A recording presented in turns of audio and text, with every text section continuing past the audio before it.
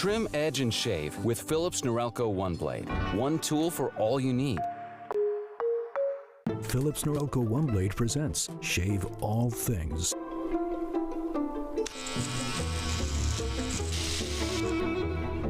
Your style made simple with Philips Norelco One Blade 360.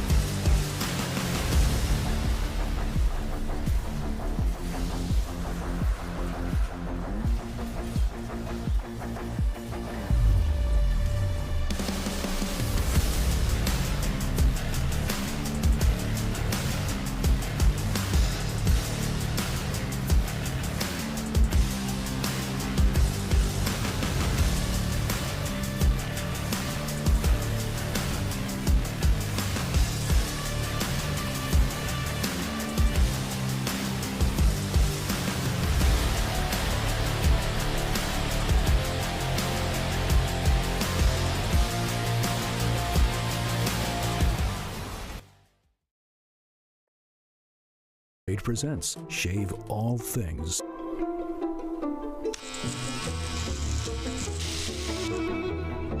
Your style made simple with Philips Norelco One Blade 360.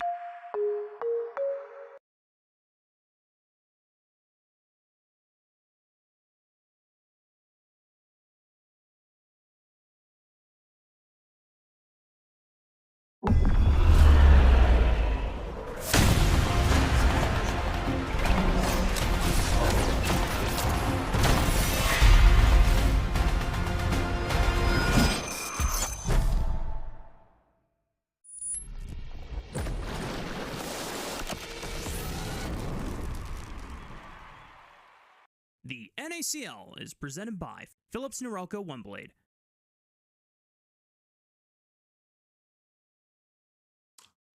Hola, what's up, gamers? Welcome back to another day of NACL Week 5, day numero dos.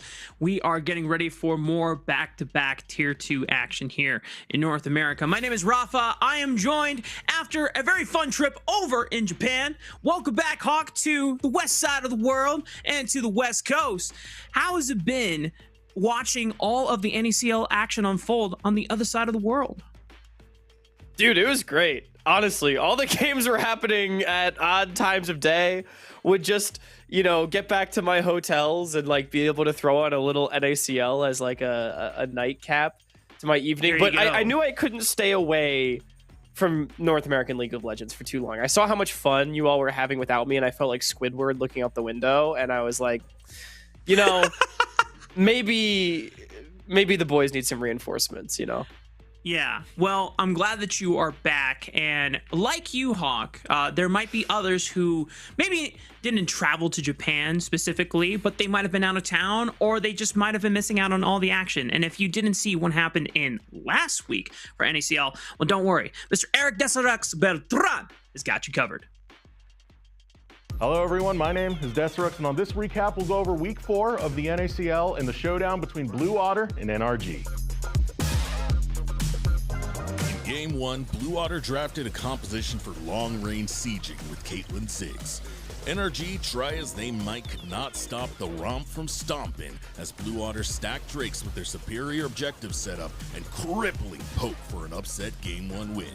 In Game 2, seeing a Scion locked in, Zamuda would counter-pick Rek'Sai and farm up a gold gap that constantly threatened Blue Otter's backline. Game 3 is where things got hot. At Dragon Soul Point, Blue Otter stacking would be stopped short by Kizno splitting up the Otters. Eventually, Ariana's cannon flank would give Blue Otter a critical Infernal Soul. But after a 40-minute slugfest, it all came down to an Elder Flip, where Kizno would clutch out a smite that would lead NRG to securing the series. We're going to develop some players that maybe in the future will be the ones that can challenge the Asians at Worlds. Week 4 signifies the halfway point of the season, and taking a look at the standings, NRG remain in first with a perfect record. Maryville, CCG, Supernova, and Conviction trail with 1 loss. That leaves the rest of the league fighting to be another name in the current playoffs picture. The second half of the season will feature a lot of teams from the top end of the standings going to battle with one another, so expect heat on the road to playoffs. Thanks for watching the recap, brought to you by our friends at Philips Norelco. Be sure to follow us on Twitter and tune in at twitch.tv/NACL. We'll see you there.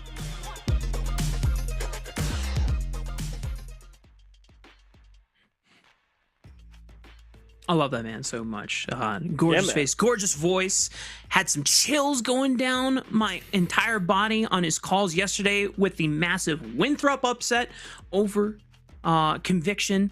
Banger series all around, and we'll be looking forward to seeing some of those highlights get recapped on our next video. But before we get further on talking about any of our matches for the rest of the day and any implications for Week 5, we actually have a Gameface interview with Hocus from AMI ahead of their match against Blue Otter today. So we're going to go ahead and bring them on in to the caster's booth so we can get a quick chat in. Hocus, nice to see you again.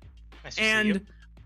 Yeah, I want to jump straight away and just kind of get down to the nitty gritty. I think when we look at your upcoming schedule, this match is very, very important for you guys. And I know that when we first talked at the beginning of the split, that this is a roster that has a lot of developmental pieces and you're just trying to get the best out of them. What are some of the small wins that you're trying to find in keeping the overall mentality positive for the growth of these players? The growth has been good. Like, as long as the players have a good time and they're progressing, and as we saw even last week, like, we're getting leads in some of these games and just not closing them out. There you go. I think the strength of schedule leading into the next few weeks is maybe easier for us than the previous weeks, and I think we're looking to pick up wins today and more into the split. Oh yeah. One player in particular I wanted to highlight going into this match was Arbrio, because despite the loss against Conviction, there was some moments for you guys where you guys were getting some small leads and advantages, and Arbrio in particular got not one, not two, but 3 solo kills against Sniper in the Cassante Nar matchup.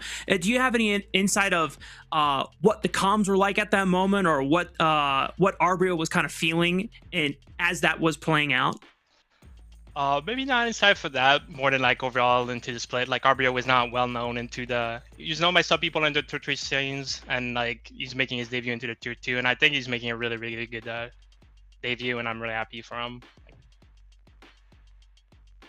So going forward into this matchup against Blue Otter, for you, what are some big goals for this team just to continue focusing on, regardless of the result? What are specific things, if you're trying to talk about when it comes to team coordination, is it objective setup, or just trying to calm some win conditions and making sure that the team is unified on their kind of play style for today? Yeah, I think a lot has to do with, like, we've been able to get leads in a lot of these games, but really staying calm there, and like players like experience, where they're getting more under their belt, and just when they get that rush, when they get ahead, they stop necessarily thinking about the bigger picture and they keep going for plays. So really like reeling it in and having some people on the team call each other out to like slow it down, when we get into winning position, for sure. It's definitely good to feel that confidence, but sometimes you got to know when you got to stop and take your time to get those resets in and make sure you're still playing the best of your advantage. Pocus, before I let you go, is there any other shout outs you would like to give ahead of today's matchup? A shout out to our staff, our owner, Jill, Leanne, our manager, the whole team, all the fans and out there, and to you guys, casters, everyone. Thank you. Merci beaucoup. Always a pleasure, Pocus. Thank you again. See you next time. All right. Thank you.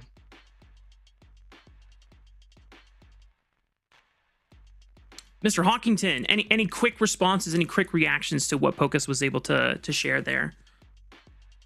Yeah, I mean, I think they have the right attitude, right? Which is like, hey, there are series in which we can pick up wins coming up. One of them being the series today. I think like highlighting the growth over the split. Something we've been talking about since week 1 as a broadcast team is like, expectations for Apex have not been that high, right? But even though it hasn't come to fruition yet, there have been those individual moments, and I think trusting the process is, always something that's good to see, especially from a guy like Pocus, who, now a coach, but has been, a pillar of like tier 3, tier 2 esports for many, many years. So yeah, I think after all this time, still being able to trust the process, still being able to understand how to develop young talent is always something I enjoy hearing. Yeah, I know that talking to Cubby and a couple others when they were doing some of the combines towards the end of 2025 last year, and they were checking out some of the coaches there, Pocus was one of the more exciting, if not the most exciting prospect of going from former pro player as a support to coach. And like you said, kind of heralding that French-Canadian scene for many, many years. Shout out to Mirage Esports. But for everyone that is still not quite caught up on where we are in NACL, let's go ahead and take a look at those standings and see how all the teams are starting to stack up after nearly half of the regular season of play now being completed. NRG reigns at the top, undefeated in series, but they've dropped a couple games here and there, so they're not quite immortal, but they are definitely on a hot streak. CCG and Maryville following right behind their tail. Yeah, NRG really starting to separate themselves from a pack where the rest of the soup Honestly, Mark, quite thick. Now, I know we haven't seen CCG or Maryville in the last couple of days, so they haven't really had the opportunity to try to jump up at 5-1 right behind NRG's heels, but a lot of teams at 3 wins and a lot of teams at 1 win. And Winthrop, they're the big story. A massive victory over Conviction yesterday in 2-0 fashion, knocking down, I think, a team that was pretty heavily favored coming into the split into 4th place in For Supernova. Them getting 2-0'd by NRG, I think, still showing us that even though I think it was a pretty close 2-0, all things considered, this team is still not quite ready for the top of the table. So they are tied with Conviction down there in that 4th place spot. It's very interesting to see how Conviction has started to pan out, and we'll definitely get a chance to see them again on Summoner's Rift as we take a look at today's stream schedule for day 2 of week 5 of NACL Spring 2026. AMI versus Blue Otter will be our first series, as we already did get a chance to talk to Coach Pocus ahead of the interview, or ahead of the matchup, I should say. And then our day will conclude with Conviction taking on Supernova. So both of those teams now fighting themselves at 3-2 in series score. Would love to get a win to be able to jump into the upper pack here in NACL. Yeah, I mean, generally 4 wins been kind of considered to be that playoffs threshold in most splits. So I think Conviction or Supernova, one of those teams having a pretty good opportunity to lock that up. That's coming later, though, because for as nice as it would be to get a 4th win, Mark, how about a 1st or a 2nd win? AMI and Blue, both teams that are in must-win situations, it's fair to say. Blue Otter currently sitting in that 9th place spot in the standings. AMI yet to even pick up a single game in the NACL. And before we go any further, we do have a roster update for Blue Otter for this series. Their top laner, Ariana, not going to be available. So these Blue Otter predictions across the board not looking so spicy when they got Coach DeAndre that's going to be subbing in.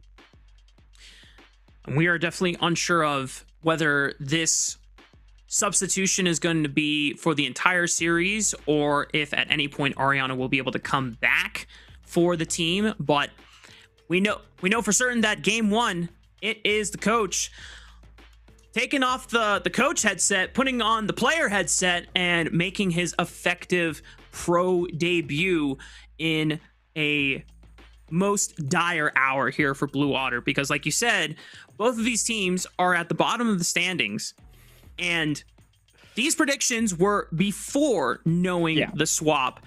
Because now, like Pocus has said, there have been multiple times for AMI, even though they have not won a single game yet, let alone a series. They've had many moments where they've had leads. They have had opportunities to be able to make a potential game win happen. Well, considering the situation just got a lot better for AMI, this could be the start of potentially something really, really positive for Apex Mission Impossible. Yeah, no, absolutely. I mean, Blue Otter, they're not in a position where they can really be affording to drop random series, right? I mean, if we're looking at the risk of going to the promotion relegation tournament, those 2 other teams all at 1 win, really wanting to separate themselves, pick up that 2nd one, especially considering they already have a W over Dorado, who is kind of another one of those teams at that level. So not going to be with Ariana, definitely a difficult position to find themselves in. But regardless of all of that, Mark, we can zoom into these 2 teams a little bit more. Blue Otter, we've still seen better things from them this split. Like I mentioned, win over Dorado in week 1. Also a great 3-game series that came down to an Elder Dragon flip against the best team in the league just last week. We have seen that this team, it feels like their entire NACL existence over the last few years, has been capable of going blow for blow with top teams. But for this iteration specifically, the struggle always just seems to come in they don't play to that level every single game. And now they find themselves up against a very hungry Apex Mission Impossible that's all of a sudden got a door open for them to potentially, if we were thinking, oh, they're a lock for relegation, they're 0-10. in game score so far, well, if you pick up a win here today, you're tied with Blue Otter, you're tied with the Citadel, you're tied with Dorado. It's not all of a sudden so simple, Mark. You could just make that mission impossible a reality. And let's take a look at that roster right now, starting over on one side of Summoner's Rift. We'll find out whether they're blue side or red side. We've got Apex Mission Impossible, Arbrio in the top lane, Bio in the jungle, Retrozing in the mid lane, Baz at AD carry, and Protoss at support. And like Pokos has been able to talk about this roster, there have been many angles where they found leads, they found opportunities that they are slowly being able to make better and better game states for them, just needing to make sure that once they get those leads, once they are in good positions, that in a honk, you know, you and I might be able to relate to this a little bit when we find ourselves in situations like, oh my gosh, we're perfect. Wait, we're doing so well. And then we get a little too hype. We start losing the sauce. We start losing the plot of what we're supposed to do, and just making sure that these guys are always reiterating to themselves what their win conditions are, despite being in uncharted territory going up against the rest of the league here. Yeah, I mean, I think we've actually seen the individual flashes, right, to generate those leads and to get in those good positions. It's just winning is actually really hard. When other teams already know how to do it before, they play to their outs, all of a sudden you get to a position that you're just not sure what to do with because you don't get there too much. And yeah, definitely does take a bit of a growth curve. And honestly, Mark, if we want to pan over to Blue Otter on the other side too, I think they've had similar problems. We've seen some pretty, I would say, a decent amount of variance in their early games, but by and large, pretty solid stuff across the board. Jungler Munchie, to me, being a big leader in that charge, generating leads, but Blue Otter has really struggled to convert in a lot of those games where they do find themselves in a decent position. And it feels like they've not had one singular player really step up to be a hyper carry. Salmonkin's had his flashes, Munchie's had his flashes. Ariana's not here to do it. I think Spawn, to levy some criticism towards this Blue Otter bot lane, I think both of them have been very inconsistent so far this split, Spawn and Rovex. So who is going to be able to do it today? Down a critical member, up against a team that has a similar plight. You know, maybe, Mark, we might see a League of Throws on either side, perhaps. Or can one of these two teams find advantages and cleanly convert them?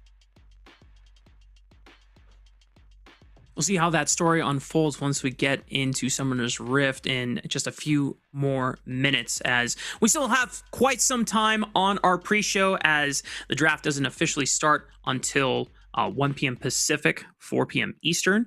But until then, we get to go further and further into this very, very enticing story that while both of these two teams are at the bottom of the standings, it just makes the stakes for this matchup that much more vital for both of them, because a loss here for Apex Mission Impossible may not mathematically put them automatically into relegation, but it is pretty much no longer in their control, or it is very, very hard for them to recover unless other conditions happen, right? Blue Otter, not quite mathematically in relegation either, but then it's a super, super tough look, especially with some of their upcoming matches for the rest of the split. But when we chose our face-to-face matchup, regardless of the substitute or not, we felt that with the recent flash of Arbrio in some of his games, and Ariana being someone that we haven't really checked in on in a while, we wanted to highlight this matchup. But now that we have a coaching substitution, or a substitution of a coach coming into the top lane, some of the stats here are going to look a little funky, so just be wary, be mindful. But regardless, this has been a very, very interesting meta for top lane. And for Arbrio, I think one of the things that you have talked a lot about behind the scenes, Hawk, is that Arbrio doesn't necessarily play a lot of the tanks nearly as much as some of the other top laners in the league, and goes a lot more priority on things like Yorick and Renekton. Sometimes puts a little more emphasis on Gnar and Jax, champions that are trying to scrap and split push and have that strong side lane advantage. Yeah, which hasn't really been the meta across most of the league. You know, we've seen a lot of like the tanks, like the Orin, Scions, Cassantes. We've also seen, you know, a lot of the grouping team fighters, things like Ambessa, Rumble. I feel like Jax, Renekton, these more side lane pressure oriented champions have fallen more out of favor in 2026. So it's really interesting to me that Arbrio is sticking to his guns, right? Is sticking to what he's played in the past. And, you know, if we can pull up the stats for, you know, not just Arbrio, but Ariana as well, I think it's good to paint a picture of what Blue Otter is lacking. Because for Ariana, I think he's had a fine split so far. His laning stats have really not been very good, but when he's able to group up with the team, I think he's an effective top laner, you know, one of the better ones in the league at finding the angles in the team fights, grouping up, being a role player, right? And I think it's really difficult when all of a sudden you lose that in your squad. And for Arbrio, you know, he's a little bit more of a solo side lane carry guy up against DeAndre.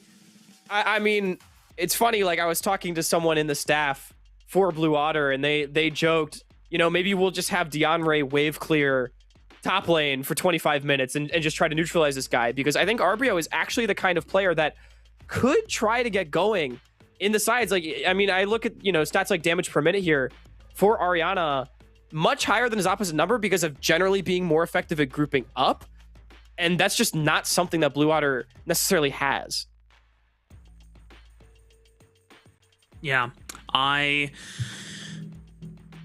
one of the things that I like to look at is when a top laner is not necessarily being, I don't want to say top laners aren't being set up for success, but they're just going up against much more experienced players and tougher competition overall, which I think it's fair to say in this split of NACL, there's a lot of really good top laners, and both Arbrio making his competitive debut in NACL this year, and Ariana, this is overall his second year in NACL.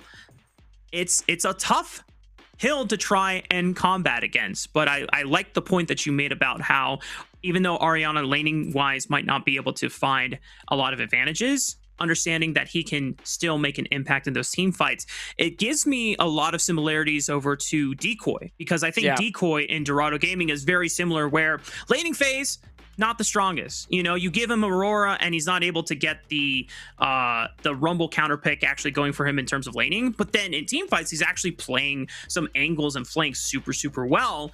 And then, of course, the matchup into Citadel, that guy pumped out so much damage. I was like, you know what? I mean, Decoy kind of popped off. And I can sympathize in a world where, okay, laning phase, that could be taught. But if you understand how to make your impact in team fights, that's the important part. That's something that you can build upon for development. Yeah, and now we're 1 week removed from Arbrio triple solo killing sniper, you know, the triple solo bolo extravaganza that no one saw coming. And we're sitting here talking in the pre-show about how both of these teams are really lacking that true carry. Blue Otter, we've seen it a little bit with Munchie. AMI, we've not really seen it at all, right? I think another thing I want to mention, damage per minute between 80 carries and what they're outputting. Spawn is lower than everybody. That's not on Dorado or Apex Mission Impossible, and Baz is the single lowest, right? These guys have not necessarily been able to step up. I want Arbrio now to be that guy. He's got the favorable situation for himself. He's been the one making plays in the most recent weeks. I want to see him step up, be a carry for his team, put a W in that column for Apex Mission Impossible. Sure. And I think whenever you have an 80 carry that is potentially set up to be weak side or receive less resources, this is a meta that can kind of work with that, with the prevalence of Ashe Seraphine bot lane or Ezreal Karma as a bot lane. It tends to get a little more difficult when there are things like Caitlyn running around, which has been popping up a lot more. Lucian is starting to creep back into the meta as well. We'll see if that potentially changes some things as an angle for either of these two 80 carries going forward. But if these two are not necessarily pumping out as much damage as their counterparts, then you are hoping then, as you pointed out, for the other side of the map, whether it's the top lane, whether it's the mid lane, or whether it's jungle, to be able to pick up the pieces there, as seeing, Baz, second year overall in NACL, Spawn, well known in the scene in Tier 2, has played many years here now since his debut back in 2022 over with Dignitas Academy. You definitely want to expect a lot more out of both him and Rovex to kind of step up and make sure that Blue Otter is performing above the results that they've been getting so far. Yeah, I mean, we've talked a lot about how, inexperienced Apex Mission Impossible is as a team. And, for Blue Otter, varying experience levels on their side, generally higher than their opposite numbers on Blue, or rather on AMI. But, I mean, the bottom lane is definitely the place where that experience differential is the most prevalent, right? Because Rovex is also someone that's been around in the scene for a very long time, predominantly in the Tier 3 space, but also has been supporting here in Tier 2 for, 3 or 4 years now. He's been at this level. Baz, you mentioned it's only his second year, and Protoss been around a little bit longer, but was never really seriously in contention, like at any of the higher levels of play, I think, until Dog Fans. Just last year, when, funnily enough, they almost took the spot away from Apex when Apex originally promoted in a epic 5-game series. Go watch that one if you ever have the time. But regardless, like, that was the first time I ever thought of Protoss in like a really serious light, right? So this bottom lane is the place where Blue Otter has that experience advantage. And it's also the place where I feel like Blue Otter has struggled the most this season. So I'm really curious, if they're able to find like a bounce back against this Baz and Protoss lane, or if things are maybe going to be closer than we were expecting, Mark. Potentially could go either way. And I know that we didn't get a chance to look at their role more in depth, but I think the one other highlight that is always going to be a talking point, whether ever you talk about either Blue Otter, this split, or Apex Mission Impossible as well, is Bio and Munchie, especially last week because they were both on the Rengar train. Obviously, it didn't pan out for either of them, but from an entertaining standpoint, I was inspired. I wanted to play some Rengar as well. But I think both of these junglers are both very carry-oriented whenever they are able to find an opportunity to kind of explore and flex some of that niche champion pool. This team, or both teams, try to facilitate that. Blue Otter obviously has been leaning into it a lot more prevalently in this split, since we've not only seen Rengar from Munchie, but we've also seen Master Yi earlier.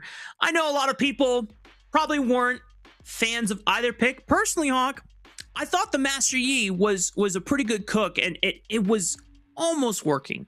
And it almost worked. There was just one moment, and unfortunately, it was when you make one mistake against a team like Maryville University, they will never let you have the game back in your control. Yeah, and also, like, Karma was such a turbo pick for Obstinatus that game. Yeah. Master Yi is hard to play against, like, Rumble and Victor when there's, like, so much AoE damage that, they can just hit you with. But I don't think it was bad. I definitely don't think it was bad. Munchie definitely got those pocket picks. It is funny, you mentioned Bio being more of a carry-oriented player, the Rengar, a classic of his. That's what I think of him more as from his time on Ducky Getters. But I feel like so far on AMI, he's actually been a lot more on, like, put the fries in the bag, bro, duty.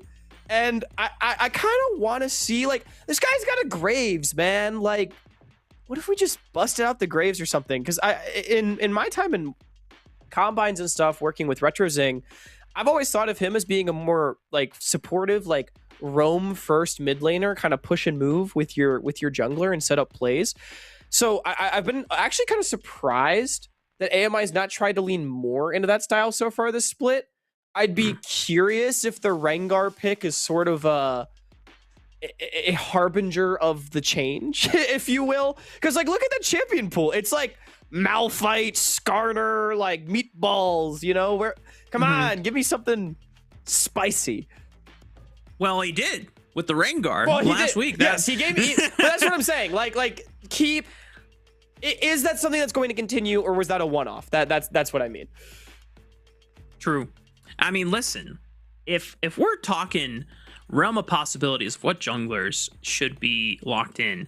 You know, Rengar and Master Yi were like nowhere near my radar for that, but Graves has been creeping up for a while. I know that recently he just got a nerf on his, I want to say his base AD, because the E cooldown buff that he received was just Grace is a little bit of a solo queue terrorist for like a couple months there.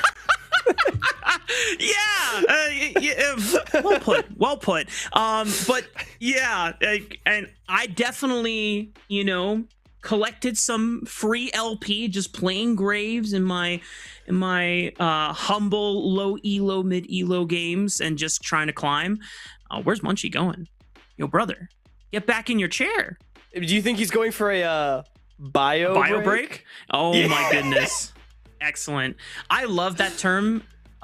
When I first heard it being coined, I was like, you know, that is a very nice, you know, broadcast safe way of just saying. It's a really, yeah, it's a nice chill way to say it. Oh, Retro's got a piano. Whoa. I always like it when I find that players are have multi-talented players. Yeah, they are musically inclined. Oh my goodness. Wait, everyone's taking a bio break. Oh no. What's going on? Dude, what's happening? Whose PC exploded? That's the real question we got to be asking ourselves, no. right? Like someone's probably restarting their client or like calling Spectrum wondering why there's an outage in their area right now or something along those. Oh, dude, like you got to just mog the camera real quick, you know? And Munchie's just, I think he got a fresh haircut. That shave looks recent too. Yeah, it's looking pretty fresh. Okay. Dude, Munchie, I'm kind of realizing I don't think I ever like saw Munchie's face until the split. He's gonna give Levitate a run for best jawline in the league, I think. I like that. You know, Hawk, one thing I've always wanted to do, just like unofficially, once a regular season has ended or an entire season of NACL has ended, just kind of do some fun awards like that. Right. Where it's like best jawline. Yeah, we'll have to write that down. We might have to circle back to best this. Jawline, best hair, best like Rift Herald driving, best face cam moment. Yeah, which best like I feel reaction like cam. Shochi's gonna like win that one for sure because he's already gotten. There's the one where he like mugged the camera doing that was like week 1 too, which I feel like it's bonus points. Like he was like the first one. You know what I mean? He jumped right on that, man. Yeah. Like he knew the virality of being able to just use face cams like that. I mean, that's what I'll say about Shochi, man. This is why we like him on the broadcast, is because that guy's a showman. Like you know, he's for as long as he's ever been in a league that I've covered, he definitely leans into the like entertainment aspect. And hey, as broadcasters, we always got to appreciate that whenever players decide, hey, I'm gonna lean into that. Trying to think of more awards that we could come up with. Obviously there's gonna be like a little I don't want to say like non-serious ones, but I don't want to also say serious ones either, because we gotta have like a Sports Center top 10 and then Sports Center not top 10, you know? Okay. Are we like going down like, ooh, that was an oopsie moment? Yeah, no, exactly. Okay. Like just total blunders. But like in a fun way, like where we're poking fun at each other. Yeah, we can do that like a couple months after the end of the promotion tournament and everything has been settled in the dirt, you know, and just making sure it's like, oh, okay, you know, we're now removed from the implications and kind of the overall sentiments of how everything went down. Yeah. Ooh, Mark, best interview one-liner. Oh, Shochi again. Shochi again. Yeah. So far. But that one I feel like is very, like that could be taken at any moment. Although I think like most wholesome interview definitely goes to only 35 for easily. First my week. God, that was actually so I don't want to say heartwarming. Heartfelt is No, I that mean I'm it was looking really for. endearing, and it was very moving for sure. Yes. Always great when players feel comfortable being vulnerable on the show as well. It's very cool. Absolutely. And a shout out to Only 35 for attributing to his brother like that and sharing that with us. It's always nice to be able to like feel a lot more comfortable and closer to the players, because at the end of the day, that's what we're doing. You know, we're trying to tell their stories, and when we get moments like that, it's always a privilege we have. Just an update for everyone at home and wondering why are the casters yapping? Blah blah blah blah blah blah. Just start the game. Blah blah blah blah. Well, here's what's happening. We're getting more technical difficulties on the player side. So until that is resolved, we have no power here. There is no red button that we can magically press. So apologies. We are going to exercise as much patience as we can and ride this out. But until then, the podcast featuring your boy Rafa and Hawk shall continue.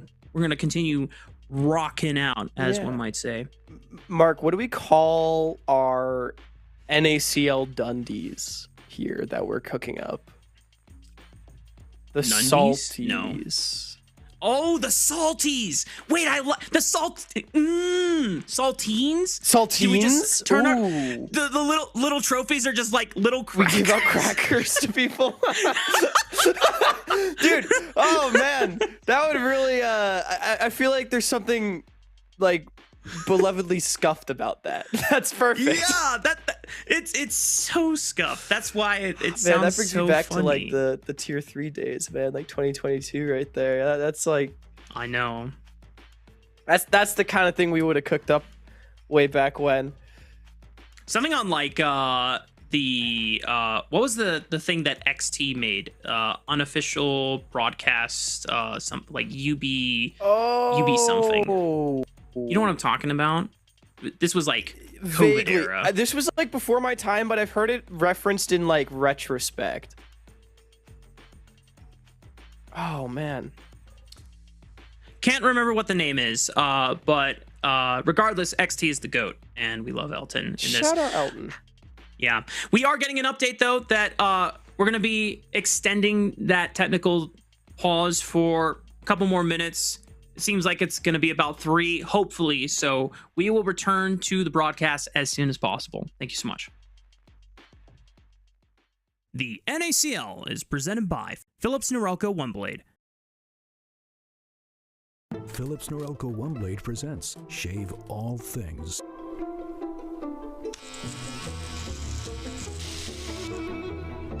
Your style made simple with Philips Norelco OneBlade 360. Hello everyone, my name is Desirux, and on this recap we'll go over week 4 of the NACL and the showdown between Blue Otter and NRG. In Game 1, Blue Otter drafted a composition for long-range sieging with Caitlyn Ziggs. NRG, try as they might, could not stop the romp from stomping as Blue Otter stacked Drakes with their superior objective setup and crippling poke for an upset Game 1 win. In Game 2, seeing a Scion locked in, Zamuda would counterpick Rek'Sai and farm up a gold gap that constantly threatened Blue Otter's backline. Game 3 is where things got hot. At Dragon Soul Point, Blue Otter stacking would be stopped short by Kisno splitting up the Otters. Eventually, Ariana's Cannon Flank would give Blue Otter a critical Infernal Soul. But after a 40-minute slugfest, it all came down to an Elder Flip, where Kisno would clutch out a smite that would lead NRG to securing the series. We're going to develop some players that maybe in the future will be the ones that can challenge the Asians at Worlds. Week 4 signifies the halfway point of the season, and taking a look at the standings, NRG remain in first with a perfect record. Maryville, CCG, Supernova, and Conviction trail with 1 loss. That leaves the rest of the league fighting to be another name in the current playoffs picture. The second half of the season will feature a lot of teams from the top end of the standings going to battle with one another, so expect heat on the road to playoffs. Thanks for watching the recap, brought to you by our friends at Philips Norelco. Be sure to follow us on Twitter and tune in at twitch.tv/NACL. We'll see you there.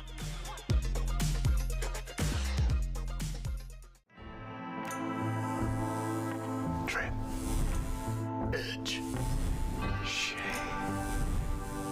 Trim, edge, and shave with Philips Norelco OneBlade. One tool for all you need.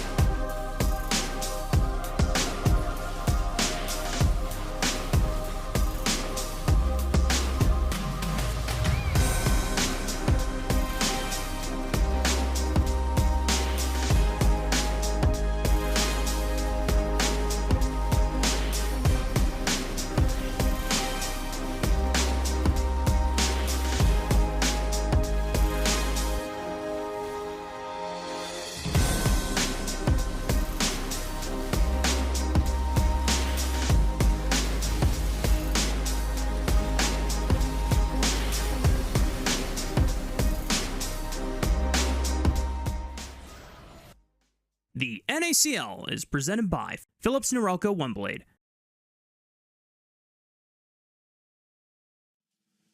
Welcome back, y'all. Thank you so much for your patience. We should be jumping into draft any moment now.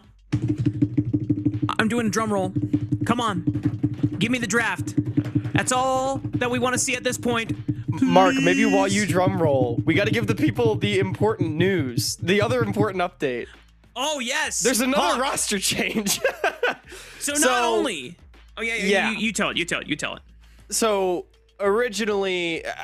Ariana still unable to play for Blue Otter, at least for game one. Seems like the implication was that it would be the entire series. Originally, we thought it would be DeAndre just straight up subbing into the top lane, coach for Blue Otter. It's actually going to be DeAndre support. And for the first time in his multi-role League of Legends career, Rovex will be playing top lane up against Arbrio. Doesn't honestly change too much, I think, compared to everything we talked about, Mark, because this is still putting Arbrio in a very good position to potentially carry this game. But as we get underway here in picks and bans, that is definitely something we need to be aware of. So, Blue Otter, are we just putting Sion Fries in the bag for top lane? Are we picking a tank? Or are we actually going to try and go for... Yeah. Anivia Aurora. Now, Aurora was released long after he ever played it, but played mid. But Rovex Anivia top. Got it. Okay. Let's channel our inner Zeus. I believe in you, King. I got you. Cassiopeia, Akali, Rise top. Bring it back. Yeah, there you go. Rise makes it through the bans as well. Karma, a really nice B1, opens up things like Ezreal Karma. Been a favorite of basically every duo in this league. You know, answers like Ashe Seraphine available, Yunara, Lulu still available. I think a really important thing to keep track of as well is going to be where the mid laners go. Because, you know, we didn't talk too much about Samakin and Retrozing in the pre-show, but champion pool always going to be a question. Those Samakin artillery mages, Zoe Mel, already getting taken off the board. Things like Hui are favorites for this player that no one else is really playing at the moment. You know, there was an angle last week where Azir was picked against Samakin, and I swore that it was going to be a Xerath angle, because we've been seeing some Xerath pop up as a traditional counter in Azir. Obviously, it's been traded off for things like Ziggs in more recent memory. But Blue Otter, they put their coach in and they say, you're going on kitten duty, buddy. You are just going to meow for spawn this entire game, and good luck. And at this point, at least DeAndre, from the coaching perspective, he can just try and micromanage the rest of his team. Genius. Yeah, I mean, Ezreal Yuumi, this is like a 2020 classic. It's an old school pick. Now, it's definitely going to sack the lane to something like, I don't know, you could go like Karma Jhin, Karma Yunara. There's a lot of things that Karma Varus is a really, really strong one. You don't even have to pick your AD carry right now because there's so many options available. I do think just taking the Rise makes a perfect amount of sense. And okay, yeah, I mean, hey, coach, he may not have hands, Mark, but he's got the brain. May as well turn off one of them. Amelia Maybe Cosplay, both, please. depending on how you feel about Amelia Yuumi. Cosplay, don't look at this. With the nothing that we say about Yuumi in this movie. Speak about all Yuumi players. Well, as you mentioned, Ryzen Xin Zhao, solid, very, very prominent jungle mid duo. Has a lot of global power from the Realm Warp, and Xin Zhao can be flexible in either going forward or backward, whether you want to engage or you want to disengage and kite and peel. So Apex Mission Impossible, very flexible in what their three-man core is showing. Blue Otter, however, are just instantly slamming the Jarvan, regardless of seeing what Baz and Arbrio has put in, because, well, let's just face it, Jarvan is a pretty damn good champion already. Yeah, you've already got one immobile backliner in the Rise. Now, I will say, like, the Karma Xin Zhao, very strong combo. Also strong with the Rise, just helps get everyone get into range, gives a lot of additional HP. We did already see a Ziggs hover out of Samakin, maybe just to do a little bit of trolling, but something that can be really strong with its range into something like this Rise, especially when you have the Jarvan standing nearby, right? To put them in the Cataclysm.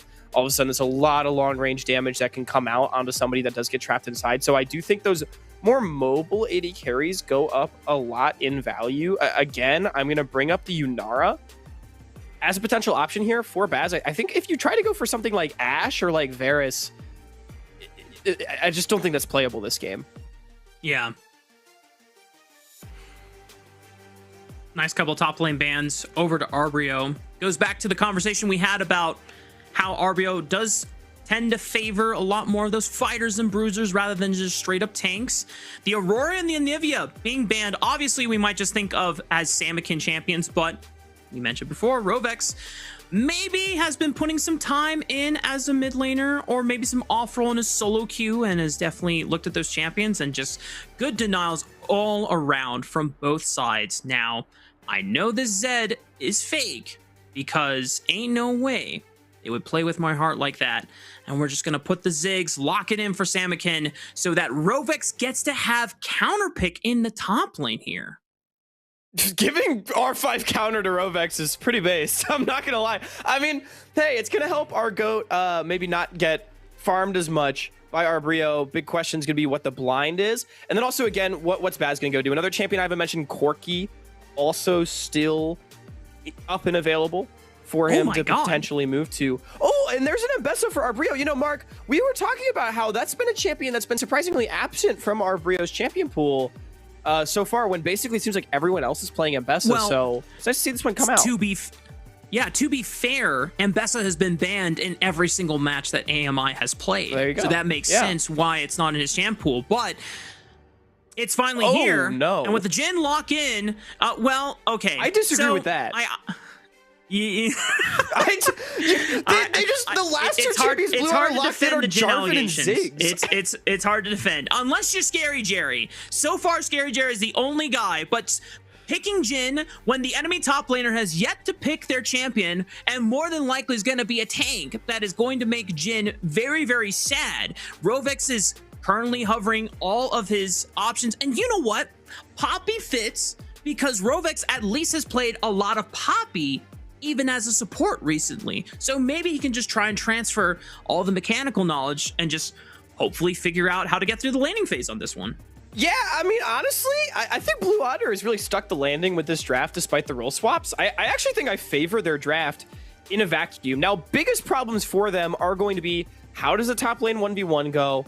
And how does the spot lane 2v2 go? Especially Jhin Karma going to be very, very strong in that 2v2, stronger than the Ezreal Yuumi early on. Ability to get push and potentially take away an early dragon or two against a composition that really wants to fight for those around, you know, 2 items is when Blue Otter is going to come online a little bit sooner than AMI, who really wants to get to 3 on the Rise and the Ambessa. If you can take away a dragon or 2 before they're able to really get to that spike for Blue, it buys AMI a lot of breathing room in this game. And I think the scaling of this Rise and of this Ambessa with the Karma able to kind of help them get going in these fights is difficult to understate. And I think Blue Otter is going to have their hands full with that. But, you know, for AMI, we talk about building leads.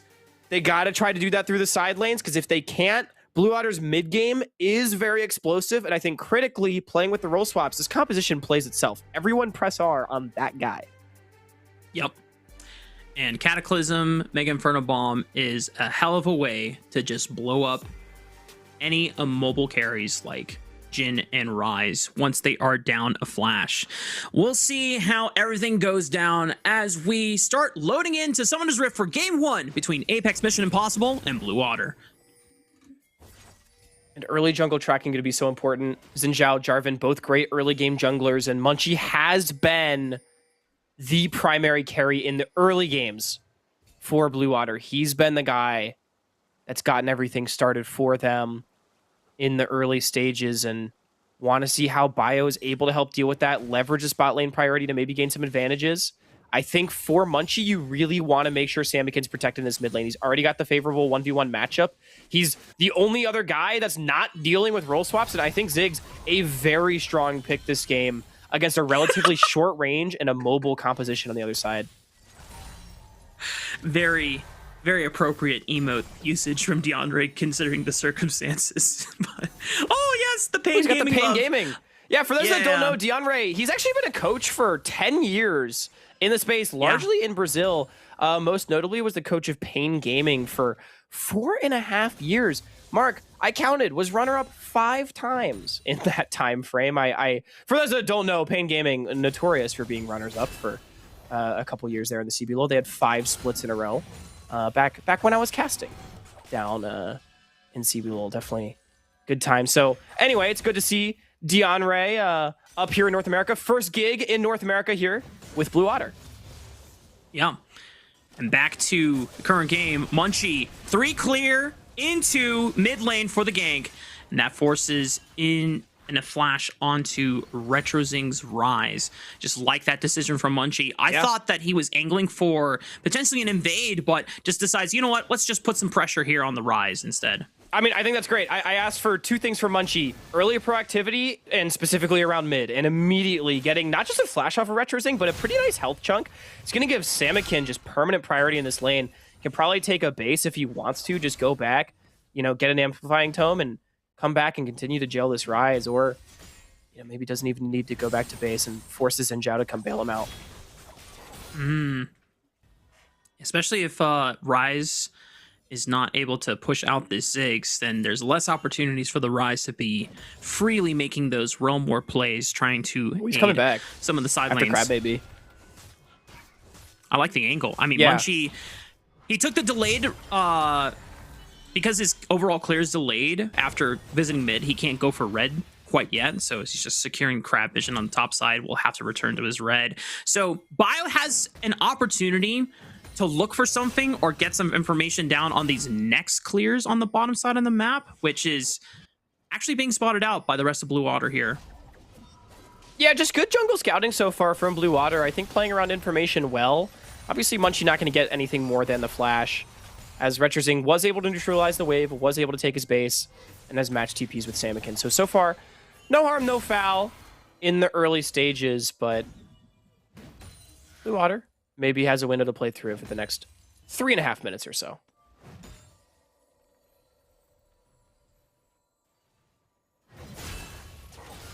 You know, Rovex is trading pretty well, Mark. Yeah, he's doing a nice job. I mean, he's currently up on CS. He's pushing in this wave.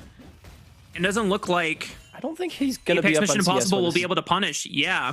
And the more I think about this Poppy pick, I'm like, wow, this like really saves Blue Otter's position here, but also just like for Rovex, because the 2 main ways that Arbrio and Bio want to set up a gank is try and gap close onto him, which would be canceled by a well-timed Poppy W. So Rovex is relatively safe, or he can just try and, if it's after level 6, well-timed Keeper's Verdict should be in a good spot. But when we look on bot lane, ooh, close there, Protus. Yeah, I like the look on the interrupt right there, but they do manage to get out. But to your point, I mean, AMI has a pretty distinct lack of engage on their composition. And I think when Poppy has so much denial, and you have a poke comp, right? You've got the Ziggs and the Ezreal. I think Blue Otter, a lot of opportunity for them to potentially sit back and punish AMI, especially again in that mid game, I think, before the Ambessa and the Rise can really just start to stat check people in the 1v1s. Definitely a lot of opportunity there. I think that'll be an interesting test for Blue as well, because something we've not really talked about too much yet, Mark, is I think the biggest problem for Blue Otter is, honestly, I feel like they just have inted a lot this split. Now, they've done it as a team, which is a good thing, but I think decision-making has just not always been there, and they've picked fights maybe faster than they need to, or ones that they don't need to take. And so I think with this range advantage, with that disengage advantage, can Blue Otter play patiently enough? They're looking mid lane. Munchie has not shown himself yet. He's waiting for Protoss to make his move, burn some of his spells, and with Bio showing up, Munchie knows that there is no point trying to look for a counter. Munchie, I don't even think he can stay for this crab, since, unfortunately, AMI have a moving support, and DeAndre is over with spawn. Samakin getting chunked further by Retrozing, using the Realm Warp just to cut him off, and making sure that Bio has full control of that second crab on the top side of the map. Yeah, one of the downsides of the Yuumi is you're not really able to match roams. And not only that, Ezreal Yuumi going to have a pretty difficult time punishing this Jhin in the 1 versus 2. So I think good use of Protoss's free time. They don't get a summoner spell, which is I think what they were really after from Samakin, but they have good vision set up ahead of these grubs. They also get a nice little crab for their jungler bio, hitting level 6 as Munchie just ticked over as well. Yeah. Munchie's seen on the map, just making sure that he can help escort Samakin get that wave pushed in for a reset. Rovex with his wave currently managing it, and I'm not sure if he's looking for a freeze per se, but he could set it up where Arbrio is in an uncomfortable position. Nice slam into the wall there. Decent chunk, but doesn't look like Arbrio can push him out. Rovex is low on mana. I think Rovex needs to base here. I don't think you can stay for this wave. Arbrio's got flash, got an ultimate if he's feeling spicy, and Rovex not going to have the steadfast precedence for probably another 10 seconds or so. But no, doesn't have the HP. Coming up in 4. And he doesn't have the HP. I don't think he has the mana for it. Yeah. All right, well, Rovex avoids what could have been a very, very dangerous scenario into that Mbessa, especially now that she has dinged level 6 and has an extra passive armor penetration. As we take a look back over to the bot lane of the map, DeAndre still spamming the very anxious Yumi emote, which is a personal favorite of mine. It's just so goofy, man. I love it. Honestly, this game is going swimmingly for Blue Otter so far. We were really worried about the side lanes, you know, how things would go in the 1v1s, 2v2s. Down 400 gold, you know, I think credit to Arbrio and also to Bio for building marginal CS advantages for themselves, but I think for Blue Otter, definitely one of their win conditions being met just 8 minutes in by not losing the game through one of these sides. Yeah.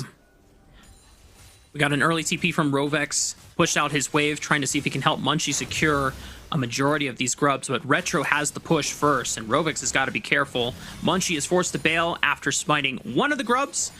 That will mean both of the remaining will go over to Bio.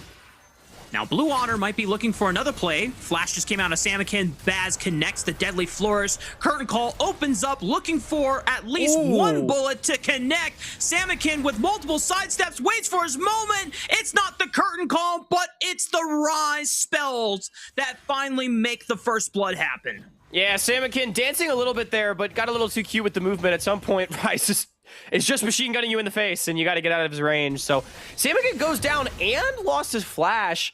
Not really sure how that happened, and dare I say, a pretty bad death there from the Blue Otter mid laner, as, you know, I think credit to Blue being able to get one grub, despite their bot lane not having a move, but losing their mid laner on the back end means positive play for Apex. I'm curious if there's something from the bot lane movement where they're recognizing that, hey, Spawn and DeAndre never going to have push on us, and they're never really going to have a roam timer on us either. We need to be a little bit more proactive on trying to affect the rest of the map with our freedom. And I think that was just a nice opportunity for, first, Protoss gets in mid lane, doesn't necessarily is the one that burns the flash, but chunks Samakin in the first place, and then Baz being able to then follow up with his own timer.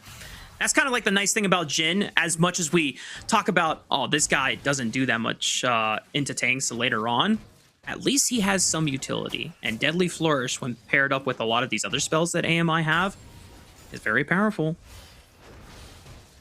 And Retrozing now up 5,500 gold individually at 10 minutes over a third-year NACL mid laner that has handled the likes of Spyrax and Toasty Alex just as recently as a split ago. So good stuff from Retrozing in his debut split here. Game 1 against Blue Otter, looking like he's in a decent position on this Rise. And I think on the opposite side, you know, a lot of what makes Blue Otter's composition work is the threat of always just being able to remove someone from the map with the Jarvan Ziggs combo if they do not have the flash, if they get chunked out. And if Samakin does fall behind, which he's not too far behind yet, but if he falls further behind, that threat all of a sudden starts to not work, nor does the composition of Blue.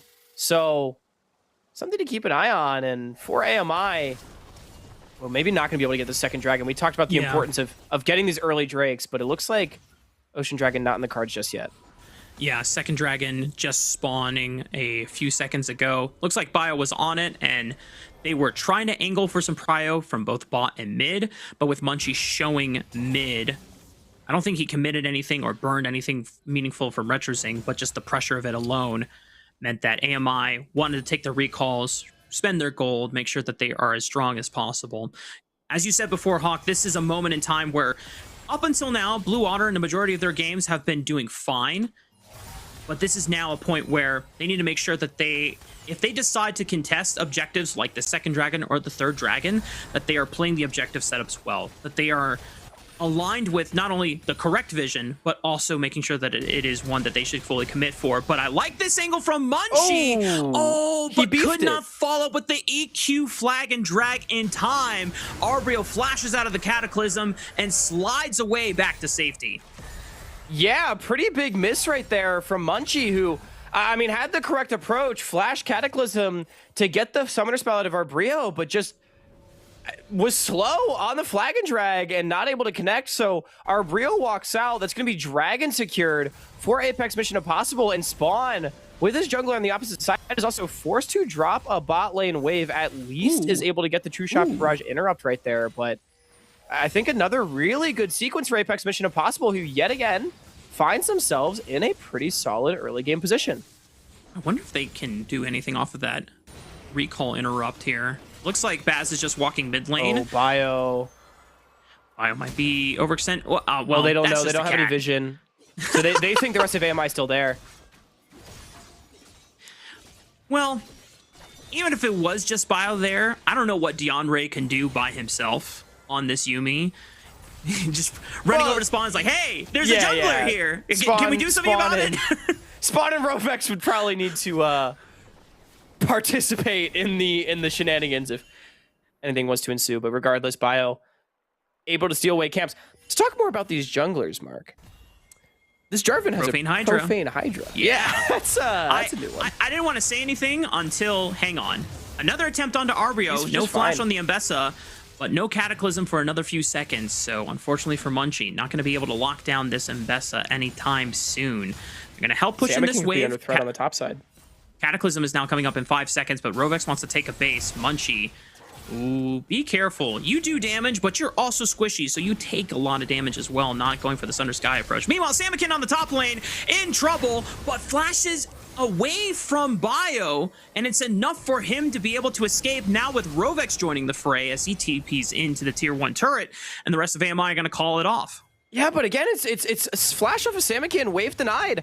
AMI is just getting more off of these cross-map plays at every single sequence, continuing to grow their gold lead by just a couple hundred increments each time. And Arbrio, young player, we wanted to see a lot from him in an advantageous situation in this series, and he's done a good job of absorbing pressure with absolutely no help from the rest of his team. Yeah. Doing solid work right now. 35 seconds before Rift Herald spawns, Samakin just TPing over the bot side and Rovex TPing the top means that neither of the solo laners from Blue Otter will be able to make cross-map plays here. If they want to look for the Rift Herald, they would have to commit almost everyone. And Samakin, no flash. That's an easy repeat visit from Arbrio and Bio. Yeah, they don't land the public execution, but they still get the kill at the end of the day. Yeah, I mean, that is just reaping the rewards of everything that they put in on Samakin on the top side. So I think Arbrio might have bush cheesed him, if I saw that correctly on the mini-map. So good creativity right there from Arbrio to be able to find the play. It's another kill going over. I mean, Apex is in a phenomenal position, Mark. Blue Otter really wants to hit that 2-item mark, but they are very far from getting there. And in the meantime, AMI just having the much better early game. Yeah, Arbrio has been able to dodge out on all the gank attempts from Munchie, especially since he went for a more aggressive 1-item build off this Profane Hydra. He's survived. He's helped Bio set up future retaliations on now Samakin. And this is the position where Pocus has talked about before. It's like, hey, we have been able to find leads. Now this is the challenge for my team. Can they keep their heads cool? Can they keep focus on the overall win conditions for our composition and close this game out? Since 2,000 gold advantage, it's a strong lead for the best teams in the league, but for a team that has yet to win their first game of the entire regular season, this is uncharted territory for them. Well, and I think an important part of the story, too, is for AMI, it's not just kills that are giving them their lead, right? They're farming better than the opposition. And they also have 100% neutral objective control. It's just one singular Void Grub that's gone over to the other side. So Apex Mission Impossible playing a very nicely controlled game so far. And obviously, again, getting over that hump does still take effort, but it feels different to me than, oh, we just got lucky and won a fight early. No, this is calm, clean, calculated League of Legends. Yeah. And they've adapted well. I don't think they were expecting this roster iteration to come through and the composition that they drafted, but recognizing that you have to use priority when they can on a lane that isn't really going to move as easily as you, and constantly attacking Samakin, one of the very important pillars of damage for this composition, has been a good look. And Arbrio has been put in a spot where now he's around 1,000 gold ahead of his opposition on a champion that he has never gotten to play this entire split. Rift Herald does connect into the tier 1 turret, takes a huge chunk of HP out of the health bar, but AMI just using it for prio and looking for the third dragon of the game. And they're going to get it easily. Spawn doesn't have the mana to contest. Munchie getting chunked out as well, so they're going to get that. They got first tower side for Arbrio. Bot lane tier 1's getting low. Retrozing much stronger than Samakin right now in the 1 versus 1. Mid lane tier 1 is getting low. I mean, Blue Otter right now looking like they have no avenues into this game as I say that. Instant flash out of the Karma. Munchie, no more Cataclysm. Mega Inferno Bomb doesn't quite hit the sweet spot. Rovex is now TPing in. They're trying to force this play. Munchie flashing forward, misses the flag and drag, but at least gets the slow. But Protoss is still living with the Mantra Empowered Tether. Finally, Rovex sends it with his own flash just to get the wall slam. But that felt like a huge investment just for a Karma. Yeah, I mean, that's 2 flashes and a teleport. Clearly, Blue Otter wanted to try to start something around that dragon, but Bio simply takes the objective and leaves. And I mean, yeah, Protoss up the creek without a paddle, and those flashes will be up in time for the next dragon fight, but still, I mean, it feels like not much justification for all the investment that Blue Otter put towards that, clearly expecting something larger and just barely getting a kill on a Karma in the end. And doesn't really shore up the gold deficit that they've been experiencing against AMI either. So you have to wonder if Blue Otter forcing that out of desperation, or if they really think that it's going to rectify a lot of the issues that they've been running into for the past 18 minutes here. Obviously for Blue Otter, they need to start snowballing on this 1 to 2 item spike that is coming in heavily for a lot of their carries, as Spawn tries to defend this tier 1 turret from falling. Just one more auto attack and it will fall over. Spawn shifts in, still gets tagged by the Deadly Flourish.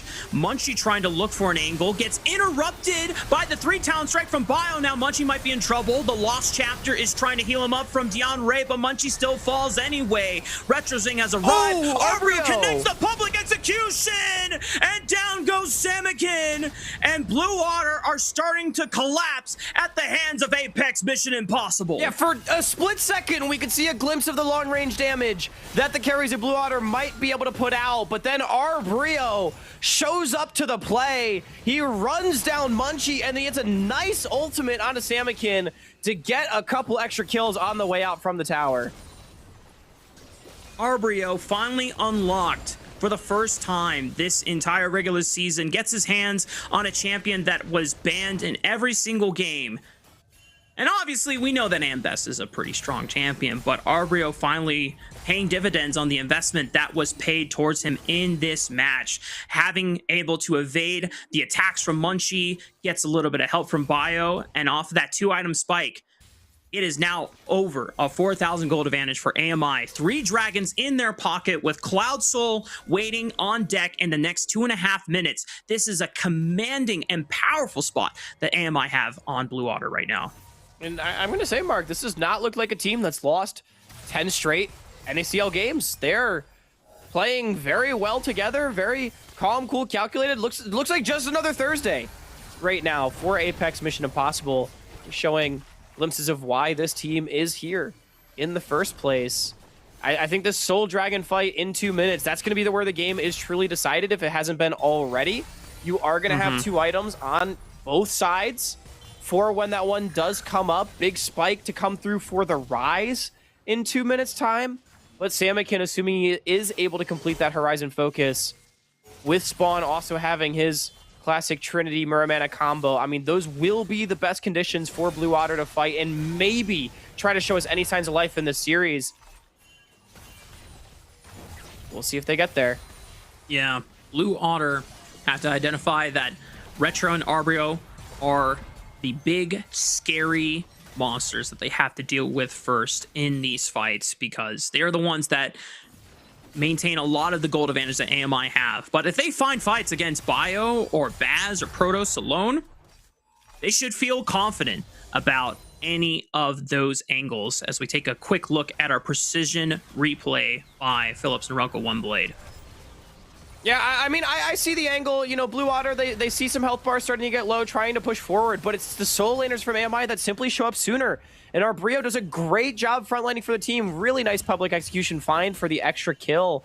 Getting a little carry out as he swings his way through the drive-through. But 35 seconds now till his Dragon. And big question for me is going to be how AMI controls things, because I think the worst thing that they can do is not this. This is a good thing.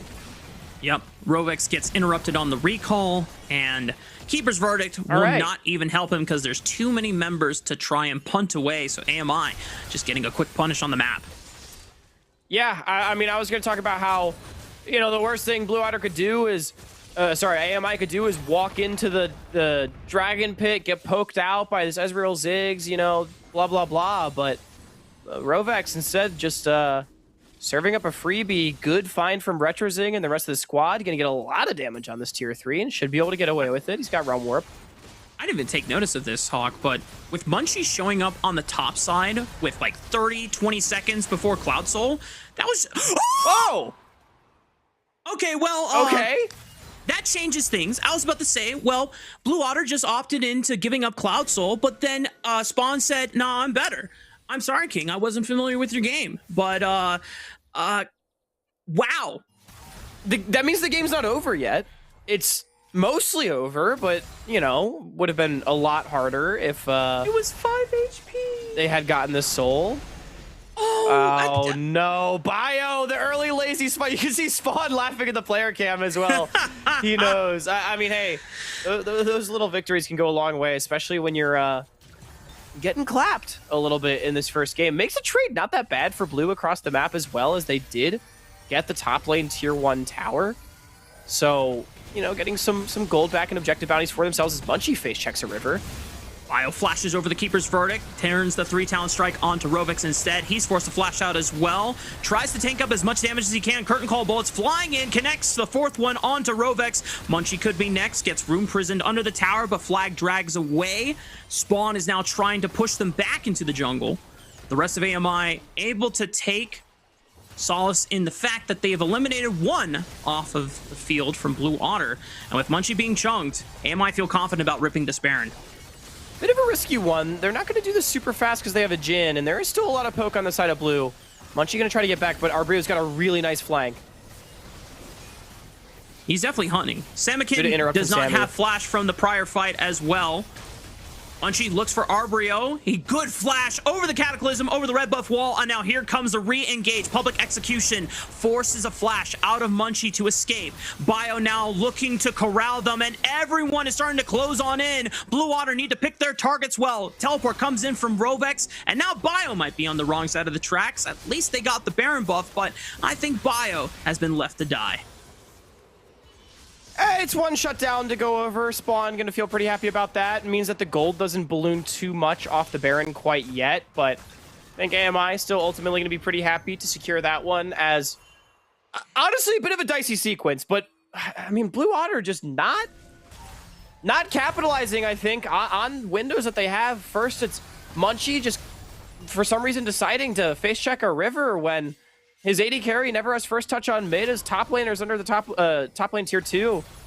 No reason to be there. And then, I mean, going back to that Baron play, Samikin, he missed everything with the Mega Inferno Bomb. And it's that kind of thing where I think, you know, with the extra damage, maybe Blue could look to turn things around, but instead AMI, it's just all too easy for them and a really nice Baron take. And now opening up the map by taking the tier 2 towers.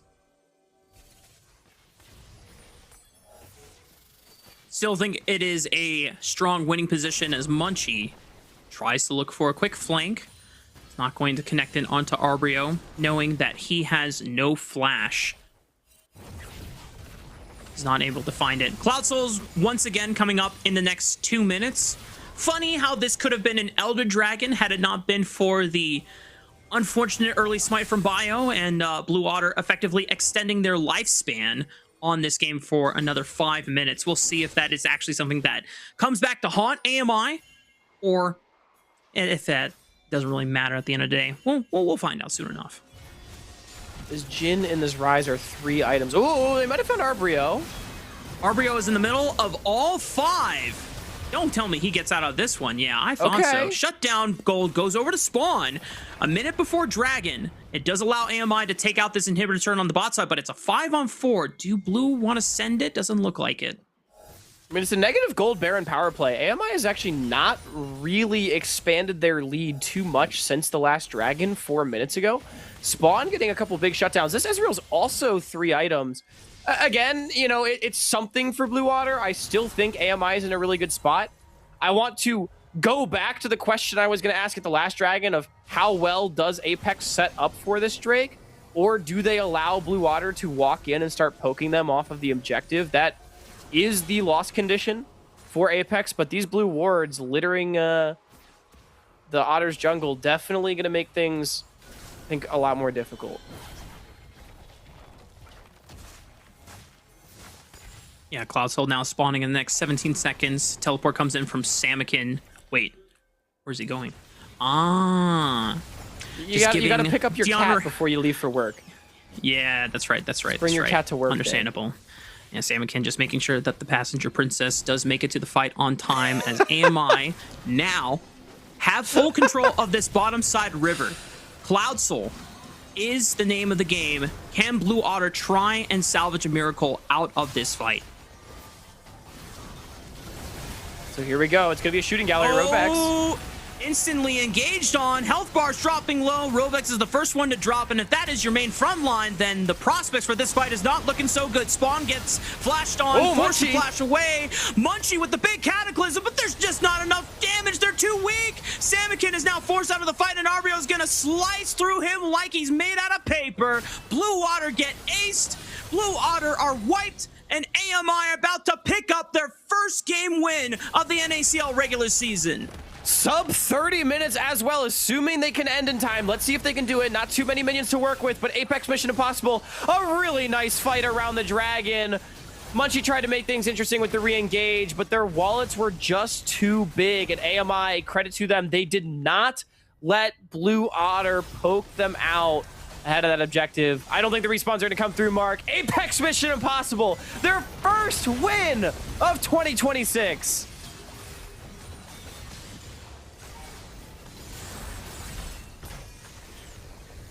Take a bow, Apex Mission Impossible. They are now one step closer to making that mission actually very possible, and seeing how our top dogs in this squad slowly but surely developing and getting better and better. And once again, Hawk, I want to go to the fact that you pointed out this team for the first 20-25 minutes of this game, it didn't look like a team that was 0-10 in the standings, or 0-10 in game score. It looked like they were just as good as the rest of them. And I gotta say, that's the kind of game that can really help a team figure out how to win, right? Because AMI just did it very cool, calm, collected, and cleanly. This is the most important part of that. They did it cleanly. There were not too many hiccups, only a couple shutdowns here or there. They were always getting something in trade, always cross-mapping really well. And that's something that you can see out of a team that maybe has just a few more wins in their future. As a game win is great, a series win would be much better. Apex really needs to pick that first one up if they want to keep themselves out of relegation conversation. That's right. One milestone down. Can they pick up another in just one more game win to make their first series win? We'll find out on the other side of this break. The NACL is presented by Philips Norelco OneBlade. Philips Norelco One Blade presents Shave All Things.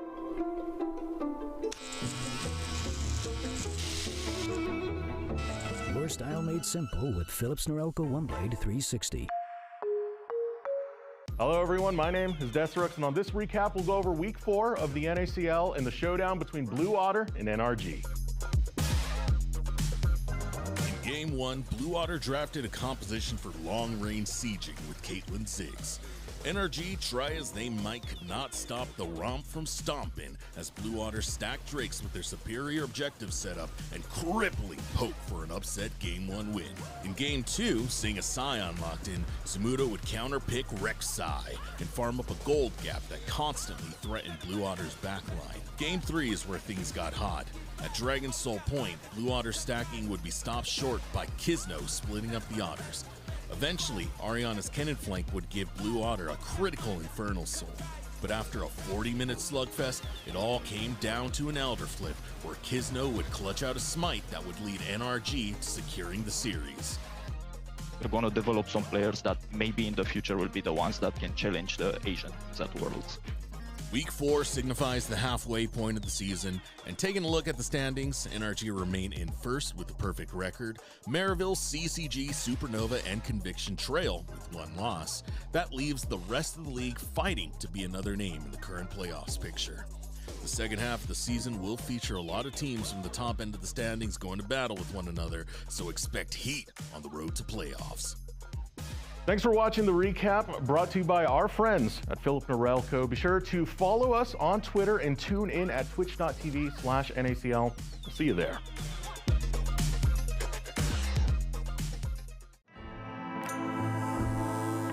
Trim, edge, shave. Trim, edge, and shave with Philips Norelco One Blade. One tool for all you need.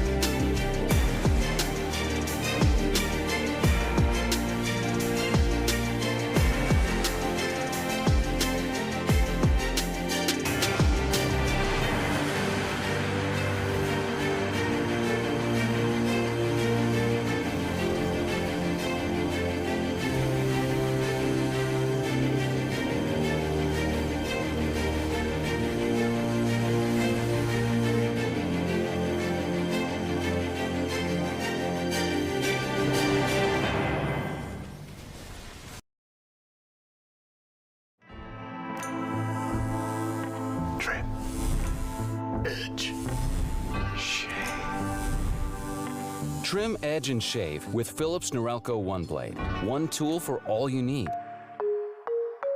Philips Norelco One Blade presents Shave All Things.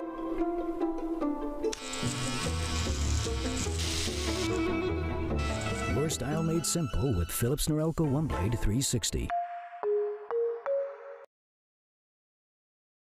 The NACL is presented by Philips Norelco One Blade.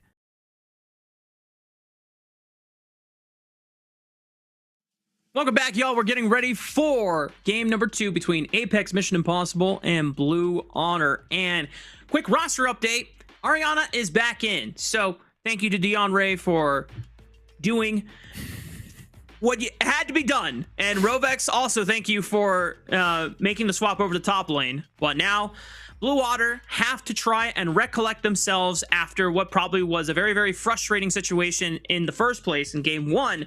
Apex Mission Impossible, doesn't matter to them. They are still going to play their game regardless of the scenario. They now lead the series 1-0 in a very, very important stakes match where the winner could have very severe implications on what happens for the teams that end up in relegation. Yeah, I mean, Blue Otter dropping to potentially 1-5. Apex Mission Impossible improving to 1-5 if the results do hold for game 2. But Ariana coming back into the lineup, that is definitely a big deal. But I'm going to be honest, Mark. I thought Blue Otter looked pretty bad across the board in that entire game 1. And I think AMI looked great. I want to give a special shout out to the guy that led in the damage graph, well, at least for his team, in RetroZing on that rise. I think he had a really phenomenal game 1. I mean, I think got the better of Samakid, who's been consistently one of the top performers on these Blue Water iterations over the years. And in his debut split, I think this is definitely a potentially a marquee series in the making for Retro, and I want to see if he's able to run it back for game 2 on the red side. But Blue Water, full roster's back. Give some 07s in the chat for Rovex and for Dion Ray. Let's get the real series started here, Mark. Yeah, un gran salud, Dion Ray, as well, as we see Blue Otter start off the bans with both Yorick and Skarner right off the get-go, which, I'm not going to lie, these are very, very uncommon bans when it just comes to kind of a standard League of Legends game here in NACL, but taking big note in the fact that Arbrio, big Yorick enthusiast, and also Skarner, more than likely being taken away from Bio as well, since he has already played at this split. Yeah, I mean, I do think on the blue side, you know, you kind of afforded more luxury when it comes to the bans, being able to take out some of the more specific stuff. I think still a lot of power picks on the board, though. You know, again, you're going to talk about things like Yunara, Corki, Varus, all still available in the AD carry position. You've got Pantheon is a really big one in the jungle. I believe Mundo shared between these two junglers can potentially be a frustrating counter pick to deal with. And then, you know, in support, you've got things like Ashe Seraphine as an entire bot lane combination. You've got the Lulu that could be paired with Yunara. So I think we're going to see power picks traded for power picks here, with at least the Pantheon, the obvious B1, getting taken away from Blue Otter. I kind of would be down with Nocturne because you've already removed Pantheon from the board. Vi would be like the next best skirmishing jungler that is available in the pool, but that doesn't strike a lot of inspiration if you are first picking it. However, it's not just junglers that are available. There's a top laner in the Rumble, and the Bard is what ultimately ends up being the most important thing for Blue Water to secure here. Yeah, I mean, Rovex and Protoss are two of the Bard enjoyers in our league. It's actually Protoss' most played champion on the split, and that alongside the signature Heimerdinger are sort of the champions that I identify with him. But I don't really see Bard as being that high priority of a pick. Again, especially when things like Ashe Seraphine or Caitlyn Seraphine are up and available for Apex to just slam down here and potentially really put the beat down on a spawn in Rovex. This is actually a really cool pivot. I think Blue Otter were positioned to try and take Caitlyn on the next rotation, assuming that AMI were just going to go for Ashe Seraphine. Wow. So AMI give up the potential Ashe Seraphine angle that was open for the taking and say, no, we're going to double down a kill lane of our own, and we're going to deny the Caitlyn and then pair it with the Elise. So now this gives Protoss an opportunity to match some of that roaming power that Bard offers, but potentially a lot more lethality behind it, especially in the earlier stages of the game. I mean, I like a Varus pick right here for Blue Water as the answer. It gives you a lot of ability to fight back in the 2v2 and also a lot of safety later on into the game. Lethality Varus could potentially just remove these carries. And I think a Rumble blind for Ariana would make sense as well. It would justify the Yorick ban that we saw earlier. So already a lot of interesting developments in this draft. I want to say the last time I saw a Protoss Elise was in that promotion series against Apex Mission Impossible a year ago. And I want to say I felt like he played it pretty badly from my recollection. I think that was one of the games that they lost. So I'm hoping that I am misremembering, or maybe Protoss has, gotten into the lab on the pick in the last year. It's been a year. Yeah, Things exactly. Change. Anything can happen. Mission Impossible just picked up their first game win of the regular season. They're on the up and up, Hawk. The momentum is in their favor. We are feeling ourselves here on the side of Apex, including the self counter pick. Well, I don't know. Orn has sometimes play into Rumble, but I don't love this. Our Brio just had a great game on the Ambessa. And now we are just going like Orn. I don't know. Well, I just am not vibing with it. Obviously, frontline a necessity, though, when you're playing Elite support.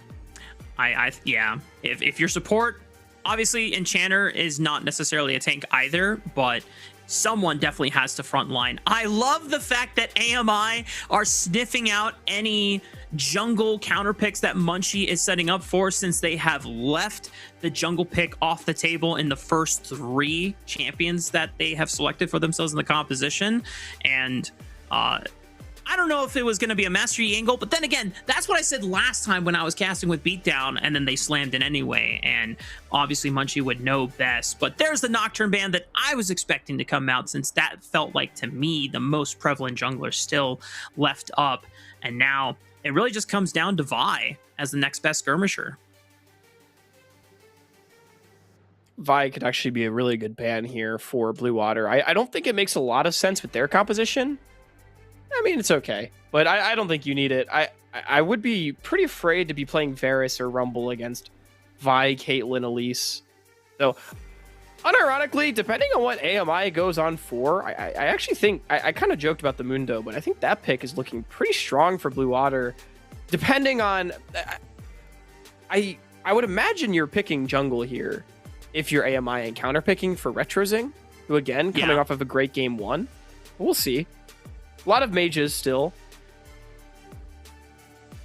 Something like the Aurora could come down. I think the decision AMI are trying to make is, do they want to continue all-inning on this early game-centric style with the Elise and then some kind of jungle pick that matches with it? Yeah, that's why something... Okay! Bio has Elise in? All right, that's hype. Wow. Once upon a time, Elise and Lee Sin were known as the king and queen of early game jungling. And now Apex Mission Impossible has both of them on the same team composition. So we are definitely getting down and dirty early doors. And again, remember, no Poppy as an answer here for Blue, anything like that. Not really good disengage options available in the jungle. I guess they're just going to go Vi for the single target pick potential. You do have the Rumble ultimate to layer on top, but definitely worried about Blue Water's ability to not just lose a lane pre-6 if Bio's able to find a good angle in that first 7 to 8 minutes. Yeah, you really are hoping for Ariana to have a strong laning phase and to have push, because I think that's the only side of the map that feels super comfortable. That's a good denial. It will have to be a blind Aurora from Samakin, since he has no idea what Retro is going to pull out here. Now, when you look at this composition, we already talked a lot about early game power is in galore here for AMI. They have a little bit of engage in front line from this Ornn. How does Retro want to solidify all of this together? Oh, okay. Galio. Huh. I'm actually not sure if I love the Galio pick. I mean, it's You don't sound strong. inspired. Yeah, it's strong against the Aurora, and it does play well with the Lee Sin, especially in those early skirmishes, but it does feel like I think AMI needed more damage. I mean, there's not a huge front line on Blue Otter, that's for sure, but what happens later in the game when everyone just presses R on Baz? And I think this Rumble Aurora Varus will scale pretty nicely into the game. And now you've kind of got this like hybrid Ornn scaling comp with Caitlyn that's also really trying to dominate early. I don't love it, Rafa. I don't love it. I can see where you're coming from, because later the game goes out when we just go to 5-on-5 and it just comes down to, okay, well, who can carry out the rest of the fight? And if your marksman is out for the count at the beginning, just because of how easy it is for Blue Otter to execute one single target off of a Vi initiation, then yeah, it's not a good look. But I think Apex Mission Impossible are going to try flexing their skirmishing muscles a bit here. I think this is a very explosive, yes, very volatile, but very, very snowbally composition that they have just between the Lee Sin and the Elise. And if they can figure out that synergy and chemistry here in this second game to close out that series, it would be an awesome way to make a statement series win as your first series win here in the NACL.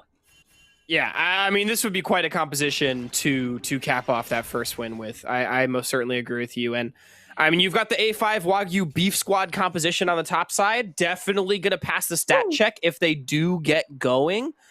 So Blue Otter, a lot of responsibility on them to make sure their multiple carries are getting econ, and Munchie jungle tracking, tremendously important. This guy needs to get to level 6. He's got to know where Bio is, because if Bio's able to get off free plays, this game could get out of control for Blue Otter real quick. Yeah.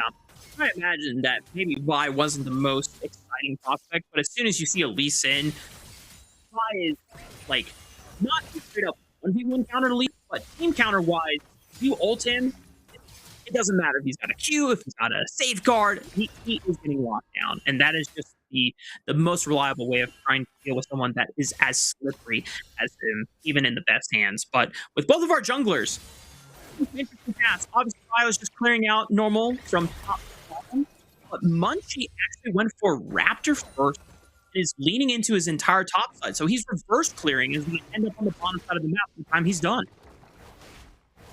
Munchie's gonna be a little bit slower, so I think it's gonna be Bot Crab, probably going the way of Bio, but maybe Munchie, understanding he's probably not gonna be able to contest it, can just get Top Crab, maybe path back into Raptor respawn, make sure he's got basically spending as much time as possible where he's potentially in a position to defend bot lane when it could be volatile, not giving Bio the opportunity to really skip camps and get ahead on tempo, because, you know, Munchie's going to be having to spend more time on that side of the map, kind of clearing out the rest of his camps. Yeah.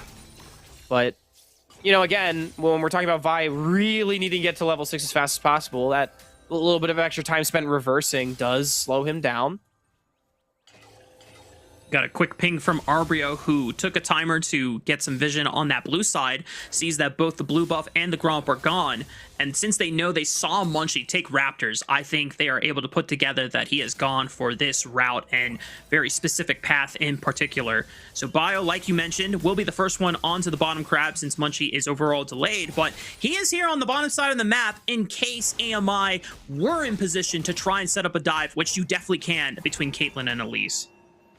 So they're not actually exactly sure where Munchie is either. I thought they were tracking him pretty well, but they did question mark ping the top crab. So Bio potentially not going to be able to get what was maybe an accessible double crab. Instead, just going to walk in with his support, try to get more early information, or maybe a Raptor respawn if he can find it. But this is why Munchie pathed this way, right? Was to make sure his Raptors respawn more quickly to potentially fight for this. He's got an extra longsword. Wait, Protoss is not quite in position yet. They didn't know where Munchie was going to be coming from. Yeah, there's no cocoon there. I mean, Bio still might be able to get the crab. This is trouble for MI. Munchies might be in trouble here. Oh, good Vault Breaker to interrupt the resonating strike. Well played by Munchie to survive there. Now Bio, is he in a world of trouble? Retro's here. He goes back in. Samakin gets a decent amount of damage down. He flashes out. Munchie's back into the fray. It's 1v3, but he uses the denting blows to crush through the front line and take out Bio before he goes down swinging. ultimately, it becomes a very extended 1-for-1 as Blue Otter was a little bit split on the approach. AMI, great job of staying together despite the numbers disadvantage. I think outplays on both sides make it into a relatively even play. Do you want to give a shout out to Bio? Mark, you're a jungler. You'll appreciate he was the one that landed the smite. So he gets the Raptor camp for it. Does get the little bit extra, but Samikin had better conditions for the move. He is up about 10 CS already on Retro in this 1v1. Going to be able to continue his clear now. Still ahead of the pace slightly, but because he only got an assist, whereas Munchie did get a kill off of it, it helps not only even the gold, but give Munchie just a little bit of a boost to make sure that he's not falling behind. So it's nowhere near as detrimental as it definitely could have been. We'll see if AMI are able to follow up on any of these burned flashes from jungle and bot side. But see, here's where this clear that Munchie did really sucks for him, right? Because Bio just gets a full clear from top to bottom, right? All of his camps respawning after this crazy skirmish. Whereas Munchie is needing to wait for his Krugs to come back up. He also doesn't know that top crab was never taken. So he's just straight up missing out on econ, and he's pretty far behind the pace on camps right now. He's got to double back to Krugs at this point, but Bio's already completing the second full clear at this moment. And that's in addition to being up the crab, in addition to being up that extra big raptor, and all the blue wards that have been put down in the jungle, or rather red wards, I should say. Yeah. Wow, was looking for a quick play on mid, but because of that control ward in the line brush, Samikin is able to easily evade it. They're going to look for Raptor respawn. They're trying once to play for it again. Yep, Protoss has arrived to the party. Rovex is also slinking around. Round 2. No flashes on both of these junglers. Protoss, no flash on this Elise Mid-laners are either. 6. Oh boy, things are gonna get spicy. Spawn has arrived. Bio gets the level 6 ding off of it. Here comes the hero's entrance. Munchie is in trouble. No flash on this Vi. Samikin throws on the ultimate for some burst damage, but Protoss is able to slink away, and Munchie's the first one to fall. Bio goes back in for another resonating strike, but falls at the last possible second. Spawn is picking up kills one after another. Because he arrived to the play, and he gets a triple on the Varus. Okay, Spawn ends up being the big beneficiary, as it looked pretty good. Bio, he landed the smite on the Raptor again, and he got a big kick through multiple members, but, I mean, already, just a couple minutes into the game, the damage somehow just not really there for Apex Mission Impossible, as they one-shot Munchie, but Spawn being much faster out of the AD carries, able to rotate Ariana. So, it's a solo bolo. Arbio, just one more W. Get in there. Oh, it's Ariana! Oh, no! Holy moly, Ariana lives with a sliver of HP.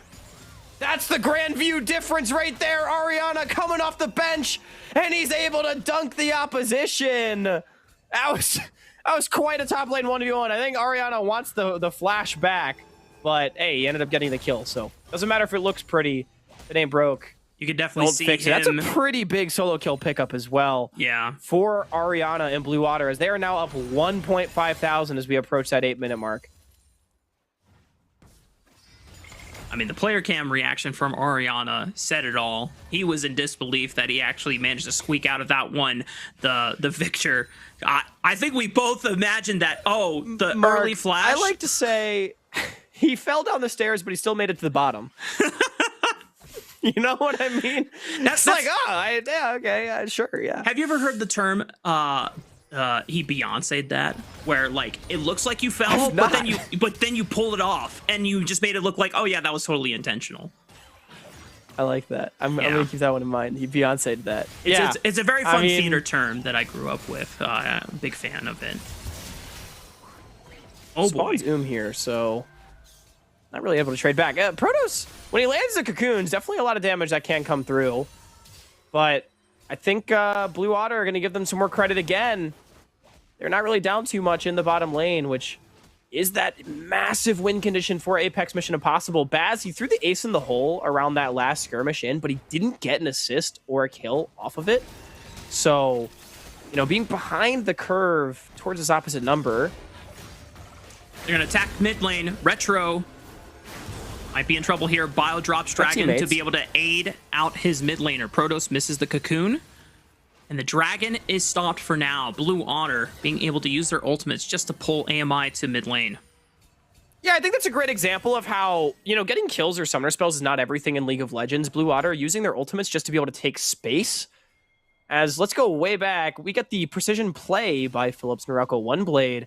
This fight starts off crazy. Munchie goes in, and I mean, he's got no way out as soon as Retro gets in. And that kick I thought might turn the fight, but they just run out of damage at this point. Samikin somehow escapes by the skin of his teeth. Retro doesn't have the mana to finish off Rovex. And meanwhile, Spawn, he shows up to the play first, able to provide so much extra value. And it puts Blue Otter in this position that we see now as Ariana throwing down the equalizer. Ooh. Not quite on the mark where Arbrio was going to walk. Ariana missing out on some damage there. Oh, Bio was trying to attack top lane, but face checks right into Munchie and Samikin, who just finished off the grubs there. Called the Forge God looking for a re-engage. Oh, Bio kick flash nicely done into the hero's entrance. That's the bounce house. And AMI are reaping the rewards off of the corpses dropping to the floor. Blue Otter lose out on 2. Okay, Bio. I didn't know bro had a Lee Sin like that. Dude, okay. It's kind of spicy. I like it. That was kind of shiced right there from Bio getting the nice kick flash. Pretty important couple kills being picked up as well. Really digging into that Blue Otter gold lead as things were starting to get a little dicey, especially on the top side of the map for Ariana. Was up about 20 CS as well as that solo kill. Arbrio able to get one back as well as an extra wave. Gonna really take some pressure off of him. Kanik Rooker now complete. That's going to be a big pickup for the lane. Not only when he's playing against Ariana, but also when he is side laning against Samikin later on. I mean, both of these solo laners are going for their standard MR item rushes of choice just to be able to withstand and endure. As we head into the mid-game, Hawk, first dragon still yet to be taken. Only grubs have been secured by Blue Otter as the only objective in the game so far. AMI get the first push on bot lane. Retro is trying to find Samikin, but AMI still yet to leash the dragon just yet. Yeah, I mean, they know they can't do it. Like, the dive from Blue, let's not understate, is pretty damn good. Rovex finds a catch, but good trap line from Baz. And just really... Also, Rovex, we're not going to talk about it. I think I've heard Cubby say once that any bard above gold should be able to time that. But hey, it happens to the best of us sometimes. You know, there's a wonderful video put out by Azael on the bard timing from the Tempered Fate. Highly recommend. Go check that out. And afterwards, you'll never miss. Yeah, you'll never miss another combo. But sometimes things can happen in the heat of the moment. We panic. This is a Blue Otter that is down 0-1 against AMI, so not sure if things are a bit more nervous, but they do end up securing the first dragon of the game here. I will also say, I'm not really convinced that was a kill, even if the Cosmic Binding lands. Again, Baz doing a pretty good job laying down the trap line, and it would have been a 3v3 regardless. But still, it makes you wonder. Better now than later. If you're I can understand the look. The Bio had no flash. They were like trying to see if they could burn anything more meaningful. Yeah, I definitely think like Blue Otter, very valid to go for that play. They do get the dragon, which is ultimately what they were going for. Again, just able to at least win the space by the usage of their ultimates. And I think for AMI fans, hey, you can count your lucky stars that your jungler didn't go down. Yep. Still around a 2,000 gold advantage for Blue Otter. 2 minutes away from Rift Herald, 4 minutes from the second dragon of the game. As Munchie continues just clearing out his camps with little change in his play. Top lane, though, might be in trouble. Ariana, good sidestep. Oh, my goodness. Being able to save the flash until the very last second to dodge out on the Sonic Wave. Ariana avoids danger on the top side. You could tell, too, by the last second flash, he really didn't want to burn it. He really wanted to sidestep Sonic Wave, but thought better of it. Good look from Bio to at least get the summoner spell off, but solid outplay from Ariana to avoid what was a pretty high percentage play, and now AMI's bot lane going to pay the price. Baz This treatment is going to be for the rest of the game. Tempered Fate stalls the entrance from Retro. Bios here. Good kick onto Samikin. And the turnaround from Apex Mission Impossible just might be enough to really rectify the damages here. Munchie in a world of trouble. Takes the magical journey, but still it's into the face of multiple members of AMI. Spawn and Rovex managed to escape, but Mission Impossible starting to look like a reality all over again. You know, I was critical of this Galio pick, but the mid-jungle of AMI is starting to answer the aggression for Blue Otter extremely well. That's the second play in a row that Bio and Retro have been able to basically single-handedly turn on its head by just being able to arrive to the play. Bio, I think an excellent kick on a Samikin, disrupting the combo that could come down. And Spawn, despite a nice Chains of Corruption, I think the damage was not really there to the level I was expecting. Despite that, still going to try to work down a potential first tower. It's very, very close. Baz is 50% HP. Not on that wave, but maybe this next wave, as Protoss and Baz are forced to recall here. Do not want to overextend since Bio has already committed himself to the top side of the map. There's no flash on this Rumble. That could be the next play that Bio tries to look for. Doesn't have kick, but could just try and look for camps, try and set up for this Rift Herald, and the rest of the bot lane is there to support it. Now with Hollow Radiance completed, Samikin's going to have a really hard time moving Retrozing out of this lane, so I think AMI definitely approaching a pretty strong point of power for their top side of the map in terms of tankiness and available stats. Spawn is coming, however, to this Herald. Not a lot of armor built. Bio gets snagged by a Cosmic Binding on the wall, takes a lot of damage. Tempered Fate will at least slow them down. Retro forces a flash taunt just to try and stall the backline from following up on the play. AMI reposition. They find Rovex first. They're still surviving this onslaught. Munchie is pushed out of the river. It's a 5-on-4. Munchie tries to look forward again. No cease and desist available, but Retro and the rest of AMI have taken way too much damage despite the numbers advantage. And the Rift Herald now belongs to Blue Otter. Still full HP, still full summoners on Spawn. I mean, definitely, I think, wisely giving away this objective despite getting the single kill. I gotta say, Retrozing, another great fight for him, though. I think really saved that situation for AMI as Bio goes in and makes a mistake. And Rovex and co really want to capitalize off of a nice Tempered Fate, but Retro's position just denying Blue Water's safe approach into that play and allowing AMI to get a kill for themselves. Yeah, just really liked Retro's overall position in that fight and just understanding how he can, he's been having a fantastic series. It is still 1 Dragon and 1 Herald and 3 Grubs over to Blue Otter, so they are winning out on the objective war right now. Second Dragon is about to spawn in 8 seconds, and Blue are going to drop the Herald in the mid lane. Retro he's just going to TP out and get interrupted. Oh, he tried to. Unfortunately, did not know that Munchie was also there, so Retro does go down for his efforts, and I don't know what happens to his TP cooldown. It looks like it goes on the full cooldown. Man, that sucks. Yeah, he was pretty close to making it out, too. He almost got that channel off, but fortunately, Munchie was lurking around the corner. At least they do get a Dragon for it. Ariana burning a teleport of his own in order to stop the cross-map wave push from Arbrio, collect some of that farm, and Samikin does work down the 3rd outer turret for Blue Water. So despite some of the blunders in the fights, Blue Water is generally controlling the pace of this game, as they are the ones with the gold advantage, they are the ones with the map pressure advantage, and in addition, a slight neutral objective advantage with the Grubs to their name.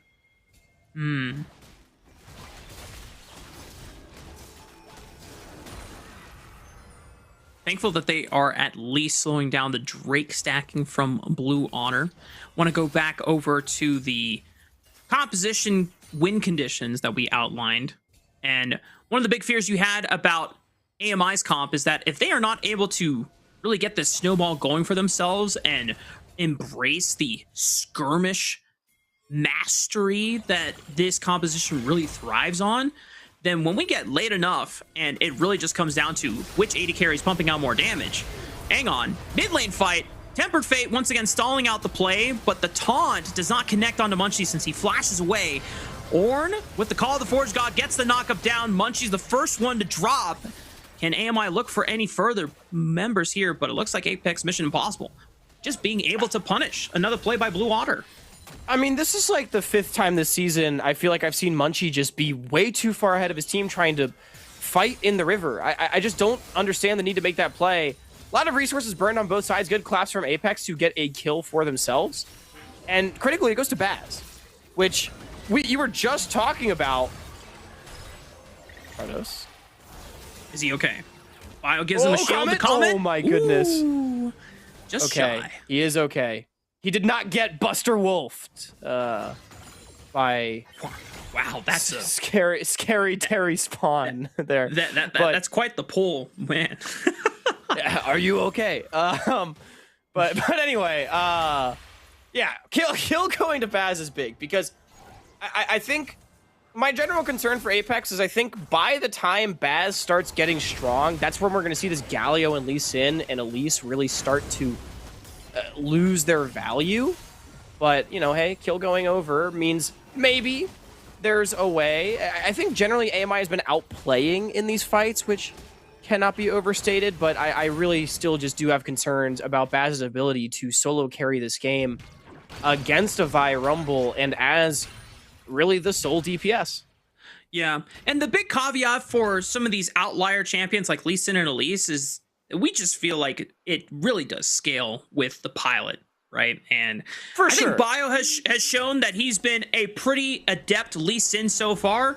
Protoss, on the other hand, I'm not sure if I'm super convinced on the Elise play. There's been a few missed cocoons, but it's okay for now. And with the Proto Belt, he has extended engage range if he wants to go for Proto Belt cocoon flash on some targets, would be pretty nasty.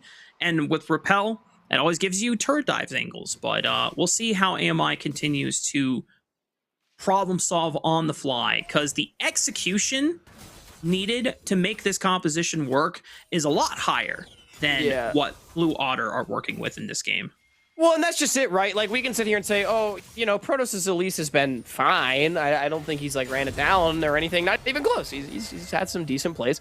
But if you're playing Elise support, the opportunity cost is so much higher than any other champion. I don't think it's good enough to just be fine. You know, in a lot of games, we'd be sitting here saying, oh, hey, down 2,500 gold, 21 minutes. That's really not bad. You know, you're totally in it. And, I mean, AMI, don't get me wrong, they are totally in it. But I think with the composition that they have, it is a much more dire situation when, to be clear, the win conditions that we outlined involved being ahead on the bottom side of the map, being significantly ahead. Yeah. Ideally everywhere. And that has not come to fruition. We'll see if they can continue to outplay in these team fights. I would imagine both these teams looking at playing for this third dragon, spawning in 30 seconds. You have 3 items on spawn right now, as well as 2 on the top and jungle, as we get a little play on the Retro Zing, but numbers are here for AMI. Onto Rovex, decent damage, but he's a little beefy. Munchie now wants to be part of this play. Retro flashes, sidesteps the Tempered Fate, but he's still way too far away to link up with his team, but he's looking for the hero's entrance! And yep, Munchie could not get in range to stop him from escaping. Apex Mission Impossible's mid laner gets out alive. I think that's fine, though, for Blue Water. That's a major cooldown burn. Remember, every single time Munchie has gone in, it's been immediately answered by Hero's Entrance in these team fights. That is not going to be available for this dragon if Apex wants to contest it. Blue Water going to overstay on the map to try to get back down to the bottom side. They've already got some vision set up. End up giving their tower, but they have priority set up around this dragon. I think with Bio taking a reset, it does not appear to me like Apex intends on contesting this Drake. Yeah, they're sending their numbers over to topside. Maybe they could try and clear out some vision on this barren river and just make it a little bit dark for Blue Otter to know whether there are AMI players over in that vicinity.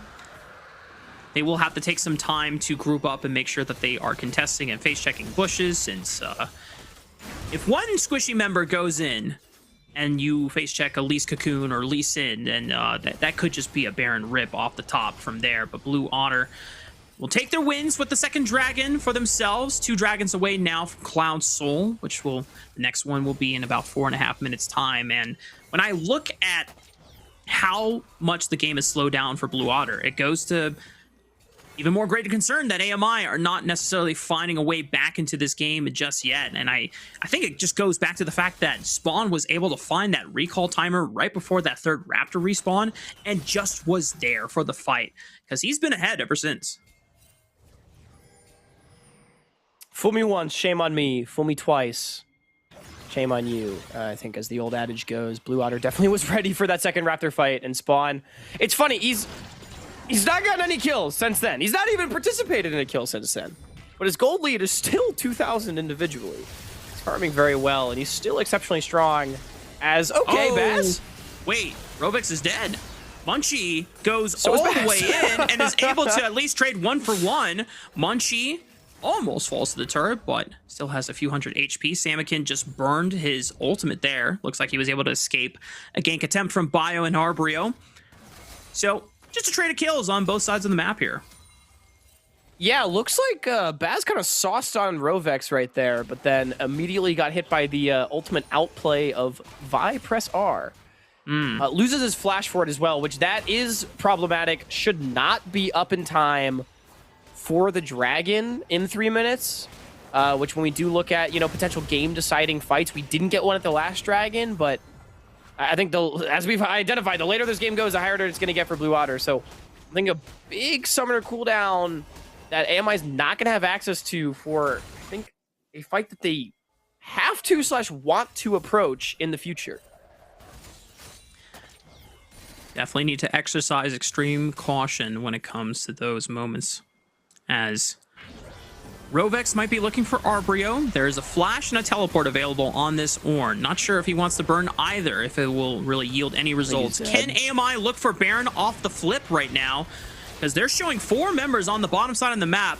Arbrio finally falls, but it doesn't look like AMI have enough time to look for a Baron rip. You saw that Protoss was trying to at least start it up, but they've called it off. They're just going to get some vision control instead. Oh my gosh, this Baron is pissed at Protoss.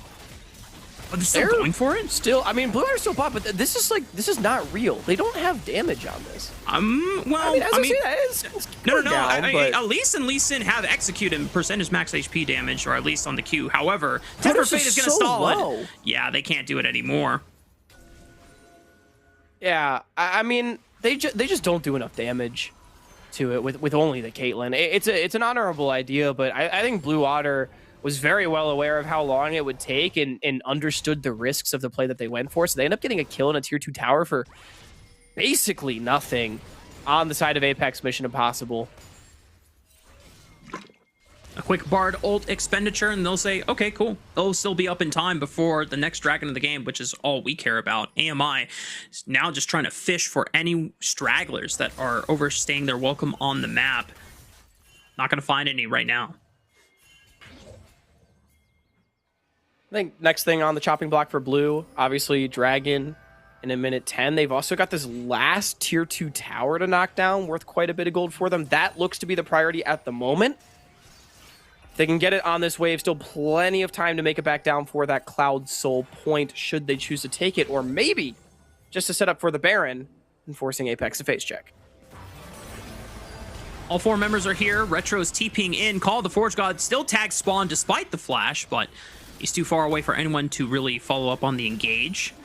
At least there's no Varus flash now for AMI.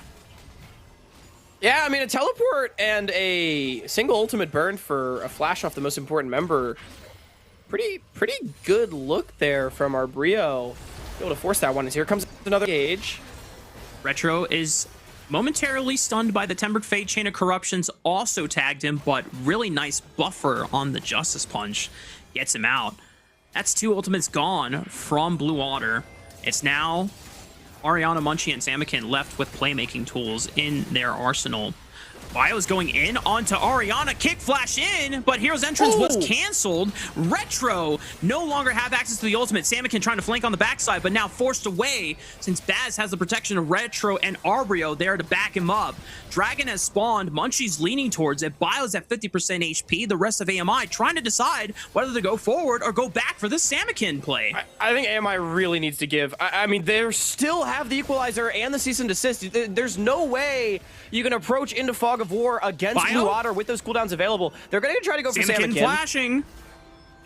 Bio tries to follow up with a control ward. Protoss gets a little bit of damage in. Retro is able to follow up, and Bio gets the Sonic Wave and Resonating Strike, but he falls to Munchie. Quick trade on the back end of it. And Munchie now, knowing that there is no smite that he has to contest, should be able to secure this dragon. Bad's getting chunked out should signal the end of this. Ariana 1v1ing Arbrio. It's still not over. Continuing. Tempered Fate comes back up again. We've been fighting for so long. Multi-man knocks from Arbrio on the back, but Baz is forced out. But he found Spawn. Can he carry out this fight? He's below 20% HP. Ariana can't get access to Baz, though. He finds him with a harpoon. The Leandri's burn should be enough, and Blue Otter still saved the play despite losing out on Varus, and this third dragon belongs to them. Ariana making a hero's entrance of his own to this game as he's the one that carries a fight. A monster equalizer on the initial engage. And then he's got the health bar and the DPS to chew through Apex despite his ultra-fed AD carry getting knocked down as... What a sequence that was. Things were quite messy on both sides, but Blue Otter ultimately getting what they came for as... Remember, this is a 4 versus 4. Tempered Fate buys time for Blue to connect, but it also sets up Arbrio for a monster knockup. And at this point, AMI, they have the numbers advantage, but Ariana is just way too healthy. Again, Bazzy's just not strong enough to carry this fight on his own. I think regardless of that harpoon tagging Baz, I don't think AMI had purchase in that fight. With the harpoon, it just means Ariana cleans up the kills.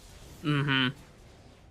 Looked close for Baz to be a hero in that moment, but it is instantly dashed away.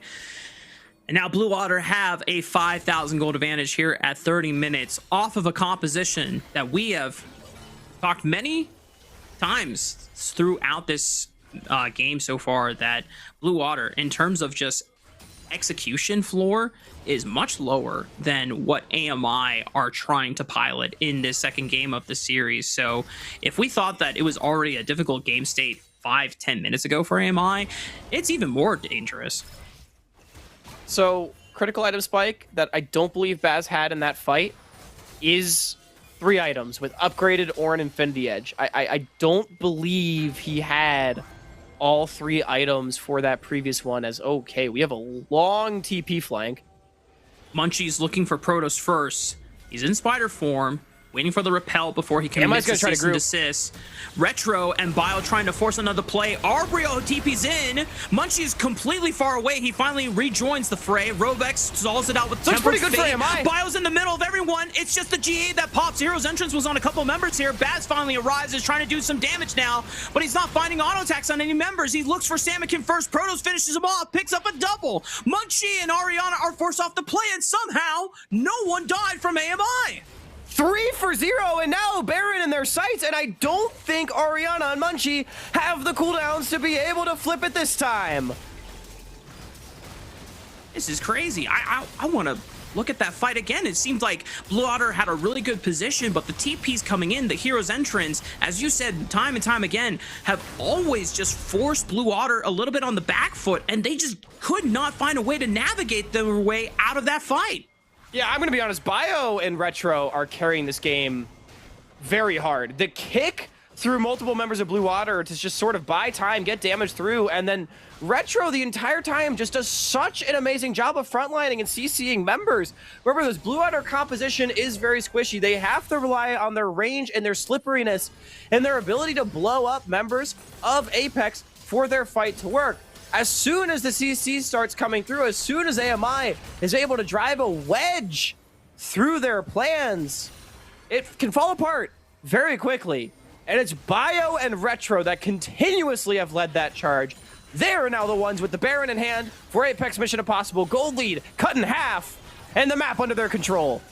And just like we said near the beginning of this game, wow, we did not know that you had a Lee Sin in your back pocket like that, but it has been quite exquisite to watch unfold. No. Tempered Fate into the equalizer, maybe not the most synchronized, but still gets the kill done onto Baz. And now Retro is completely separated.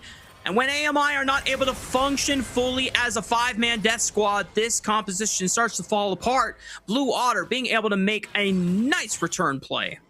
Yeah, that's big. That's going to disrupt the entire Baron push here from Apex, and it's going to mean that Blue is still going to stay in the driver's seat. Not only that, they should give them some time to clear out the littering of wards in their jungle and get some down of their own to control for what is a Soul Dragon in 35 seconds. Everyone from Blue Otter should be in position. Ariana is trying to sneak a quick recall. Doesn't have TP in, but shouldn't have enough time with home guard boots to just walk back out onto the map. There is a ton of vision. Many wards. Yeah, did you see that? It's like a Christmas tree Like, they didn't down clear there. any. I'm kind of surprised. There's one TP from Retro. If he finds a sick TP angle, it could be devastating for Blue Water. Oh, big poke, though. Okay, he's not using them. Blue really needs to leverage their range in these fights to be successful.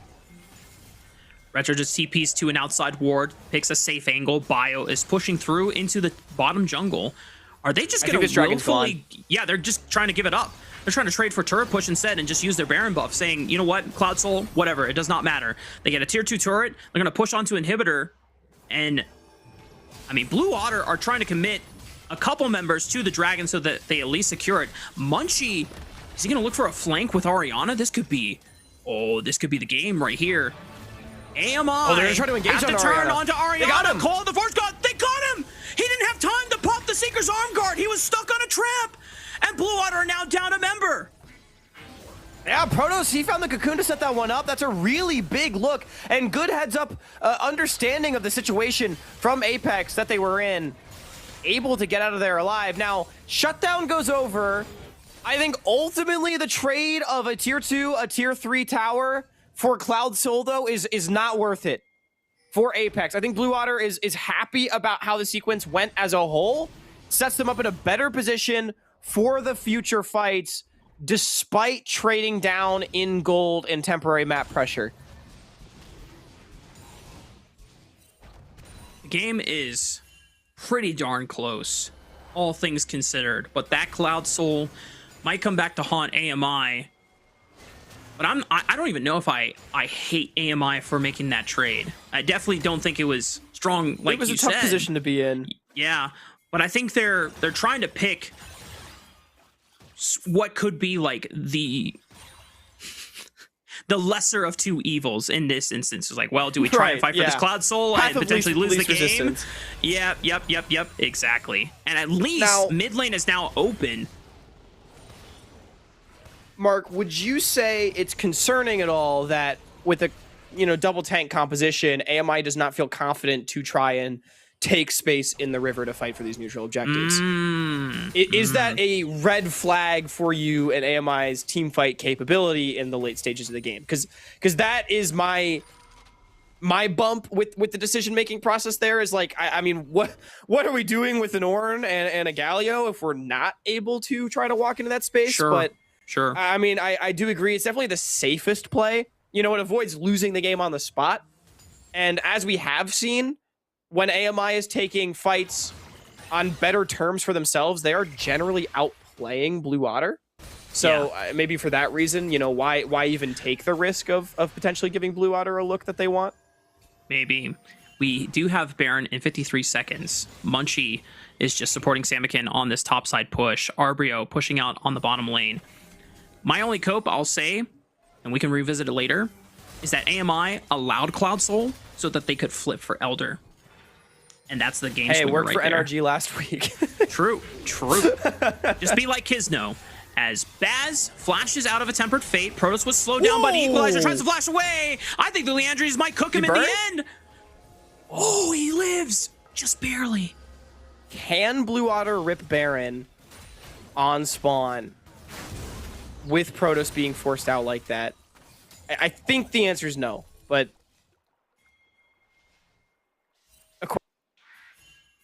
I mean, AMI are looking for another sneaky flank. Bio has been playing to extreme rat behavior, trying to find some angles here, but I really dig it.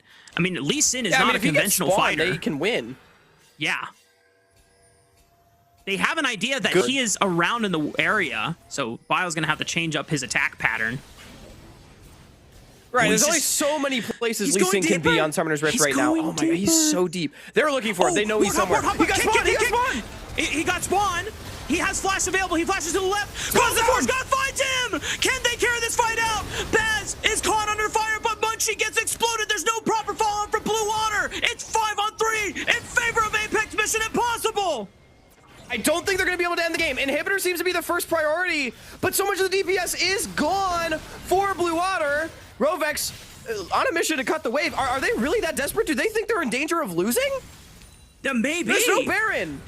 There's no Baron, but they have GA, they have a tanky Ornn. They're trying to extend this play as much as possible. Samikin trying to go crazy with the Between Worlds. Bio's gonna burn down his GA, but Samikin does fall. Rovex gets clipped by Retro in the back line. You have 24 on Munchie, 21 on Spawn. This could be the game. Ariana needs to get back to base. He's got to heal, and he's got to try to one-shot this minion wave. This is it. This is it right here. Taunt onto Ariana. They just kick him away. They're going for the base. Apex Mission Impossible will win their first series in the NACL. 2-0 over Blue Water, one of the darlings of NACL. Apex Mission Impossible take a bow. Sure, we can say game 1, Ariana wasn't here, but game 2, that was all AMI, all smiles on the player cam. A deserved victory for Apex. They made it happen. Wow, awesome. Cloud Soul doesn't matter. They take that trade, they opened up mid lane, made that push much more effective, and I'm just gonna say it, Bio, MVP of the series. Oh my goodness. Like the Lee Sin in this second game, we've been seeing Lee Sin start popping up a little bit more in this skirmisher heavy world, but it doesn't have nearly the same reliability as some of the other champions that have dominated the top of the jungle boards for quite some time, just because, well, if you're gonna throw down Lee Sin, you gotta be good with it. There's no like easy skill floor. You got to put in the reps. Bio, you get the pass, brother. You know how to play the blind monk, and you've got some nice kick flash plays on top of it too. And that flank to go deeper behind enemy lines to find spawn. Series winning play. I'm just going to say that was Ducky Getter's Bio. He's that back, was baby. Him. He's back. That was my guy that was there in 2024 spring. I mean, that was so fun to watch. I mean, either him or Retro for MVP for me. I don't want to discount the contributions of Retro Zing in that series either. I think a very, very strong series from the mid laner of Apex. Wow, most damage in the game as Lee Sin is pretty crazy. And I mean, it's pretty impressive. Spawn starting that game 6-0. And he was the one that got targeted out in every single team fight. And Blue was just never really able to put a coherent fight together. All of their cooldowns looking so scattered across the board. And you got to give credit to the Apex frontline for how they managed to create space in those fights for themselves. And turns out they didn't even need to get ahead early. They didn't even need to win the stat check. Just win the hands check, man. Just so awesome to see this story unfold first person. Look at the graph. They never had a gold lead this entire game up until the very end of the game. This is so pretty based. I'm not gonna lie. Playing Lee Sin, Caitlyn, Elise, and never having a gold lead and winning that's pretty sick. Most damage in the game on his team in the Lee Sin. Dude, this is the Bio V2 that I heard rumblings about before the 2025 season when the Polestar roster got the slated 6 roster and was just, trying to bring them up. And we're like, okay, well, this roster might not be in the best position to compete, but Bio's pretty cool, guys. Just trust. Bio's pretty cool. And I know that we got to see some carry looks very early on and things like Neferi, and it never panned out. And the way that we started out this series talking about, Bio has now just been kind of relegated to just putting the jungle champions in the bag, just lock in the Pantheon, lock in the Vi. We thought it was going to be a Vi for him, but he pulls out the Lee Sin and finds the game-winning flank on spawn, kicking out. Oh my gosh, I can't believe it, Hawk. What an awesome series. Yeah, I mean, truly. And Apex Mission Impossible has now made the bottom of our standings incredibly interesting, because we go for a situation where they are ostensibly eliminated from NACL 2025, 2026, and go into the promotion tournament to defend their spot, to now Blue Water right down there with them, all in the mix with Citadel and Dorado. And let's not forget, to give a little sneak peek for tomorrow, which we still got one more series today, but to give a little sneak peek for tomorrow, we've got Dorado versus Apex Mission Impossible, more one-win action. So some really important matches coming up. I'm still geeking out, Hawk. It's gonna take a while for me to kind of quell this feeling, but Hawk, that's totally fine and great timing, because we have a player interview with our MVP of the series. Why don't you go ahead and introduce him to the casting desk? Yeah, Bio, welcome, my friend. Oh my goodness, it's been a minute since I've gotten to talk to you. I think it's been since the Ducky Getters days. A lot of ups and downs, but my friend, you've done it. You've beaten Blue Otter. I mean, just tell me how you're feeling right now after the big 2-0. I'm feeling pretty good. I'm doing pretty good. It was a good win. It was an unfortunate game one, but sorry. An unfortunate game one? How so? I think you know. I know. Oh, wait, yes. I just figured it out. Yeah, sub situations and everything, but hey, you guys proved, I think, pretty damn well in that game too, though, that you didn't need any of that to be winning. And I know we had Pocus on for the interview before the start of the series. He talked about your all's growth and how he felt, there were some teams that you all could take wins against, coming up this week. You've gotten one of them. Tell me about what it means for the team to get the first one of the series here, season here at this juncture. I think this win means a lot for us. This win means a lot to us. Our scrims aren't good, and our officials haven't been the best, but I know everyone is putting work in to get better. So I think this win means a lot, and it shows what we can do, and hopefully to carry it over for tomorrow's series. Yeah, I mean, definitely manifesting itself in some of those fights, especially in the second game where, me and Rafa felt you guys were kind of outplaying. And Bio, I don't think I realized you had a Lee Sin like that, man. Has this always been here? Is this new tech? Like, what? That was nice. It's I've been I was at least in one trick. It was my first one trick before Rengar, so it's definitely been there for a while. I just never pulled it out, except spring 2024 Ducky Getters. I pulled it out all the time.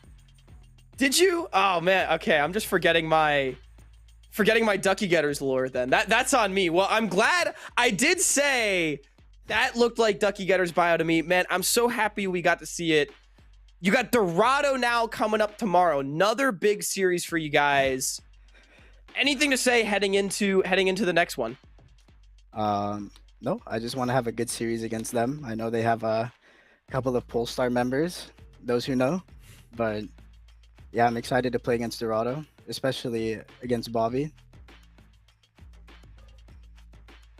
Awesome. Yeah, gotta take the licks off your friends when you have the opportunity to, and who knows, maybe even a 2-0 weekend, or rather week in the cards. Bio, before I let you go, any shout outs for the broadcast? Well, for anyone, of course, my Lord and Savior Jesus Christ, but then thank you to AMI, our owner Joe.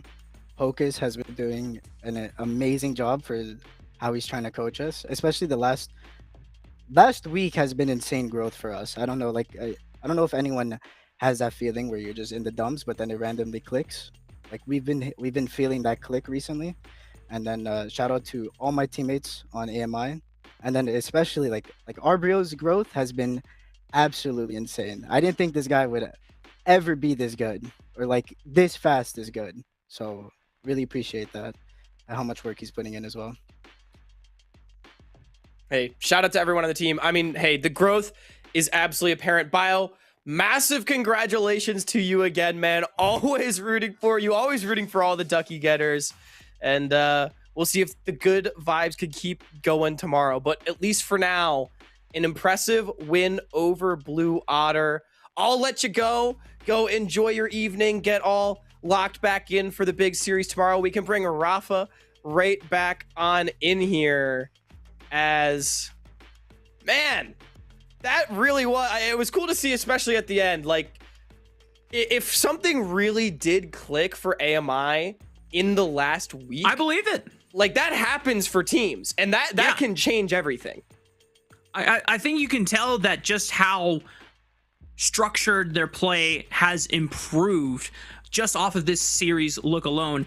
Yes, the conditions for the first game were not ideal for Blue Otter, and it gives AMI an inherent advantage, but still, it's not like AMI against a handicapped team are now playing, you know, just as poorly. They're playing much better. We know how much better that look is compared to the previous weeks, and I think there's even signs of how Bio felt like this is the first time he's had a lot of fun in a while when he tweeted about his Rengar match. Yes, it was a loss, but I think the vibes are already in an upswing for the team. If he publicly in a loss on Rengar, one of his, you know, favorite champions, is like, you know, this is the first time I've had a blast. And maybe just the good vibes are rolling over into week 5 here. But we got to cut the conversation short on this match. Again, congratulations over to AMI picking up their first series win in NACL. And that helps potentially position them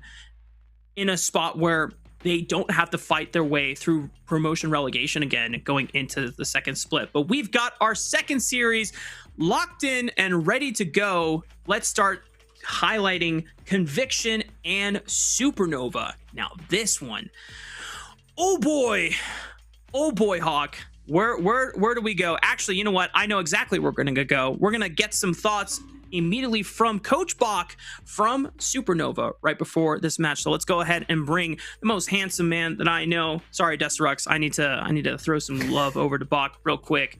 Get him on the screen. Get him on the screen. Where's Bach? There he is. Oh my God, he hit me with the mogging. Oh my goodness. And the suit too. She's just looking so... Did you do something with your background? Dude, it looks so clean. There's like all these plants back there too. My goodness. Hey, listen, I'm a big plant lover. I've been really into refurbishing furniture a lot lately as well. So, you know, hell I'm in the middle yeah. of doing, got my speaker system, bookshelves, all the plants. There's even more. So just in touch with building habits outside of just playing League has helped me stay not burnt out. Ooh. And looking beautiful and young at the ripe old age of 32. So cultivating growth everywhere in your life. I love that for you, Bog. Oh my goodness. One last question that is completely different from League of Legends. I see a Line 6 amp back behind you. Do you play? I do, and here, I don't know if I can move my thing. I got like a whole bunch of guitars in the corner over here as well. Oh, sick! So, yeah, I was in a band for a number of years, and we performed nothing too big, but we did some bars and stuff growing up, and now I just play casually. But yeah. Okay. Well, me and Destrux might hit you up later, since we're both in the music inclined section. Anyway, back to League of Legends, back to the topic at hand. Supernova taking on Conviction. So you guys did take a loss yesterday, but one of the things I wanted to talk to you about was what are some of the things that you go over immediately after a loss? What are some of like the highlights and the positives you try to focus on so that the player's mentality and focus is still razor sharp going into the next one? Yeah, I think that's like a trick question, because when you have 2 back-to-back series, like we went into this week without a doubt that we could win both of these series. So we're here today to win as well. When you lose a tough series like that, especially after game 1 that was so winnable, the biggest thing here is you can't let that drag into day 2. So there will be a time and a place to address those things. But right now, this is kind of where what separates good teams from average teams like comes into play. Like anybody can lose at any time. If you're the type of team who's just going to let a loss just bomb you out, then you're never going to make it. So like this is a great chance for us to practice our mental fortitude I'm not worried. We just are focusing on today's matches, and then this weekend we'll recap and see where we stand. I love that. I actually got a chance to talk to Shochi a bit because the Vladimir angle was super cool, and I just wanted to get his insights from that. When you explore these like niche picks for your players, where does that come from? Is it just mostly scrims, or do you see inspiration from other leagues and other games?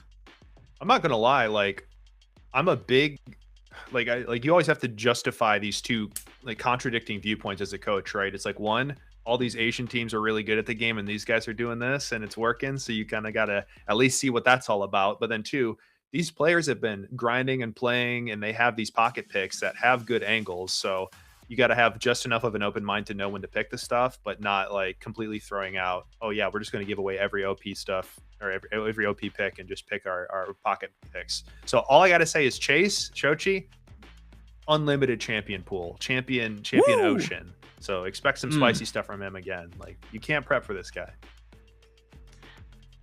Beware teams, champion Ocean from Mr. Shochi. So you cannot ban this guy out. Bach, before I let you go, always a pleasure. Any last shout outs you got for us?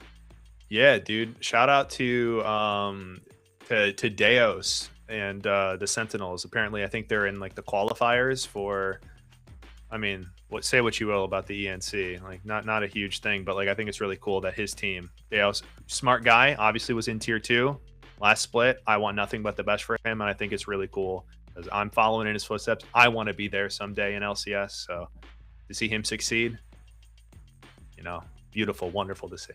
Big shout outs. Hell yeah. Always love hyping up the boys and on their success. Thank you, Bach. Good luck to you and the rest of the Supernova boys on your match. Thank you. Dude, when Bach came and mogged you, I was like, I felt intimidated. I wasn't even on camera. Come back. No. We lost Hawk. Okay, well, Hawk, I can no longer hear you. But you, okay, sorry, Hawk. We lost you in the Discord call. You for a second. Yeah. I got disconnected. Okay, we're back. Okay. What were you saying about the mogging part? Oh, I said when he came in to the interview mogging you, I felt intimidated and I wasn't even on camera. That was crazy. Dude, he had the well, I don't know what that face is called, but you see it all the time.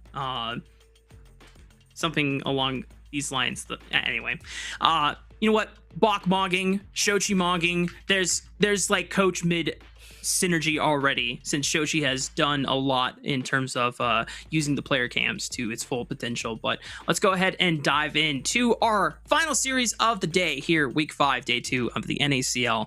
Supernova taking on Conviction with the Supernova roster lined up: Hoarder, Music, Shochi, Levitate, and Zyko. Yeah, and look, this is a team we had a lot of expectations for coming to the split. Guys like Shochi and Zyko in particular have been to the top echelons of the NACL. Hoarder, Levitate, Music, all players on the come up. And I think so far, they've played about to expectations. 3-2 on the record, a couple of tough losses, but also a few good wins here and there. I think a very high variance team, which we've also seen fully displayed on Summoner's Rift. But the most important thing to keep in mind is that so far this split, if Shochi is not carrying, this team's not going anywhere. Shochi's had a monster split. Everybody else, I think, still playing a little bit of catch up. Shochi has been popping off, which we know for any Supernova fans and SRX especially, has been enjoying himself a lot this split. Always able to hype up the boy Shochi there. But we got to look at their opponents on Conviction, because like Supernova, Conviction also took a pretty hard loss yesterday, but this time against Winthrop University, who were not the favorites, and it was probably considered our biggest upset we've had of the split so far. Yeah, I think it just is the biggest episode of the split so far, especially because of the fashion in which it happened. A 2-0 from Winthrop, and a pretty dominant one at that, where I think in particular struggles from Sniper both games, Tomio in game 2, Insanity in game 1, and the bottom lane just not really having the sauce to make up the difference. This Conviction roster, to me, they look like they just don't quite have the hands diff we would have expected from these players in past parts of their careers, and they're not exactly playing together. Now, with all that being said, they're still really good players, and they still have a floor that I think is above to the level that they did play at yesterday. But the fact that that's where they were is a bit concerning heading into what I believe is a pretty important matchup against Supernova here when we do look at the playoff picture, come a couple weeks from now. And I think one of the more important matchups, as we've been kind of talking about, both one guy for Supernova that has been a monster carry for them the entire split, going up against probably one of the most consistent, if not always on top mid laner here in tier 2 for specifically the NACL in the past few years. It is Insanity. And both of these players kind of vary in how their playstyle is, where Shochi has been going a lot more of these monster pop-offs. Insanity still finds a way to still be consistent and reliable, and then will just kind of quietly find those pop-off performances on his own. Yeah, I mean, Insanity is, as you say, always been the reliable carry in the NACL for the better part of like 4 years now. He spent more time in NACL over that time, or even 5-6 years than in the LCS, and the numbers absolutely reflect it. But for Shochi, it's hard to describe how much of an X factor this player does bring to any team that he plays for. I mean, like, just the champion picks, the swagger, and the way he plays on the rift. Sometimes it looks terrible, and sometimes Shochi kind of runs it down. But that's a part of the Shochi experience. There's a time in which he was called the Swiss Army knife of League of Legends due to his flexibility. And so far, this split, in matches that Supernova has won, or even in the ones that they've lost, it has been Shochi that has been leading the charge as a carry and as a catalyst. I mean, even in their losses yesterday, also going down 2-0 against the top team NRG, I look to game number 1 on the Mel. Shochi keeping that game extremely competitive, almost single-handedly. Yeah. Speaking of the champion ocean that Bonk was alluding to for Shochi, this is just the champ pool that both of these characters have demonstrated this split so far. But if we were to go back into the entire career of both of these players, it expands far beyond this. I love that Insanity was willing to go back to an Aurelion Soul game, since that has been popping up a little bit more around the world, and I think it's pretty strong in the right scenarios. But there's some pocket picks that both of these guys have that they demonstrated last year that I don't know if we're going to see them anytime soon, Hawk, but when Insanity started bringing the AP Kog'Maw back, I mean, that was a super fire pick that just kind of emerged out of nowhere. I mean, Mark, you well know that I ruined our flex games for like the next week after Insanity did that. So we were winning. I mean, that was an exciting pick. I'll always remember the 2023 Udyr mid as a hype one. Going to the LCS stage, the Jhin mid, solo killing Jensen with that one. Yeah, Graves mid. Like, there's been a lot of picks for Insanity. Shoji has also had some of his own. Tryndamere, Singed, those are two of the really big ones that I associate with this player. Zillion. He plays a mean Zed too. Bjergsen light action. Yeah, like, both of these guys have never been afraid of picking their own stuff. And I mean, even just yesterday, we saw Shochi try to pull out the Vladimir. It didn't really work, but it was played. And I think it's always interesting when these guys go up against each other. Because, in a fearless environment, and if someone's picking weird stuff, that means more of the power picks are going to be available. So are they going to go to the weird stuff? Are they going to handshake power picks? Is it going to get weird later? Like, it's always questions kind of circling in the mind. Yeah, and you definitely see the niche picks happen less in best of threes because there's less games to get those power picks out from contention, right? Whereas in best of five, that's usually when crazy things start happening. And in playoffs, you get to pull them out because these are not things that opponents have seen yet from you during the regular season. So they've had less time to prepare for it or be able to problem solve it. We still have I think a couple minutes away before we get into drafts, but kind of last thoughts on this matchup in terms of predictions. We were both split on this from our predictions early in the day. I have Conviction winning this one. You have Supernova. I think most of us on the broadcast team are also a little split on it. I always know that Destrux is always going to go for Supernova whenever he can. So always makes sense in that camp. But I think just based off of the losses from both of these teams yesterday, it could swing either way. Yeah, like I think Conviction's the on paper pick. You know, they're still, like, in theory, I think the most stacked roster in the league. Even, you know, NRG Maryville aside. But I do think vibes-wise, I'm a little bit skeptical of Conviction's play, even outside of the Winthrop series. I just don't feel like I've seen Tomio and Sanity and Breezy play together the way that they need to, nor have I seen the five as a whole be consistently outclassing their opponents individually. So while they do still have the raw fundamentals to show up to team fights and beat most teams, it's not everything. And Supernova is the kind of team that maybe has the X factor to really make something happen. As we are into the draft, though, we did talk a lot about the mid lane. Something I do want to bring up, both of these top laners, I think, have not played to expectations this split, and both specifically struggled yesterday. Hoarder against Samudo, and Sniper up against Denethor. I think both of them looking for bounce back series here, and you know, with Rumble getting banned out, Sniper's favorite's always going to be the Gnar. Hoarder looking at Ambessa. I do expect both of those champions to be priorities in this draft. Zahen would be a crazy first pick, but I imagine that if you're going to go for anything that is available in the top lane, that Ambessa kind of sticks out to you as the champion. But Conviction wants to throw down the Seraphine Ashe Gambit here on first pick and see if Supernova are willing to split up the couple. Yeah, and so it's a really interesting position here, right? Because you, in some way, force Supernova to potentially go Ashe.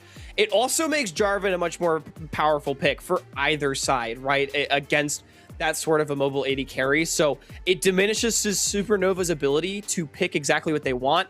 They're not going to go Ashe Jarvan right here. They instead go not Jarvan. So to me, already Supernova has said, we are going to play dive. We dare you to play the Ashe to pair alongside the Seraphine. But Conviction, of course, part of the power of Ashe Seraphine is you can afford to take that bluff. Lot of burden of execution going the way of Supernova here. I think you go blind Ambessa before taking an AD carry just to complete the dive combo before it gets banned out here in the second phase, though, if you're SN. Yeah, I'm kind of with you on that one. Supernova taking their time to decide what their final part of the three-man core is going to be. Oh. Instead, they're going to go for Misfortune, just guarantee an AD carry that can follow up on the engage potential that Jarvan and Nautilus have. I will say, into Seraphine and Ashe, this Misfortune ulti wombo is going to rip them to shreds, but if any target that they pick happens to be Xin Zhao, he's chilling, man. Just pop the ulti and that bullet time will do nothing. I will say, Ashe generally considered a counterpick to the Misfortune as well, so I'm a little bit surprised to see this as the answer here for Levitate, but okay, yeah, I mean, it's Nautilus Misfortune. We'll see what the bans end up being in the second phase. Aurora getting taken away. This is really interesting from Supernova. I feel like I'm being surprised a little bit. I'm expecting them to be the ones playing dive, but they're not going for the style that I was anticipating. There could still potentially be an angle for dive here, but neither team has banned out Ambessa. Now, if Supernova really want to protect it, they could look for maybe a Renekton ban just to give like a guarantee that Ambessa is not going to have a terrible time, but they look at the Jace as something that maybe Sniper was going to look for as a response. And now Conviction have the opportunity to deny Ambessa or potentially let it go through. Yeah, I mean, I don't know. Maybe I'm overvaluing how much Hoarder likes this pick, but I generally just think of it as one of Hoarder's better champions when the Rumble is off the table. I mean, the other alternative is you could go for just a tank here, but then you risk not being able to kill the Seraphine Ashe composition. Especially, you know, with just Misfortune and potentially something else. Something like the Azir for Shochi could also be an extremely strong blind pick if you wanted to go R5 hoarder. We did talk about these top laners struggling yesterday. You know, both of them being more carry-oriented players, potentially getting a counter pick for one of them, being able to tilt that matchup could be a win condition. Oh, okay. If I saw an Annie lock in, I was going to be really concerned about their overall damage profile and how sustained it was later in the game. But Victor at least gives you a little bit of late game insurance, and even if the Misfortune doesn't pan out, this Victor should be able to clean up the mess at the end of these fights. The fact that neither Conviction or Supernova are feeling super confident to lock in Mbessa blind just tells me that whether it's through scrims or just results, that they don't want to have to pick it first in case of a devastating counter pick that is left in the card. So Sniper just putting the Scion Fraz in the bag and being some kind of meatball for the rest of the Conviction comp to stand behind. Neither team wanted to go for the Gnar either, which I find very interesting because usually Sniper snaps that one up if it is available. I don't think of that as much as a hoarder pick. We do see some of the Gnar specialists pick it into Scion if you want to create some sort of side lane threat. I mean, right now, really what Supernova needs is they need some sort of consistent DPS. Kayle would be a very interesting pick into this composition. A lot of utility to be provided by the, what is it, Divine Intervention? Is that the ultimate? Yep. And a lot of damage to try to break through this front line. I would not like Rek'Sai. What? You don't like Rek'Sai? I like Rek'Sai into Scion. This matchup is awesome. I fear nobody on Conviction is dying after Seraphine hits 2 items. I don't know if I agree. I mean, I'm down to talk about it, though. Because I think the way you want to play with Rek'Sai is you're trying to split up and cause disruption in the backline. And if Jarvan had no dive buddies with him, I think I'd be very depressed to be Music in this scenario. Rek'Sai can kind of follow up. Her play pattern is definitely more blitzy. She goes in, she deals some damage, she gets out, she heals, and she looks for another angle just off these tunnels. But this matchup top lane is favored for Rek'Sai to just try and be able to hit these item spikes a little bit sooner. But I think in the traditional sense where if these teams are just fighting front to back, where Jarvan, Rek'Sai are just only hitting Xin, Scion, then yeah, this team does lose. So they can't play like a traditional fight out. They have to look for multiple flanks and just causing a lot of chaos onto this Ashe, Seraphine, and Syndra. Yeah, I mean, just the biggest issue that I have is if only Rek'Sai and Jarvan are in that backline, doesn't matter how much time they can buy, because Seraphine and Scion are going to be able to buy more. For Conviction with the front line that they have, as well as the incredible amounts of extra sustain that Seraphine can use. Like, normally Jarvan and Rek'Sai on their own could be a threat to something like an Ashe and a Syndra, but they need the Victor Misfortune to be able to follow up with them, and I don't see a world in which they can walk past Xin Zhao Scion later on into the game. I do think the biggest thing for Supernova, like a one-item team fight, their composition is significantly stronger. Before Seraphine's really able to get those crazy heals, before Scion gets super tanky, you're really going to be relying a lot more on, I think, Tomio to have good positioning, to be the one buying time. But also, when the damage thresholds are lower, for Shochi and Levitate, just more space to be able to walk forward and hit Insanity, hit Meech, and follow up on the engage. So, I mean, I think if Supernova, like at first, second Dragon, finds a really good team fight, you know, they've got Music on a proactive jungler. If he can find good ganks early on in the game, get a lead, there's absolutely no reason that Supernova can't snowball the game from there. I just fear if this game's even and we hit 3 items, I just don't think Supernova has the damage or the tankiness. Yeah. Traditional frontline from Conviction, and you also have an Enchanter, which there's a reason why they've been running the Rift in this current meta and day and age. All the items are super good for them. They're just really strong at the moment. So I'm with it. Supernova, onus is on you guys to try and snowball this game when you hit your first spikes and not let the game just get dragged out by Conviction. And I think this goes back to our conversation earlier about Conviction, and where these guys on paper should just be diffing them on an individual level, but then it kind of makes their gameplay lack direction. This is just them going back to standards, going back to basics, front to back team composition, play out your laning phase, and see if Supernova make them the ones forced to try and make moves onto you. And if Conviction can just get to the team fighting stage, on paper, they should be fine. As level 1, things might be a little spooky here for Shochi, face checking into a couple members here. Trade some HP against Insanity, but not quite the double E that Breezy was looking for to either force a flash or get a major chunk onto Shochi's health bar there. I mean, at least Supernova doesn't lose any summoners, but that is a pretty terrible start to both mid and bot lane for Shochi and Levitate, losing a bunch of HP. At least Shochi's been able to trade back somewhat, it appears. As, okay, a lot of trading everywhere. As Zyko on the Nautilus. Now, something I didn't bring up in our first series, but Mark, I feel like the two supports that have struggled the most on the Enchanters, in my opinion, so far this season have been Rovex from our first series and Zyko. Relative to the form that we expect from them, right? And so I think Zyko going back to a tank, honestly, good to see. I mean, it just got them first blood, just like that. Hell yeah. Zyko finds a dredge line onto an already chunked Breezy from the early level 1 invade. Supernova now up. Yeah, pretty uncharacteristic 2v2 death right there. Breezy just kind of gets walked at by Zyko and ends up paying his life and summoner spells for it. I mean, sure, he does get everything off of Levitate, but I think you're pretty happy to get that extra couple hundred gold onto your Misfortune as Supernova. Massive 2v2 pickup, and there we go. Put Zyko back on tank. This guy was pretty undisputably, I think, the best support in the league for like a year and a half when it was tank meta back in like late 2023, 2024. So I think putting him back on the Enchanters is definitely, back on the tanks, definitely a step in the right direction.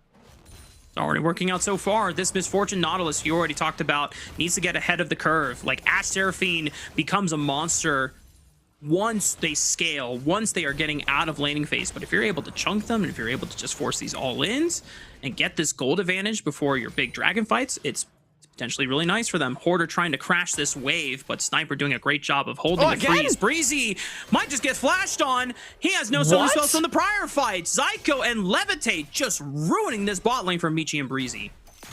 What is happening? I mean, like, Supernova, to my understanding, has not even done anything spectacular in this lane. Breezy has just eaten multiple dredge lines in a row. Now, this is a good hover from Tomio as Music wants to dive. Let's see if they sniff it out. Music instantly spots Tomio.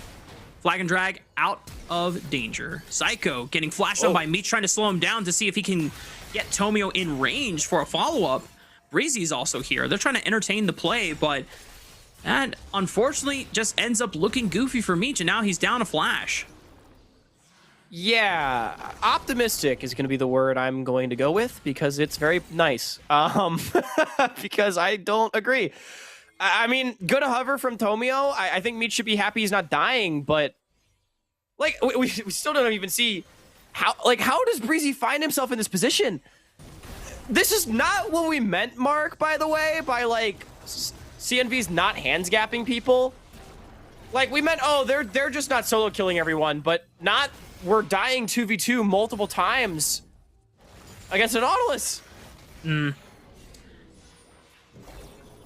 Worrying trends in recent times here, Mr. Hawkington, for Conviction, as Supernova are benefiting off of a nice lead for Levitate's Misfortune.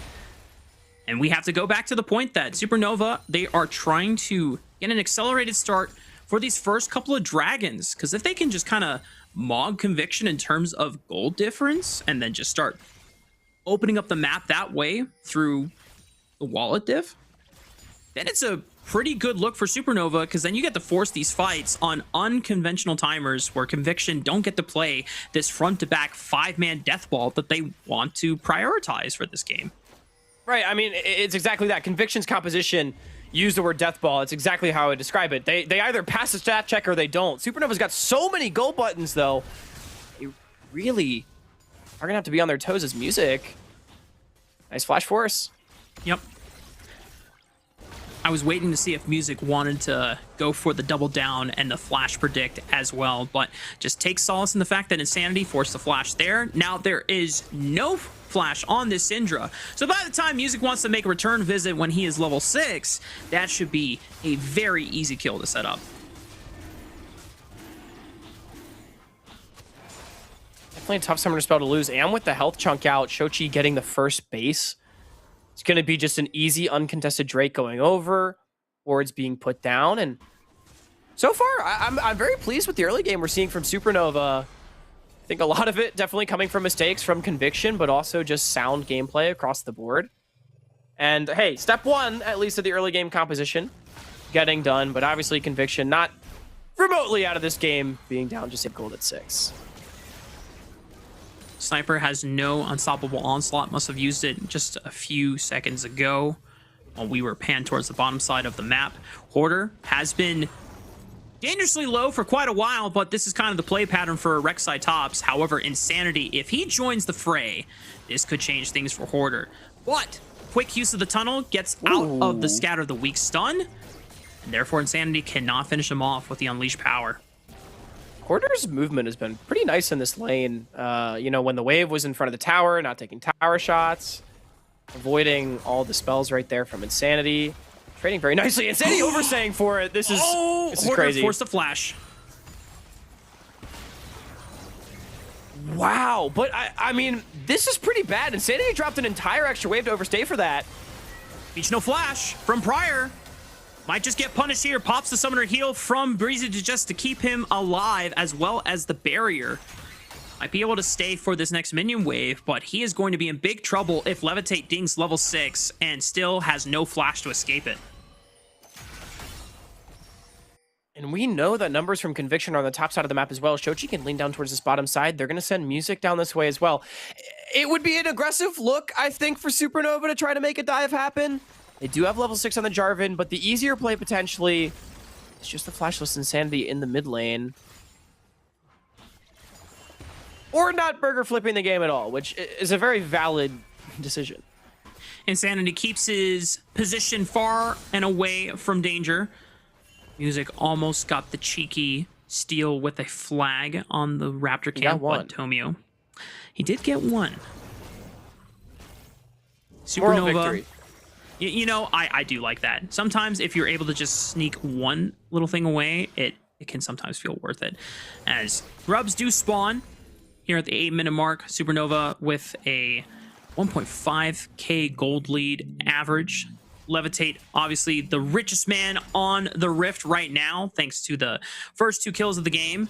But credit to Meech for not being super far behind in laning phase, as it could have definitely been a lot more devastating considering the circumstances that, well, Supernova found themselves in, punishing Breezy twice.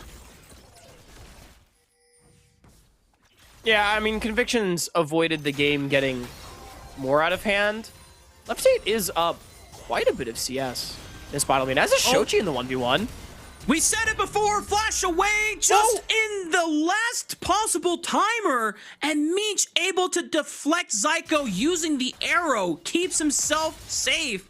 However, music spot on the control ward means that Meech cannot base right in between the towers, has to go all the way behind the second tier turret. Wow, and both Zyko and myself thought that the flash auto with the W would kill, but Breezy, I mean, just barely getting out. Sorry, Meech, Breezy's not. He's dead. That was really nice. Turret aggro evading from Levitate. Like, he would auto, and then he just immediately walked out of the turret range in between the, I guess, the turret aggro on the minions themselves. So that nice chunk just made it super easy for Zyko to set up the rest of the dive. But because there was a lot of effort on that bottom side of the map, Tomio does secure all 3 grubs on the other side of the map. It's a nice trade back, but I think you're happier if you're Supernova. You deny a wave from Meech, and just think Breezy has no reason to be under that tower, you know, defending it for what? And even though Meech survives, he also loses the flash, right? So it just makes the next play that much easier. Dragon in 50 seconds, full river control on the bottom side of the map for Supernova, and a Jarvan with Cataclysm lurking. Breezy has flash, so he can escape the Cataclysm. Thought that Supernova would try and save that for Meech's Ashe, but now it's 2 bot laners without a flash on both the Ashe and the Seraphine. And with Dragon coming up, as now you mentioned, closer to 24 seconds, it should mean that Supernova are even more favored to make this objective theirs. No Cataclysm does mean in the short window, Breezy's flash cooldown could be more worth it if Conviction wanted to try to contest. I'm not sure I agree with that look from Music to get the flash off of Breezy. I don't think that flash is valuable enough.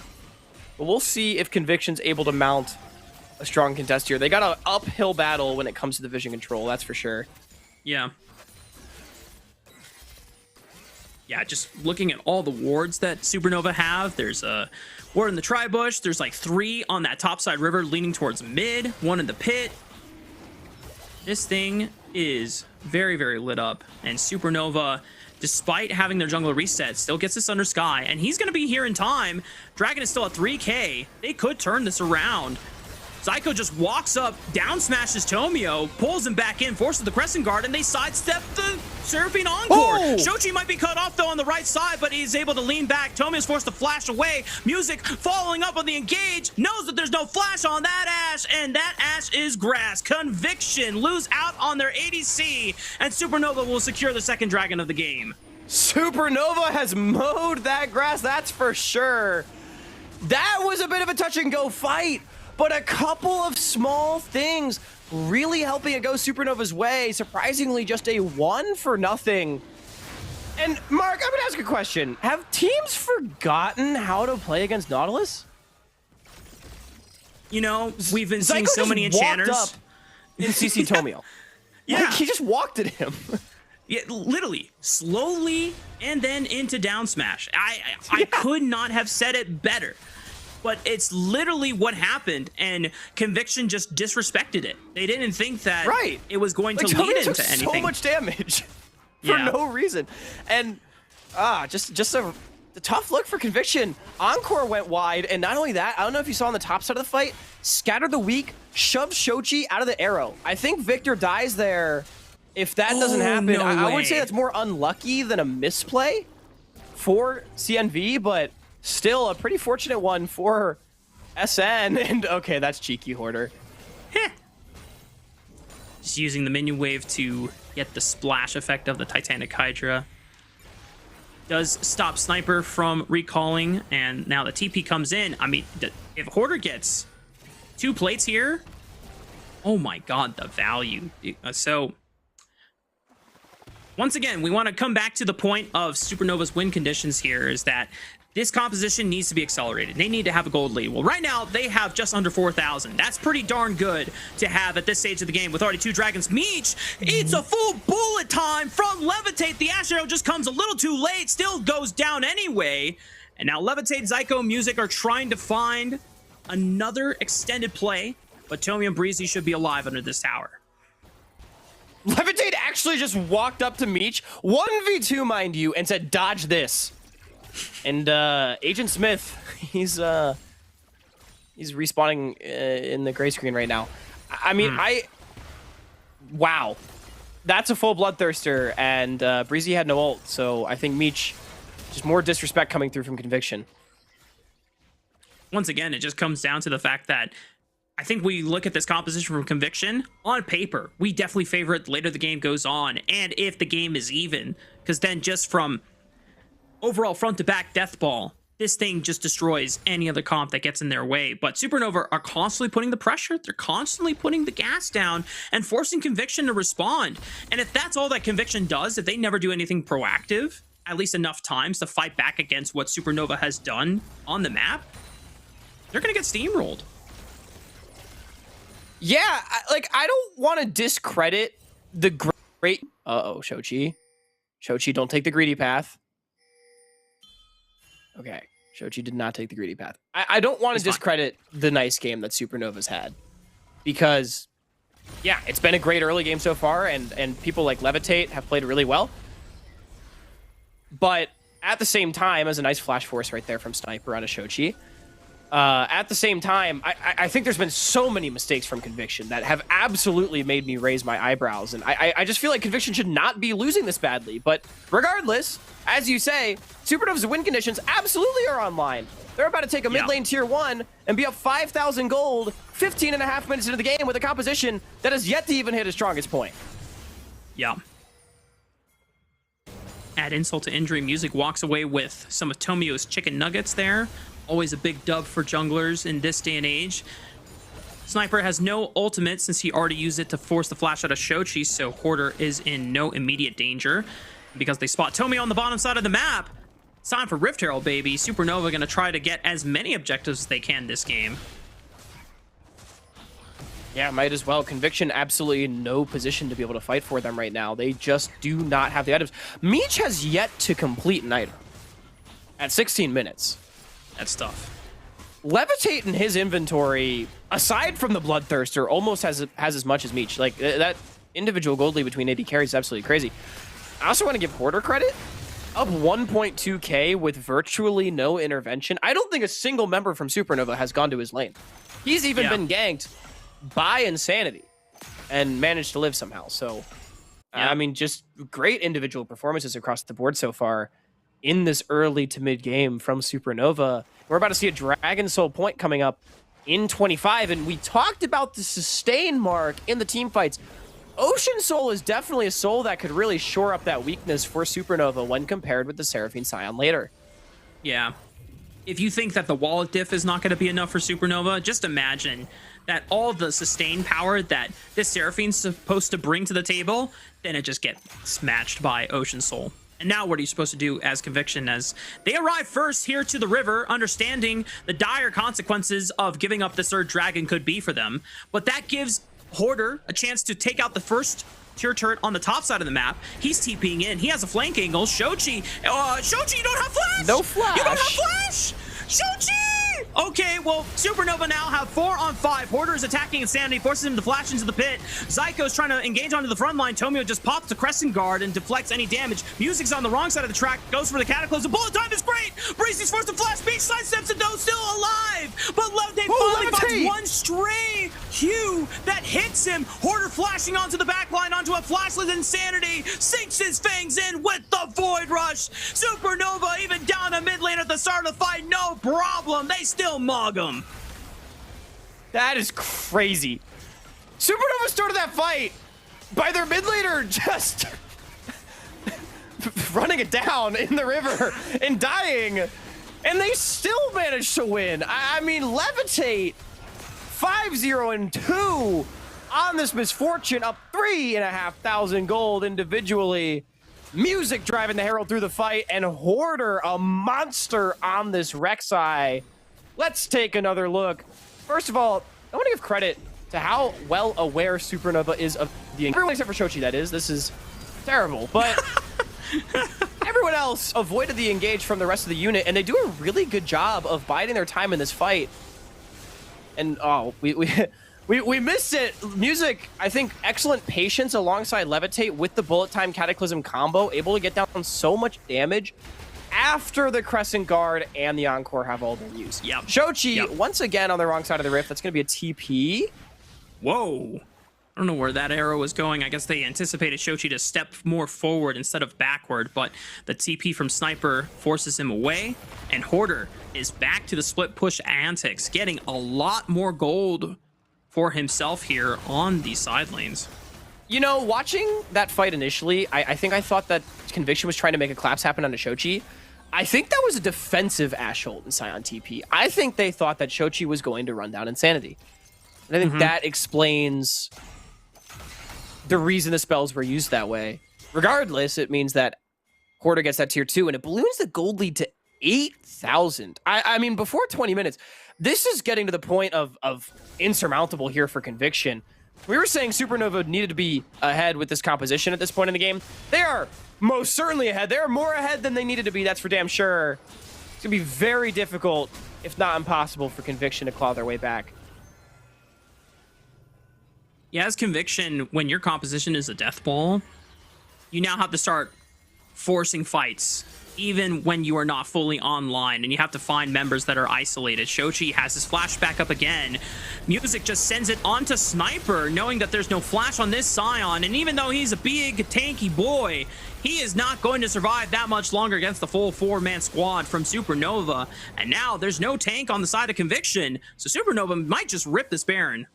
Yeah, honestly, very informative sequence right here from Supernova. When you're this far ahead, you can just engage on anyone and they will die. And if you create a 4v5 on the map, Supernova can't answer you. Excuse me, Conviction cannot answer you everywhere.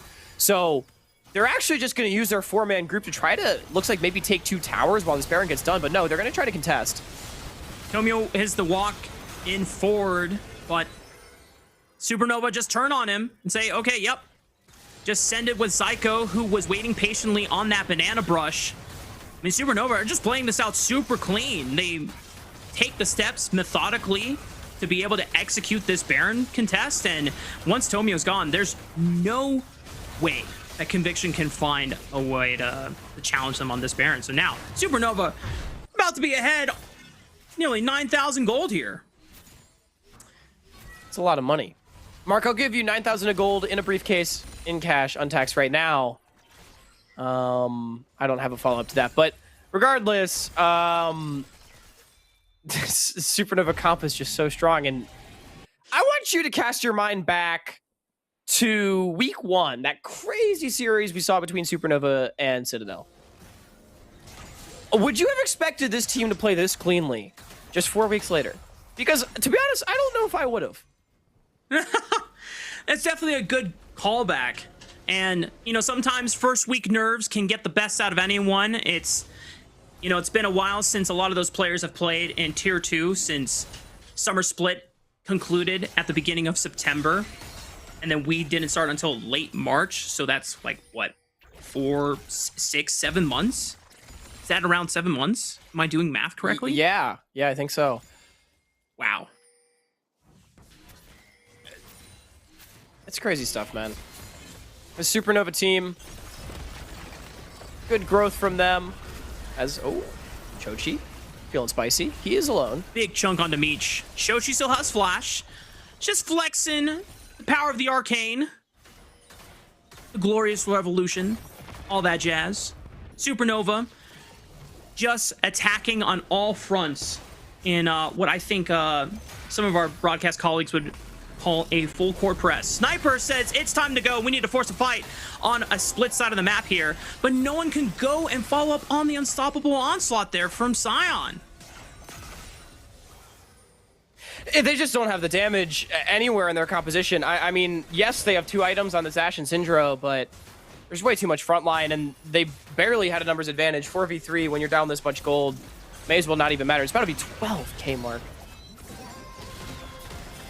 Seraphine Encore onto Zyko. Might be the first one to fall for Supernova in this fight, but he flashes and he dredge lines back to safety. No way. And Hoarder and Shochi are attacking the backline, forcing the front line of Conviction to be split from each other. Tomio gets followed up by Levitate and blasted back to the fountain. And here comes the bullet time to rip the rest of them apart. Music for one more knockup on the Sniper. It's a team-wide ace, and Zyko's the only casualty, but that's a price he'll happily pay for the Game 1 win.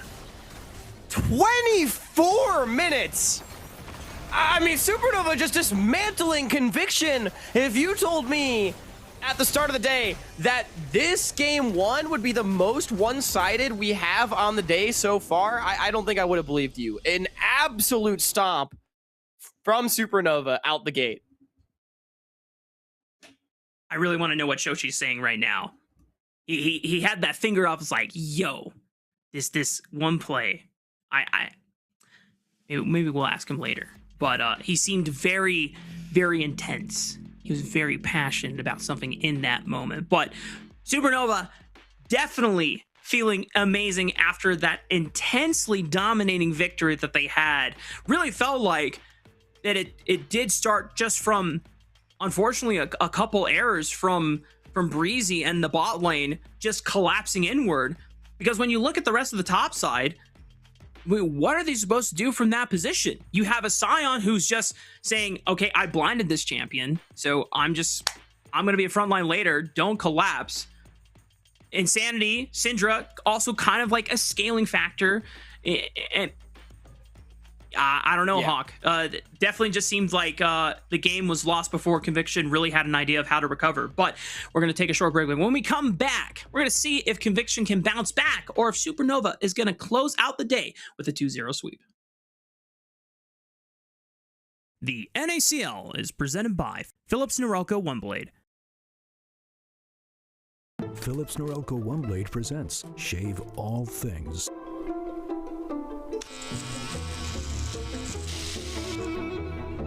Your style made simple with Philips Norelco One Blade 360. Hello everyone, my name is Desirux, and on this recap we'll go over week 4 of the NACL and the showdown between Blue Otter and NRG. In Game 1, Blue Otter drafted a composition for long-range sieging with Caitlin Ziggs. NRG, try as they might, could not stop the romp from stomping as Blue Otter stacked Drakes with their superior objective setup and crippling poke for an upset Game 1 win. In Game 2, seeing a Scion locked in, Zamuda would counter-pick Rek'Sai and farm up a gold gap that constantly threatened Blue Otter's backline. Game 3 is where things got hot. At Dragon Soul Point, Blue Otter stacking would be stopped short by Kizno splitting up the Otters. Eventually, Ariana's cannon flank would give Blue Otter a critical Infernal Soul. But after a 40-minute slugfest, it all came down to an Elder Flip, where Kizno would clutch out a smite that would lead NRG to securing the series. We're going to develop some players that maybe in the future will be the ones that can challenge the Asians at Worlds. Week 4 signifies the halfway point of the season, and taking a look at the standings, NRG remain in first with a perfect record. Maryville, CCG, Supernova, and Conviction trail with 1 loss. That leaves the rest of the league fighting to be another name in the current playoffs picture. The second half of the season will feature a lot of teams from the top end of the standings going to battle with one another, so expect heat on the road to playoffs. Thanks for watching the recap, brought to you by our friends at Philips Norelco. Be sure to follow us on Twitter and tune in at twitch.tv/NACL. We'll see you there.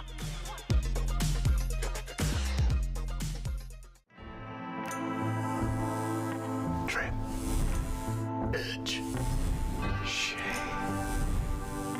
Trim, edge, and shave with Philips Norelco One Blade. One tool for all you need.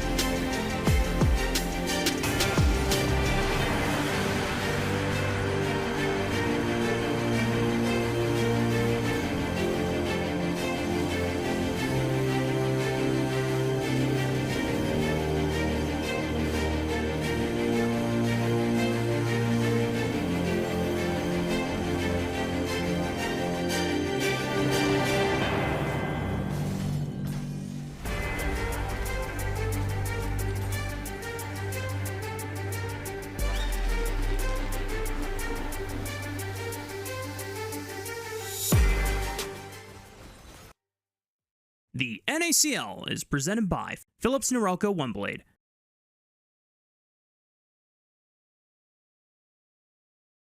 Welcome back, y'all. We're getting ready for game number 2 between Supernova and Conviction. Potentially our last game of the day if Supernova are able to close it out. But Conviction, a roster on paper that should be stronger than the results that they have been showing this week so far. This might be the time that they really need to lock in and just bounce back. But that game, Hawk, as we, have discussed, is really damn tough to play when the bot lane just collapses that fast and the rest of your top side isn't necessarily set up to be, well, how do I say this? A comeback mechanic, because it's Sion, it's Syndra. No, I mean, I'm going to be honest, there's no way around it. Like, Breezy and Meech just totally sold the game. Like, you can't die twice in that lane the way that they did. And I think as a team, Conviction did not help themselves to come back into that game. I don't want to put it solely on the shoulders of those two players, but I mean, definitely not a good start. And Conviction now 3 straight game losses. Mark, I'm going to ask you, is this indicative of Conviction's form? Are we mental boomed, or can we take that one as, hey, it was a bad game 1, we messed up early, just file it away as a quick loss, and now here's the real game 1? Well, I don't know if I can answer that question, but something I will kind of continue the conversation around is borrowing Bach's insight from the interview that we had with him before this match, is where the best teams are going to be able to look at these week schedules where it's back-to-back series, and you just cannot address the losses right from the get-go. You just don't have time. You just need to make sure that you're in the best mindset possible and just focus in on the next game. And I think that's the best thing that Conviction can try and hope for, is just that first game loss. Obviously it blew, but you know what? We just got to lock in for the next one and treat it like it's a brand new game and it's a brand new day. And Conviction definitely has the experience to do that. The question is, can they do that? Because obviously the concern is starting to become more worrying since it is continuing. So we do have Supernova on the red side, but they do have the first pick, which is one of those fun little changes for 2026. Again, Ambessa, Gnar, both available. Pantheon does escape the ban phase this time as well. And there it is. Right away for music. Nocturne, a probable response, if I had to guess. But I'm going to be honest with you, Mark. I don't think there's any reason we should ever be giving Pantheon in the current meta. I think this champion's crazy. Yeah, no, Pantheon is really insane. And the only time that you ever feel like, okay, we can give this champion away, is you have a plan to try and attack Pantheon early with specifically Nocturne, or if any other junglers out there in the world want to try and find a way to combat Pantheon Comet Spear level 1 and securing Raptor camps, then that's a mystery that you can try and solve. I haven't been able to solve it. I haven't been able to see many other players solve it. But for Conviction, they're not worried about their jungle pick right now. They might as well just go ahead and lock in a priority bot lane. Meech and Breezy switching it up from the Ashe Seraphine that was supposed to scale and provide a lot of utility and engage power to now something that just kind of dominates the lane. In theory, Ashe Seraphine does that pretty well too. But yeah, I mean, it's definitely it's another rock solid duo. We get the Nico for Zyko. Again, Zyko, I think going back to basics a little bit, avoiding the enchanters. Obviously Nico, still a range support, but definitely much more of an engaged champion. We saw the Kaisa hover. Now, Kaisa is an old school levitate champion if he does want to pick it, but it completely concedes the lane. So I would prefer the Caitlyn. Okay, we do get the Caitlyn. Okay, a lot of lane power here for Supernova to answer on back. Obviously, the Nami will win out in terms of sustain, but burst and engage power definitely tenfold for Zyko. And if Zyko is returning to basics, as you said, where he wants to be able to make the plays, you can definitely get it done here on this champion. But Conviction are going to round out their core with a Jace lock-in. Yeah, Sniper saw what Denethor did to him on this pick yesterday, and he said, maybe I could try that, you know? We'll see if it works out. You know, NA Jace always has a lot of memes surrounding it. I know yesterday, Denethor on the Jace kind of was like, you know, might if a white boy speaks a little Korean Jace for us all. That was a spectacle to watch. I'm hoping Sniper can do the same thing. Yeah. Denethor definitely free of the NA Jace allegations. He got the pass on that one. Definitely speaking a lot of Hangul. Now, Nocturne getting banned by Supernova, recognizing the opportunity to do so since Conviction did not go for the jungler of choice in the first 3 picks. Taking away a Yorick, that definitely is a tough matchup for Jace in certain scenarios. So now Supernova, they can go down the list of junglers to try and ban away. That would make things easier for Conviction to play out. Has another top lane ban. It's the Ornn from Hoarder. I'm looking at Wukong here for Tomio as the potential pick. It's pretty decent into the Pantheon, provides decent frontline. After that, I don't really know where you go. I think you need, you know, you've got a lot of good long range damage, right, between this Corki and the Jace and the Nami, but you need frontline, you need initiation. Vi's also a pretty good ban. I think you go Wukong here if you're Tomio. The other thing is like, are people still playing Jace jungle? Are we still doing that? Not really. Yeah, the that's damage what I thought. nerf on his Q was enough that people have just kind of strayed away from playing him in the jungle. Even though like his effective damage in fights from a jungle perspective hasn't been changed. I don't know. Maybe Tomio goes back to Lee Sin if it's not the Wukong here. Oh, okay. Well, Malphite? If you want to talk Okay. about initiation power, you can go Malphite. My one concern about this champion here is that you have no early pressure whatsoever before level 6, and there's not many lanes right now that is showing from Conviction that gives you setup that makes Malphite even enticed to try and visit your lane. Yeah, and also this composition is looking a little one-dimensional for me right now for Conviction as well, right? You're just trying to poke from long range or fly in and blow some people up, but right now you've got a lot of pick and outplay potential on Supernova's side, which does make me a little nervous. I think the Ambessa comfort pick for Hoarder, I'm super okay with this, you know. We'll struggle a little bit into the Jace earlier on, but then can really get going in the game, going to be a massive disruptor. I'm curious as to what Shochi goes for. You know, Silas is available if you want to steal Malphite ult. Oh, yeah, wait, why aren't we just slamming some sort of Silas? magic damage, definitely important. Aurora looks like a great champion here. It's a dive buddy with the Pantheon, Nico, Ambessa. Mostly leaving Levitate to his own devices in the back line, but right now, Malphite, the only real threat in towards him. You know, I did think that Silas was just the instant answer, but you are blinding your mid lane champion for Shochi, and I guess there are some champions that would make Silas's life very, very miserable. So, unfortunately, we don't get to see Shochi take advantage of the unstoppable force with a full glass cannon AP build, but Aurora will get matched by the Twisted Fate from Insanity. So, a little bit of global power, ways to try and attack the side lanes. When you have Corki and Jace as your side lanes, I can abide by this. I can agree with this, but I'm still concerned, especially with what you brought up, Hawk, about the kind of the forward one-dimensional direction that Conviction is going for this game. Yeah, it's very one-dimensional, you know? We're like, it's all about like just killing someone, right? And it's not super obvious where the pick tools are coming in without a lot of commitment. Once Twisted Fate does get rapid fire cannon, if Insanity opts to go that direction, it does open up more possibilities for long range pick potential. But I mean, I think until then, you're really relying on Tomio just leading the charge. And I didn't really feel great about the game that Tomio had in game 1. I'm hoping he's able to lead the charge more effectively than he did previously.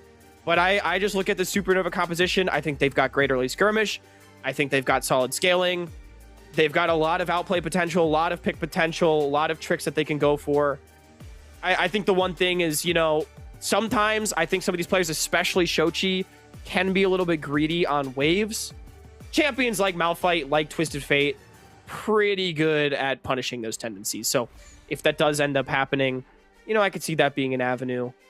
I think a lot of responsibility for me, though, on these solo lanes. Both Sniper and Insanity have kind of struggled over this week, and I think for Sniper in particular, he was just given the keys to the Jace. And I don't think he's really had a great game out of any of the three this week. So I need to see him lock in, beat down Hoarder nicely in this early lane, and scale effectively to be a damage threat later on to follow up on the gold cards and on the Malphite engages. This would be a massive opportunity for Sniper to bounce back off of the 3-game losses so far this week, and where you feel like in a world being back in tier 2 where this is a top lane heavy favored meta, there's a lot more value in getting these counter picks or just being able to play through top lane. That Sniper should be by and large one of our best players in his role. And the 3 losses this week so far and the performance that he's shown, and even before then, have not really exemplified the ceiling that Sniper we know is very capable of showing. We've definitely seen flashes of it very early on in the split. The Aurelia game was a big standout where he single-handedly just dismantled the game and never let Maryville have a chance to play it out. But then eventually loses the series because he's not able to carry that same impact forward, right?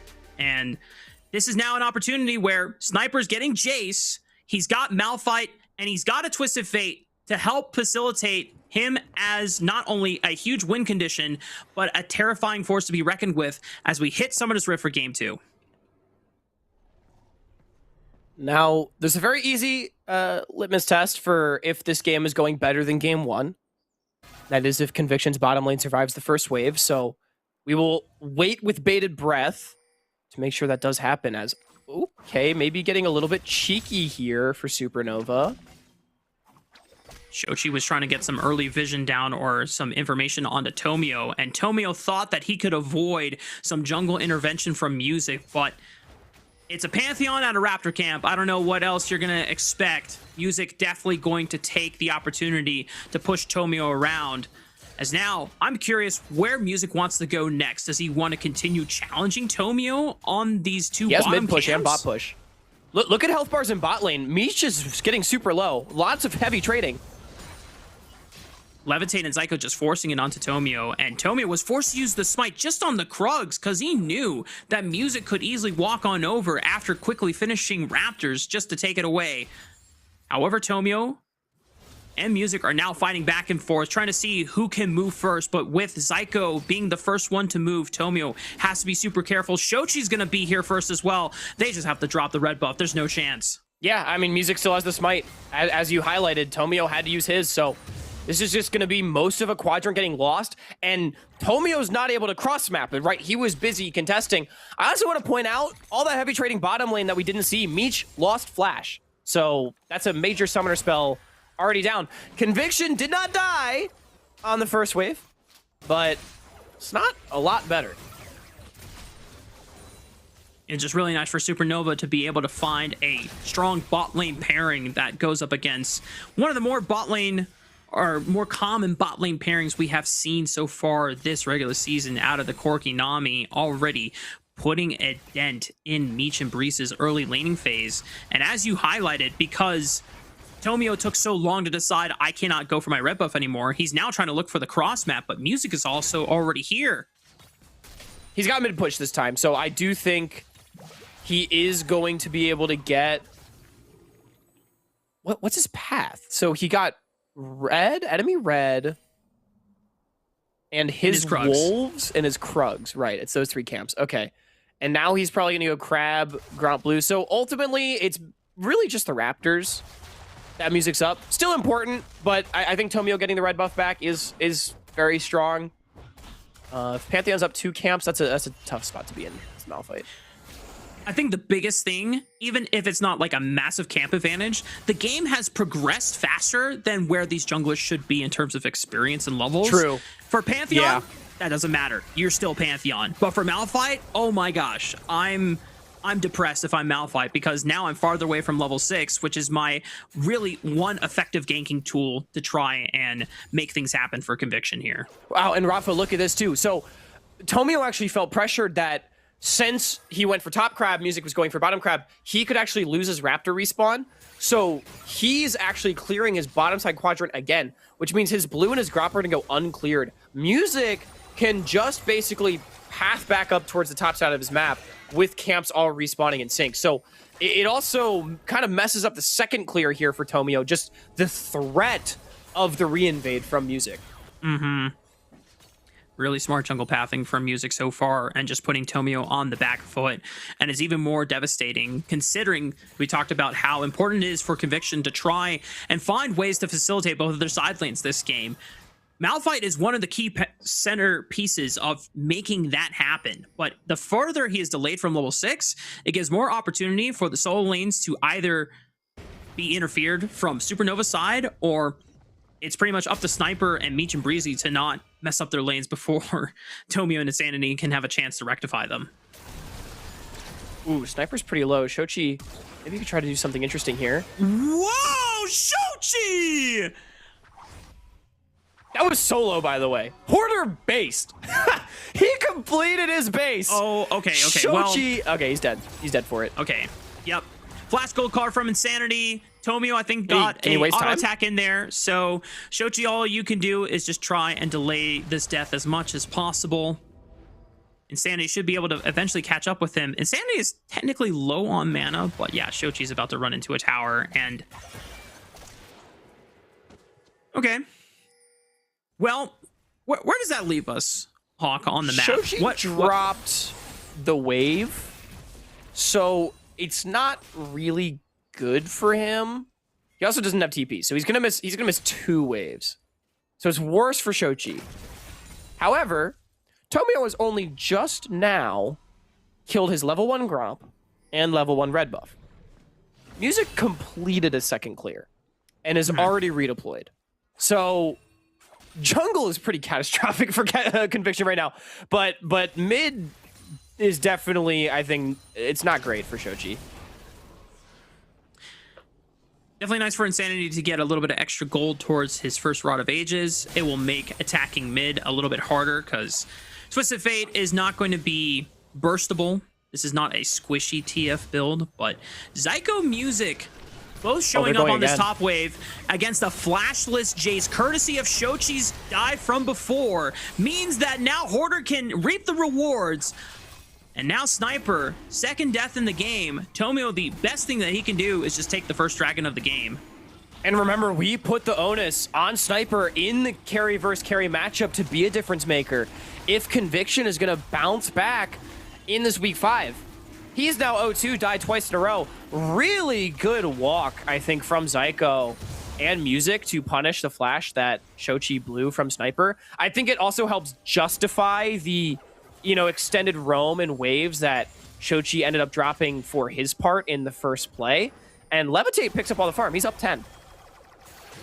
Still in a good spot thanks to the early all-in that Levitate and Zyko made to help facilitate Music's jungle invade that we saw at the beginning of the game.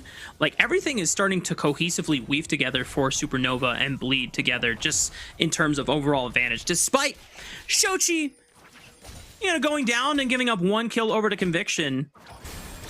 The way that they have constructed this early game and how they have pressed and picked their targets has been really smart. However, Sniper might just brute force his way into a solo kill onto Hoarder, but Music has level 6, so he comes to the top side with the Grand Starfall and says, Sniper, I'm sorry, buddy, this ain't a 1v1, this is a 1v2 now. An incredibly dishonorable act from Music, but perhaps the right one is nice trading from Insanity. Is at least going to feel good. I think it's going to be another wave drop for Shochi, potentially. Oh, nice look from Tomio. Hits level 6 and immediately collects in on a 2-man unstoppable force. So far, Zyko and Levitate will manage to escape. It does come at the cost of burning both of their flashes. Yeah, that's a pretty huge play right there from Tomio. But before we get to that, precision play presented by Philips Norelco One Blade. We get the panoramic of Shochi able to take down Sniper and the flash, getting blown off that Jace. A kill that ended up paying off later with the follow through from Supernova for the second one. But as I was saying, Rafa, I think getting both the flashes off of Levitate and Zyko, those won't be back up in time for that second dragon spawn. Yep. Those are massive tools, especially on the Nico, to blow for only the cost of the unstoppable force. Psycho, however, doing some rat behavior. Public execution allows the Tangle Barbs to connect, and that's enough damage in the tank between both of them to finish off Sniper a 4th time this game. That's crazy. I was about to be like, ooh, does Sniper know how to count? But Hoarder just hits an unadulterated public execution on him, and Sniper does not get the chance to find out if he knows how to count to 4 or not. Really well played from Hoarder, and I mean, the target on Sniper's back is clear. Supernova maybe identifying, hey, this guy's also struggling. Hey, he also is going to try to play the carry versus carry matchup. Let's just put him in the dirt. He is getting the camp experience for sure. And Sniper, you know, in solo queue, definitely probably not a stranger to this. If anyone is able to figure out, or if he doesn't have streamer mode on, they might just try and, you know, camp him to all hell and make sure that he never gets up and rolling. But in a 5-on-5 competitive game, these positions can be tougher to recover from, because every time that you are dead, you're missing out on waves, you're missing out on XP, you're missing out on gold. Supernova, it's up to them to try and leverage this to make sure that this investment actually pays off and through. Order so far 1k gold up as a response from it, as consequences. But Tomio, knowing that Zyko and Levitate have no flash, may be pressuring for a bot lane dive.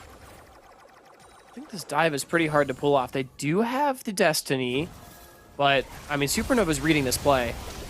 They find one on the Levitate. Insanity arrives to the party.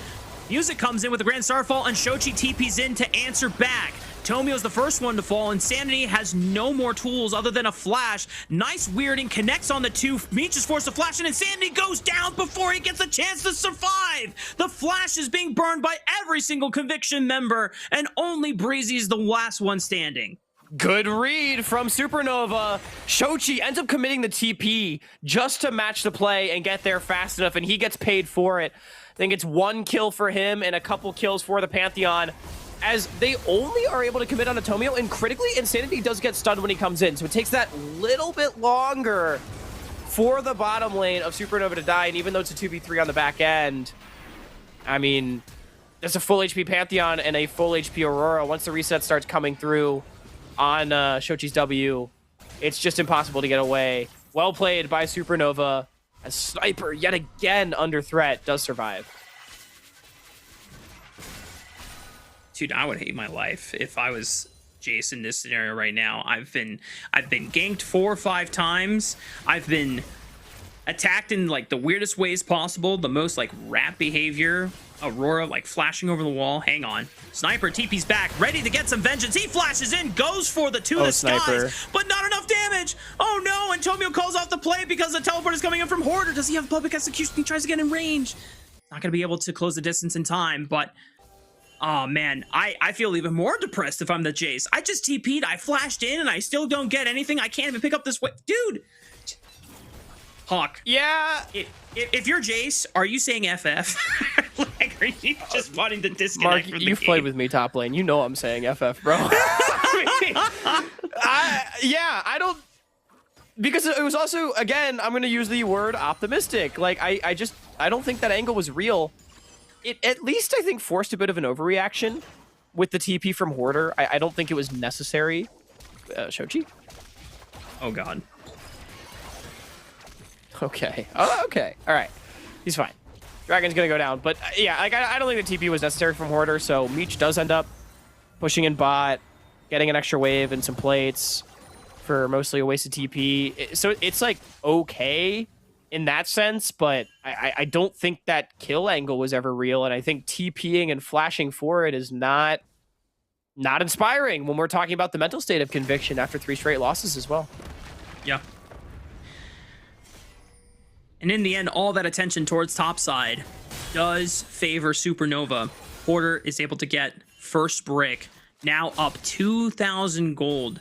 Yes, Sniper has been able to finish his Yumu's Ghostblade while stacking this tier, but Hoarder is about to go back to base with components already towards his Spear of Shojin. And Psycho with the flash finds Meech and Breezy with the double Pop Blossom, but Insanity with a great response. Tomio looks for the ultimate, but Levitate flashes it, is able to get out alive. All right, I'm also going to use the O word for Zyko. That was optimistic. I don't think there was need to be flashing forward. He's probably dead anyway, just due to the presence of Tomio behind. You know, Levitate is at least able to flash away. I still just think, you know, on these desync timers from Dragon Fights, losing Nico Flash is pretty notable, as this is at play. Grand Starfall from Music just forces them off the minion wave so that Levitate can collect it. Maybe they thought that there was a kill angle there. Tomio is below 200 HP. Zyko, that minion is moving really weirdly. I wonder. Yeah, and it was a Nico. Saves the tower for a wave. I'm not sure it's going to save it for 2. Meech, one more auto. No, he's not going to have it. Can he squeeze it? Can he juice it? No, he can't. Ooh. So they do save the turret with that Grand Starfall, and it was a bit touch and go, but it's only that one ult cooldown burned for Supernova.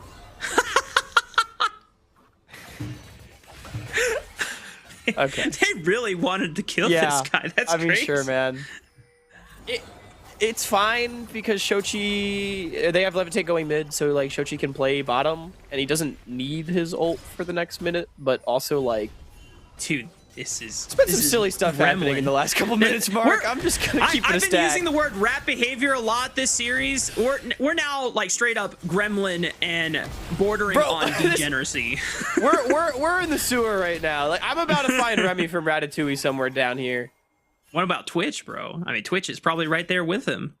Probably. Honestly, this is way more of a Twitch game because there is no delectable morsels anywhere to be found here. It is pure rat poison plates. Something smells stinky in here. Yes. Supernova waiting for the next dragon, possibly, as Conviction have already stacked up the first 2 dragons of the game. It's a Cloud Soul. That is pretty darn nice for a majority of the champions on the Rift. Insanity will finally be able to knock down the very, very low health turret in the bot lane and give a little bit more space and breathing room for Conviction to try and push up their vision line here. As we said before, Conviction trying to prepare for the 3rd dragon of the game. Mark, we talked about the one-dimensionality of Conviction's composition. No flashes available on the enemy bot lane do make them a viable target for Tomio in order to make that wombo combo happen. But interestingly, you know, I mentioned rapid fire cannon for Insanity going to be a big spike in order to, you know, help create long range picks that they otherwise don't have access to without hitting Malphite.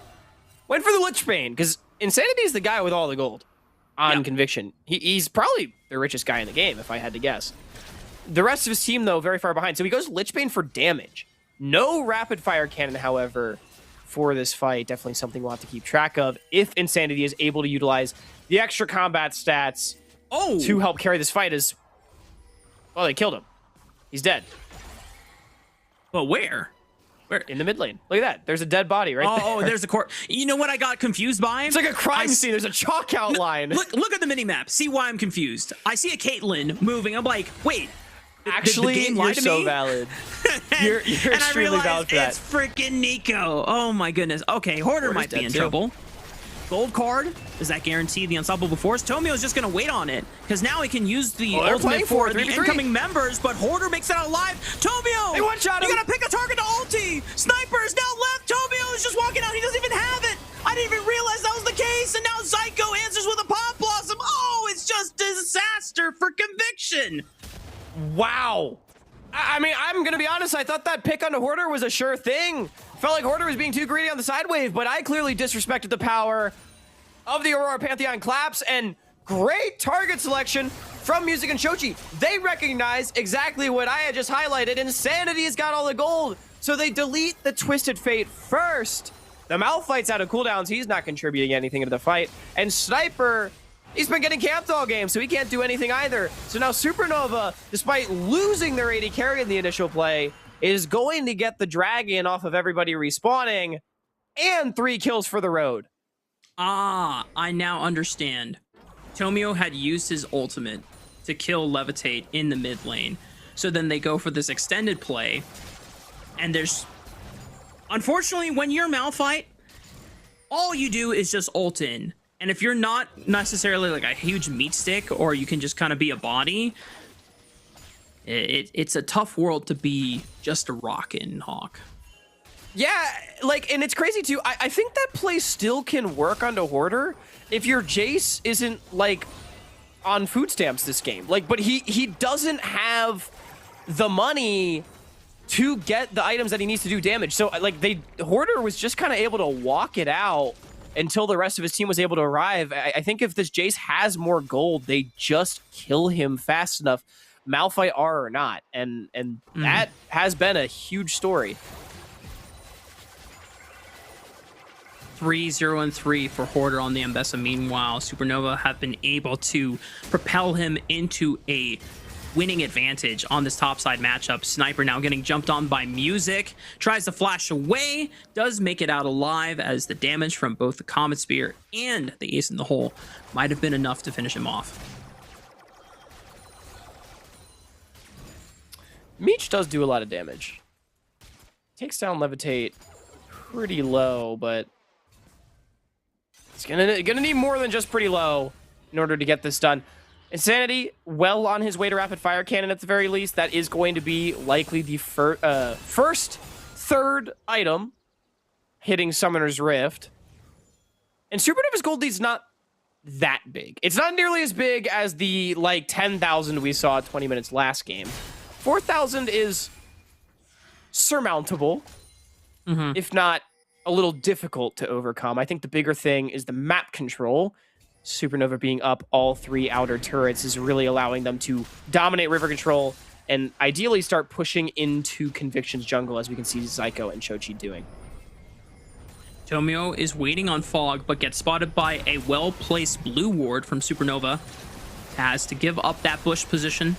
Rift Herald does crash into the tier 2 turret, and with Supernova's auto attacks, they are able to fell it in one push. Insanity is looking for play, but everyone from Supernova is relatively near each other, so it doesn't look like Insanity will be porting in for a flank. Just continues to commit on this bot lane wave push, but TP and Grand Starfall means Insanity's got nowhere to run. He's going to try to TP, but the public execution lands true, stops him in his tracks, and takes out the mid laner of Conviction. That's brutal. I mean, like, I think Insanity just saying, hey, I'm going to try to take a side wave is valid, but you're against Pantheon. I want to give Music a lot of credit. I think he's had an amazing game on this path. He has matched every play Conviction has tried to go for and hasn't really needed to be too proactive, I think, but some of the proactive looks we've seen, like this one, like the ones to put Sniper in the dirt, have really just helped his team find extra money. I don't know who it is calling these Pantheon plus just, you know, raw unleash teleport plays, but they're really looking nice. As okay, we do have a Baron start, as there are 2 members bot side for Desperate Supernova. times call for desperate measures here for Conviction. They know that the game is fast and rapidly slipping out of their control. 7,000 on the Baron. No one has TP yet other than Hoarder. Tomio flash snap engage looking for Zyko, but they thought there was Pantheon, and Music just falls in right behind them and takes out the big rock. Insanity and the rest of Conviction are now cut off at the River's Pass, trying to make sure they can escape, but Meech is the next one to fall. Insanity flashes over the wall, and the 3 remaining members of Conviction do manage to make it out alive, but Supernova get a free chance to rip this Baron. I mean, Conviction, again, one-dimensional. They if they're gonna kill someone, they have to Malphite ult them, right? Unless it's some isolated gold card target, and they try to go in, but they just don't have the damage. Want to give Shochi credit on the side of that fight for creating a distraction with the Between Worlds that Conviction had to answer, and everyone just able to walk that one out. I mean, I don't hate the overall plan for Conviction of starting the Baron, but the execution on the turn just not there. It's also so unfortunate that Tomio makes the force snap play on I'm assuming he thought was the real Pantheon, and it's just Nico, bro.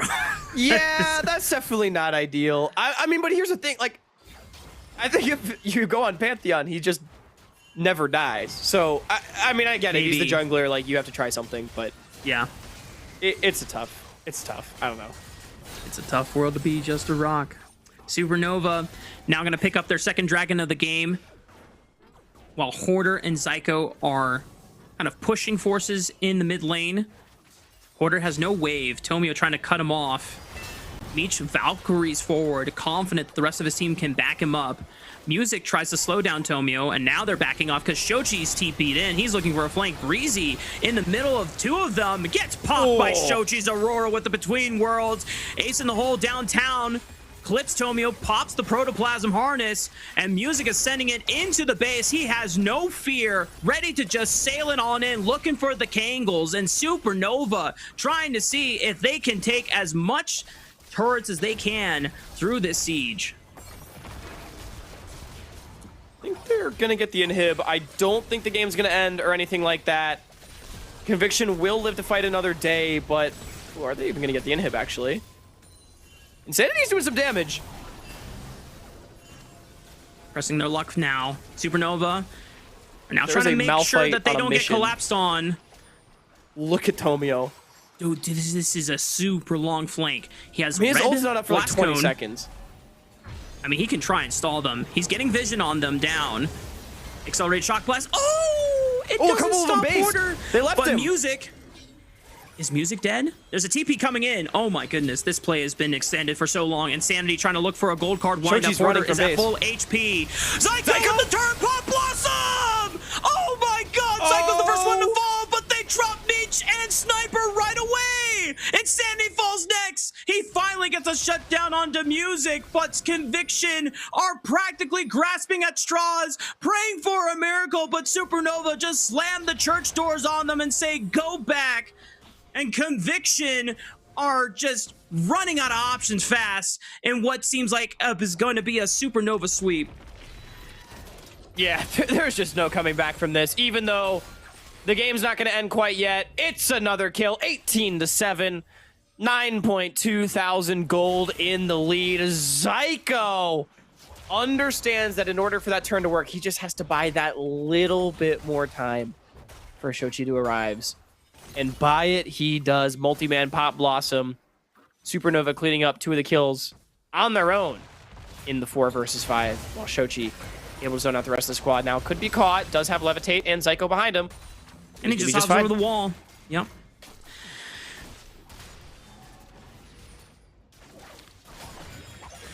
As Twisted Fate ulti down now for a couple minutes here. Tomio sends it, 2-man engage. Zyko and Shochi receive it. Teleport is coming in from Sniper, looking for the flank. But Music and Levitate are just going to press forward through the back line. I mean, what can Tomio and Sniper do? Tomio already gets dropped, and Insanity's forced to flash away, and now Supernova had the collapse. And Sniper has got nowhere else to run. Double kill picked up for Shochi. Now Hoarder arrives to the play. And Insanity and Breezy are not long for the world. Insanity eventually will just get autoed and blasted down by one gunshot after another. Supernova find the ace at 27 minutes and will sweep Conviction here in week 5. A massive sweep. Conviction going down 0-4 on the week, and Supernova bouncing back pretty nicely. I'm sure someone just did something silly in the player cam. Oh, okay. Well, Shochi's gonna floss on us. You know what, Shochi? You've earned it. Oh my goodness. Shochi undisputed when it comes to the player cam reactions. My goodness. Somebody needs to stop this man. Bach already said that he's got a champion ocean. I think he's got a player cam reaction ocean too, because he's just coming up with something new every single week just to completely flex on us. Hawk, who do we really give up this series to? Because this was excellently played by a lot of players on Supernova here.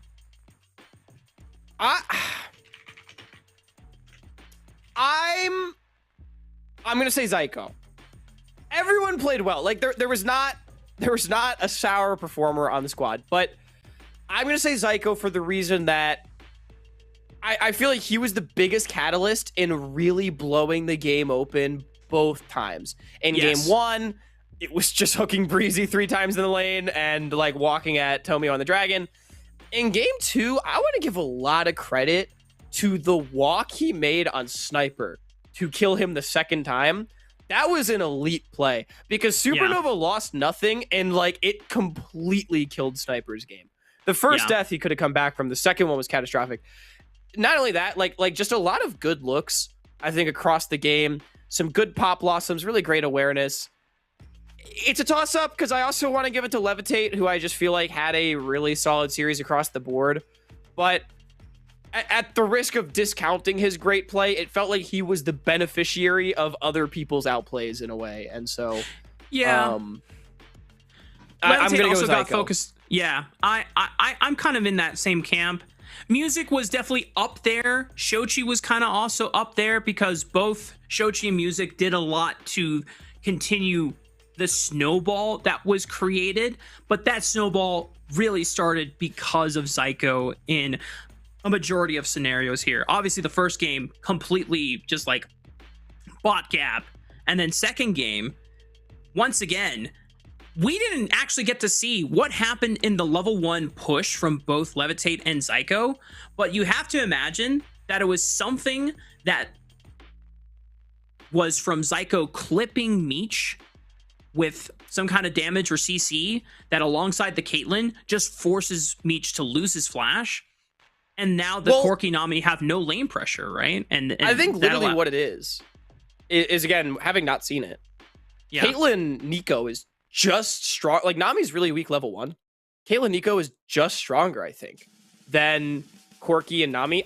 I want to say they probably just walked up and autoed them, knowing that if they can just trade really heavy, they have this Pantheon that's invading the Malphite. So it just completely kills Conviction's ability to support their jungler, right? Even if they get really low, it gets Conviction really low too.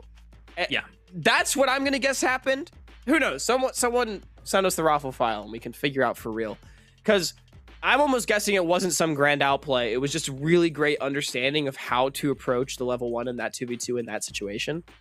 Also want to give Shochi credit, who traded extremely aggressively level 1 to force Insanity off the wave. So it meant that Music had really great push in both of the lanes that he needed. And it was just a really well played, like early jungle tracking. I think Music an electric game 2 for sure. But there it is. Let's give it to our boy Zyko, who, mind you, I was being critical of coming into the series as well. And I think the fact that he was able to ball out in this one was good to see. Yeah, I think you identified it well. Is that, hey, Ryan is going back to some comfort champions in the Nautilus and the Nico, and he really is the main catalyst for these game-winning advantages for Supernova in the end in both games 2 and 1. But Hawk, I'm hearing from production that we got Zyko ready for our post-match interview, so I'll let you go ahead and welcome him to the stream. Yes, Zyko! Welcome, my friend, the MVP from a massive 2-0 victory over Conviction. Another player. It's been a little bit of a minute since we talked. My friend, how you feeling? Feeling a lot better. I feel like these games were very clean from us, so very, very happy with that. Yeah, I would definitely agree. Starting from game 1, when literally on the first wave we were getting 2v2 kills. You want to walk me through the first couple waves in both of these games? It seemed like you guys were getting massive advantages in both of them. Well, for game 1, when Ashe just shoots her W like that, and she's very far from Seraphine, it's really easy just for me to hook him, and then he lost most of his HP, and then just kept looking because they're in no condition to fight, so just kept hooking. Just keep hooking. Just keep hooking. I think I heard that in Finding Nemo. But oh man. So we got to ask as well, because Mark and I were talking about this a little bit on the broadcast. You put the Nautilus fries back in the bag this series, man. Like, are we out on enchanters, or like, are we just a Nautilus merchant? Like, what's going on? What's happening? So thanks, shout out to Masu and Crowdgen.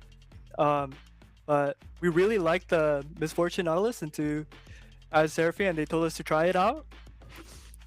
And in scrims, it's been looking really solid, really good. Maybe because I'm a Nautilus merchant, But but so far we're kind of undefeated in that matchup. As long as that goes, so we're really comfortable playing that. Hell yeah, man. No, I mean, it looked really good in the matchup specifically. I think I underestimated how good the 2v2 was, and it surprised both of us. So credit to you guys for pulling it off. Looking a bit ahead now, your guys' next game is against the Blue Otters, who unfortunately lost today. Do you have any thoughts, fears, reservations going against Blue next week, or just in general for, you know, the remainder of the split? You got what, 3 games left? You're sitting at 4-2 right now. How are we feeling looking ahead? I'm kind of sad that we do have 2 losses, but it is what it is. Just I hope that we win the rest of our series going to playoffs, and Blue Otter will probably 2-0 them, I would say. I like it. A little bit of spice. Probably gonna 2-0 Blue Otter. Well, the growth has been impressive so far this split. Supernova just looking better and better week over week.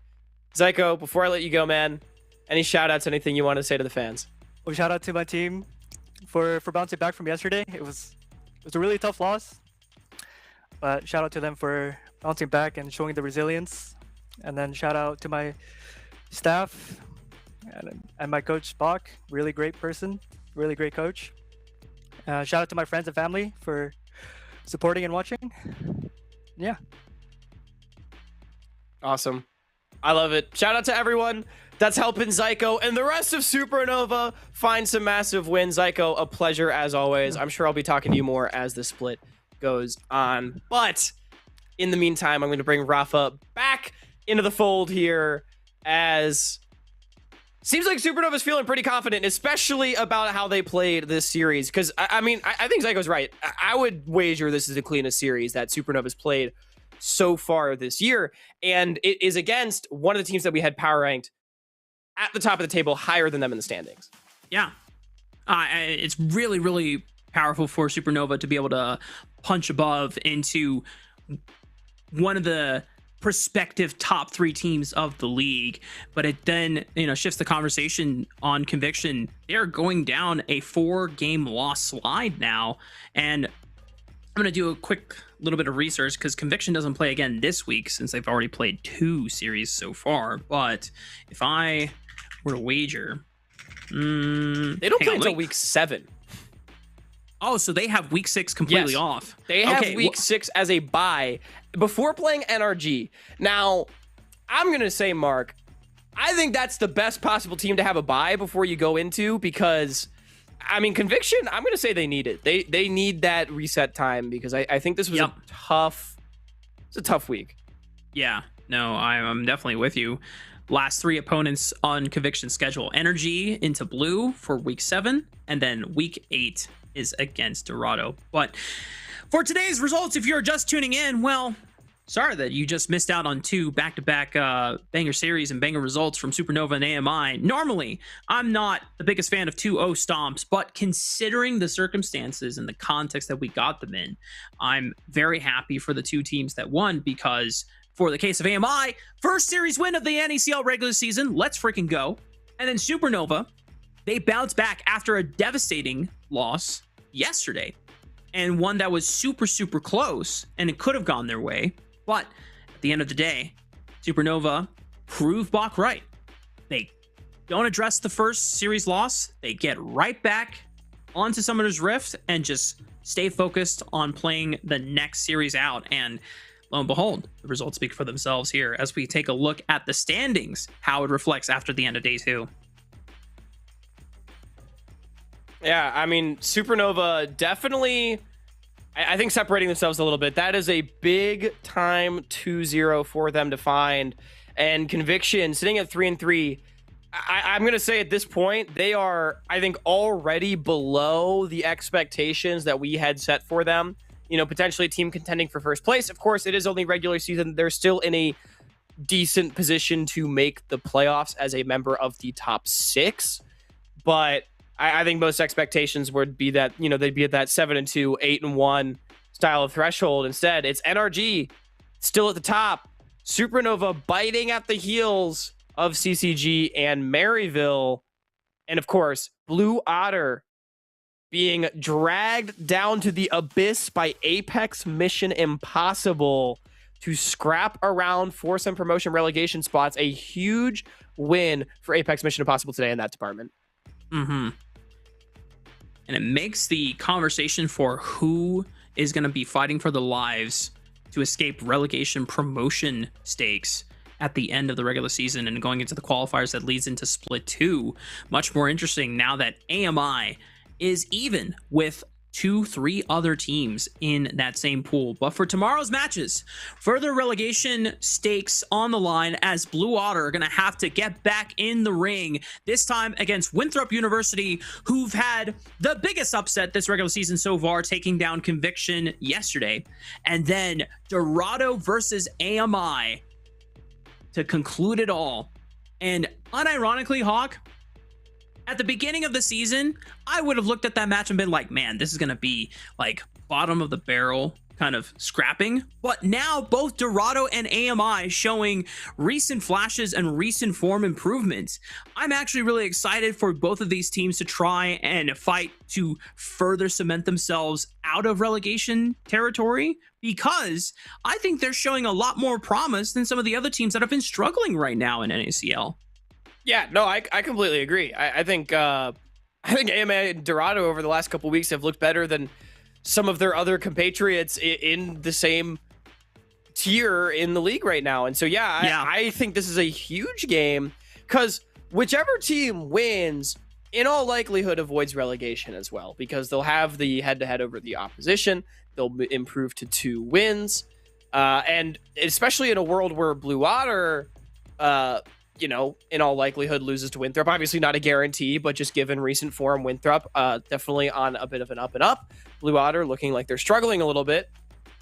This definitely puts us in a position where, you could outright be in 7th, 8th place with a win tomorrow if you're Dorado or Apex. Yeah.